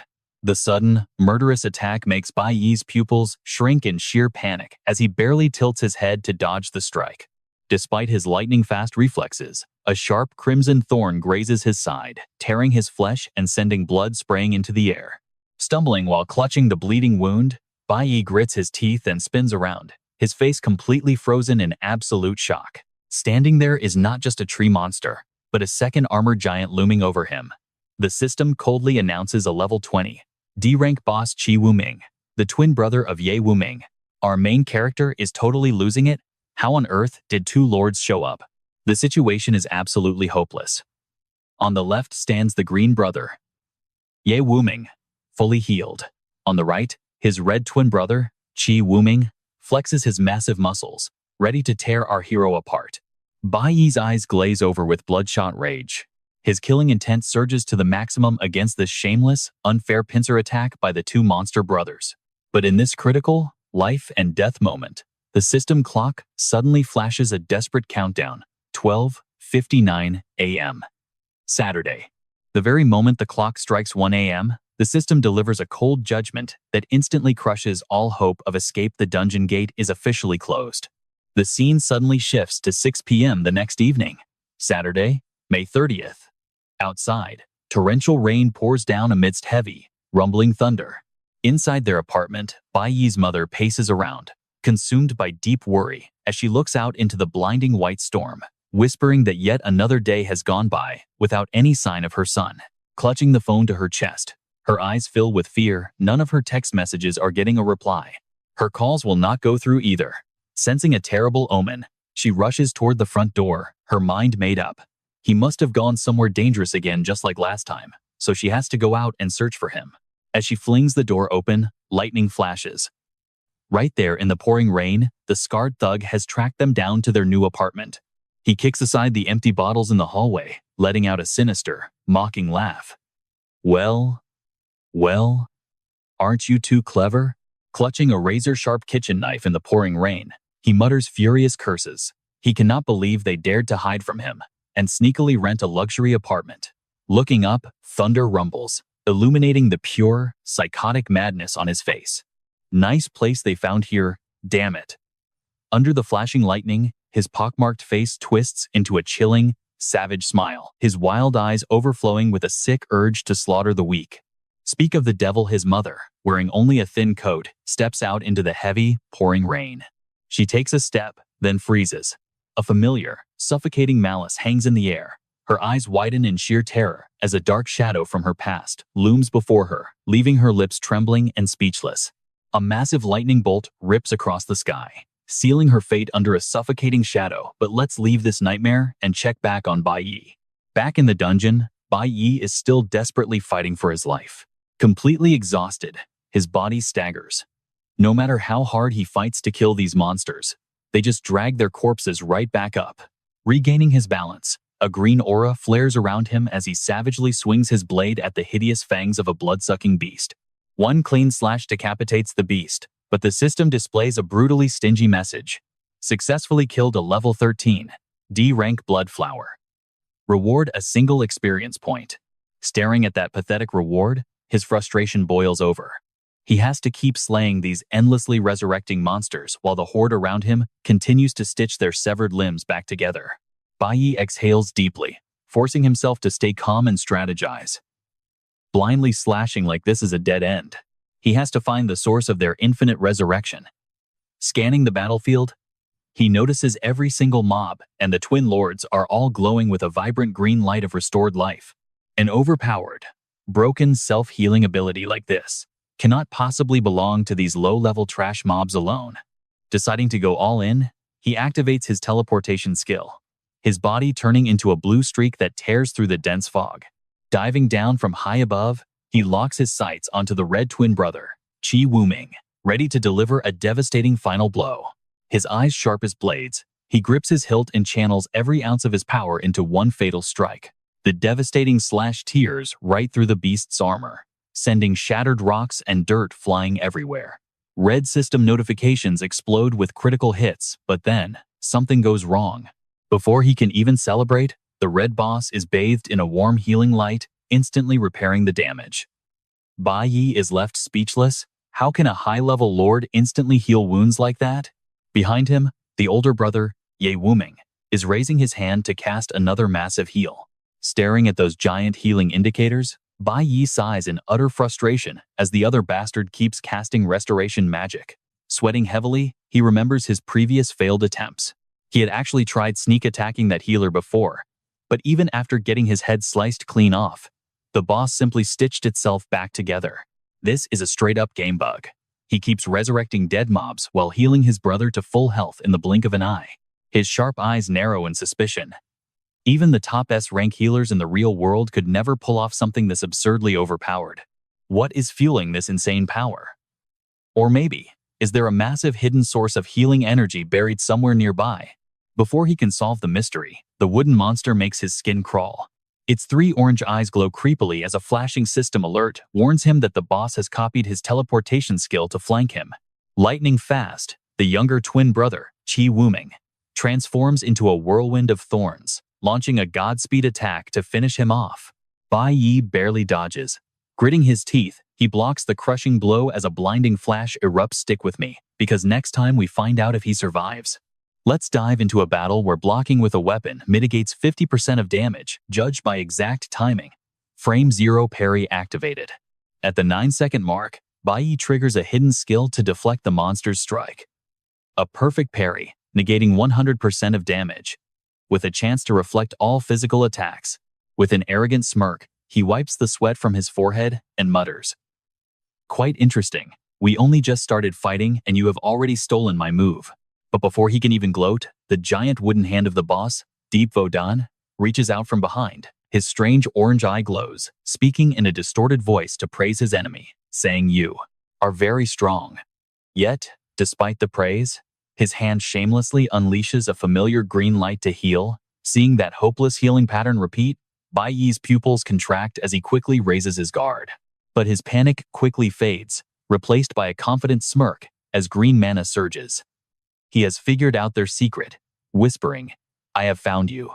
Bai Yi's sharp gaze locks onto the space behind the boss to expose their secret. In this flower element dungeon, that massive ancient tree is the actual power source. Without a single word, he makes a sharp turn, transforming into lightning to dash right past the red boss, blocking his way, leaving it completely stunned. Wildly swinging his blade to close the distance, Bai Yi roars out, exposing the boss's infinite healing power. Only works because of that giant tree. Realizing his weak spot is targeted, the wooden monster Diep Vo Dan frantically rises, throwing out branches to block him while roaring. Stop, you cannot. Now, watch closely because this is where everything turns. Ignoring the monster's screams, his golden slash aggressively tears through the roots. Cutting these trees is the key. Our male lead's smirk turns cruel and arrogant, like a true demon god. I can finally kill you now. In slow motion, his eyes burn with determination as the giant wooden boss desperately claws the air, screaming, "Stop! You cannot do this!" The glowing slash explodes, completely burning away the roots blocking his path. Cutting down these giant trees is his ultimate target. His trump card is revealed, carrying a death sentence to end the boss. Just as the strike is about to hit the core, the system chimes, switching to Cloud Mage. The boss desperately extends its armored roots, screaming in pure despair.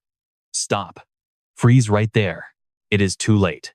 The staff in Bai Yi's hand unleashes a freezing aura instantly, turning both massive bosses, Diep Vo Dan and Thu Vo Dan, into frozen, rigid stone statues. With them frozen, the system smoothly switches him back to Core Warrior. He lowers his stance, raising his flaming blade to butcher his prey. A heavy strike of immense power smashes down, shattering the thick ice and the giant's body into pieces. Our male lead's eyes glow with the triumph of a true conqueror. It seems my guess was completely correct. Once you and the ancient tree fall, all monsters here will lose their healing and resurrection abilities. As the boss shatters, the loot screen pops up, successfully defeating the level 20 CD rank boss, Diep Vo Dan. Gain 2,500 experience points along with a premium item, instantly restoring 50% stamina and healing most physical damage. Losing their unmatched healing buff, you and I both know it is over once those roots lose their life force. The red twin boss, Thu Vo Dan, is now completely exhausted, its armored body cracking inside the ice. Bai Yi stands proudly tall amid the smoking ruins, pointing his bloody dagger straight at the remaining boss with sheer arrogance, saying, "Now, it is just you left." The scarred boss's single orange eye contracts, finally tasting absolute helplessness and deep despair when faced with the overwhelming power of humans. Back in the ruined dungeon, the massive shadow of the red boss kneels down, screeching in broken words of despair and hatred. It begs him, "Kill me." Flames erupt, completely burning away its remains, while the system coldly announces the defeat of the level 20 CD rank boss, Thu Vo Dan. Looking at the dying enemy, Bai Yi lets out a faint smile, unclear if it is pity or mockery. Well, this is the first time I have ever seen a boss act like this. He lowers his eyes, slowly sheathing his dagger, wondering about the monster's complete surrender. Is it because your twin brother is dead, so you have no desire to live on all by yourself? Right after his words, a brilliant ray of golden magic strikes from above, sweeping away all remaining traces. The blinding golden light swallows the kneeling boss. As he grants its wish, the system updates rapidly, successfully defeating the level 20 D rank boss, Thu Vo Dan, gaining 2,500 experience. With the battle ending perfectly, the reward screen displays a premium item, showing he received the rare material, Poison Thorn. This is a required material to craft the level 5 flower element weapon. Holding the shining purple poison thorn in his hands, Bai Yi sighs in deep relief, feeling a heavy burden lifted. But before he can even rest, a massive barrage of level-up notifications hits him like holiday fireworks. His Core Warrior class rises to level 15, D rank. His Cloud Mage class rises to level 13, D rank. Behind him, a notification appears, saying the dungeon entrance has reopened within the swirling red portal. But as he walks toward the exit, a sharp chime makes Bai Yi freeze. The elemental stat screen appears, showing his flower element has reached the maximum of 10,000. As the system announces the news, Bai Yi scratches his chin, muttering thoughtfully, "So my flower element is full too." Standing inside the sparkling green level-up aura as illusory petals drift down, Bai Yi lets out a bright, expectant smile. He wonders what new class he is going to unlock this time. The system ticks away like a slot machine. Recalling how overpowered his previous class was, he silently hopes that since last time was a red class, this one might be just as good. The result flashes right in front of him. Level 1. E-rank, Flower Summoner. The smile on Bai Yi's face vanishes instantly. He freezes for 5 seconds, letting out a long sigh, complaining that it is only a blue-tier class. Scratching his head and accepting this slightly disappointing reality of his new flower element, he clicks his tongue to comfort himself. But looking closely at the summoner class, the stat requirements are actually quite low. He just has no idea what the main skill does. Swiping his hand, he opens the skill panel to reveal rows of text. Skill: Flower Spirit Contract. After defeating a flower element monster, contract limit is 0 out of 2. There is also a strange passive skill, Flower Soul Sight, allowing him to see the spirits of recently deceased flower monsters. After reading this, he raises an eyebrow in curiosity, wondering about making contracts with evil spirits. Suddenly, a shameless and incredibly dark idea pops into our male lead's mind. He looks back at the ruined battlefield, his mouth curving into a sly smirk. If so, those 2 bosses he just defeated. Well, you and I are about to see if his wild theory works. Without hesitation, Bai Yi turns back to the corpse location. Sure enough, under his new passive skill, 2 eerie blue soul flames, taking the shapes of the twin bosses, are floating in the air. Standing before the 2 souls he just beat half to death, Bai Yi flashes a totally genuine smile. He raises his hand and yells out loud. Activate. Flower Spirit Contract. All right. You and I are jumping right into a wild scene where his hand reaches out, a blue magic vortex appearing as he commands, "You two, get over here." With just a single short command, those 2 giant phantoms obediently shrink down, transforming into 2 streaks of light that fly straight into their ruthless master's palm. Back in reality, the relentless rain continues to beat heavily against the roof of the apartment. Pale, lightning flashes, illuminating the back of the scarred man, holding a heavy cleaver by the gate. Right as he is drowning in pure murderous intent, his phone suddenly rings loudly. Ring, ring, ring. His madness interrupted, he freezes up, staring down at the screen with a deeply annoyed frown. Instantly, his attitude pulls a 180, shifting from a terrifying demon to a groveling flatterer.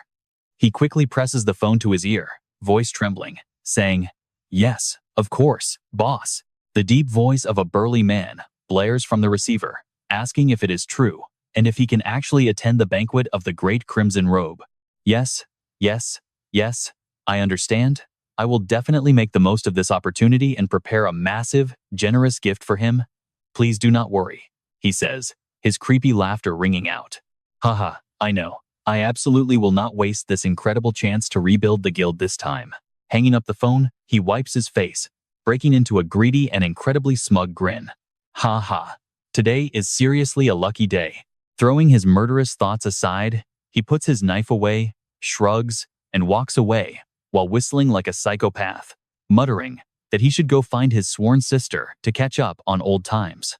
Meanwhile, at 6 p.m. on Saturday, May 30th, his exhausted mother stands anxiously in the apartment lobby, staring blankly out into the gloomy, gray rain. Now, watch closely here. Out of the pouring rain, a young boy holding a black umbrella leisurely walks over, smiling gently and calling out warmly, making his startled mother almost drop her umbrella. Her eyes widen in utter shock, her chest heaving with emotion as she sees her real flesh and blood son standing right there before her. Under the black umbrella sheltering them from the freezing rain, Bai Yi holds up some bags of food, smiling gently but firmly as he says, "Let us go home."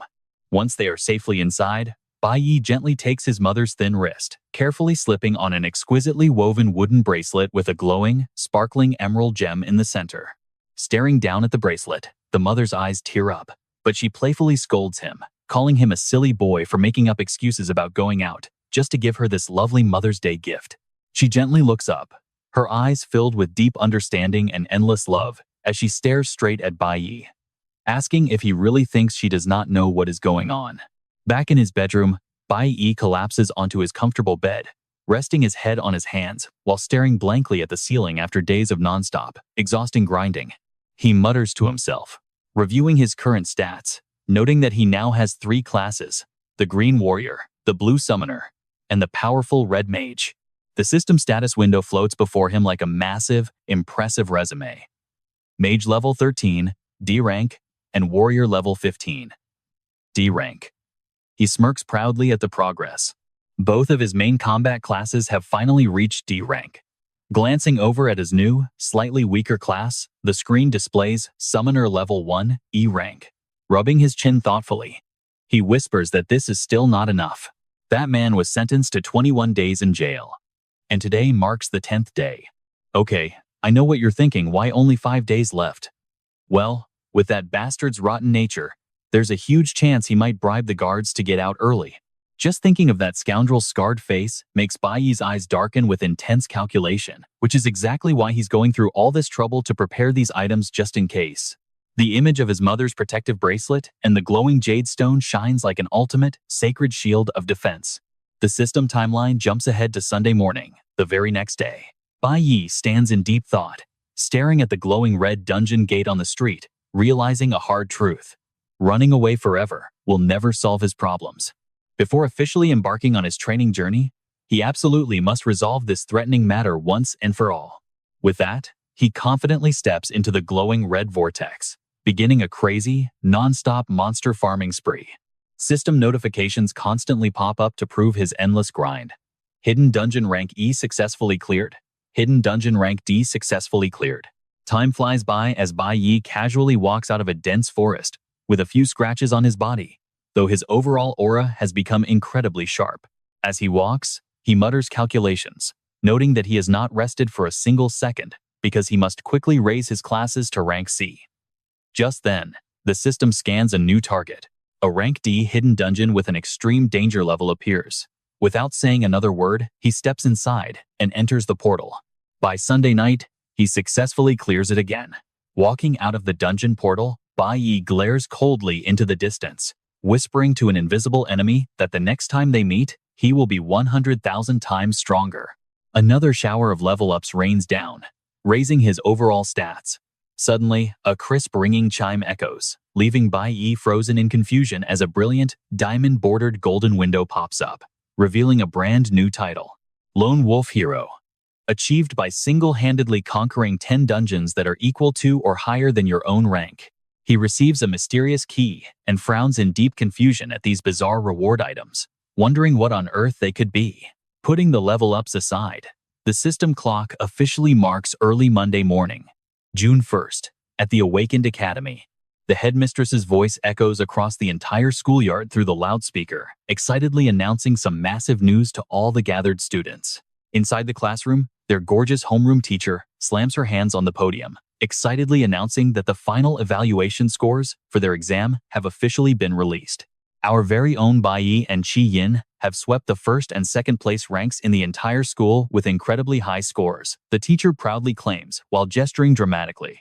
By the way, Bai Yi's recorded battle video was even sent to the headquarters for thorough analysis, resulting in the highest evaluation score in history, making the entire classroom gasp in utter shock.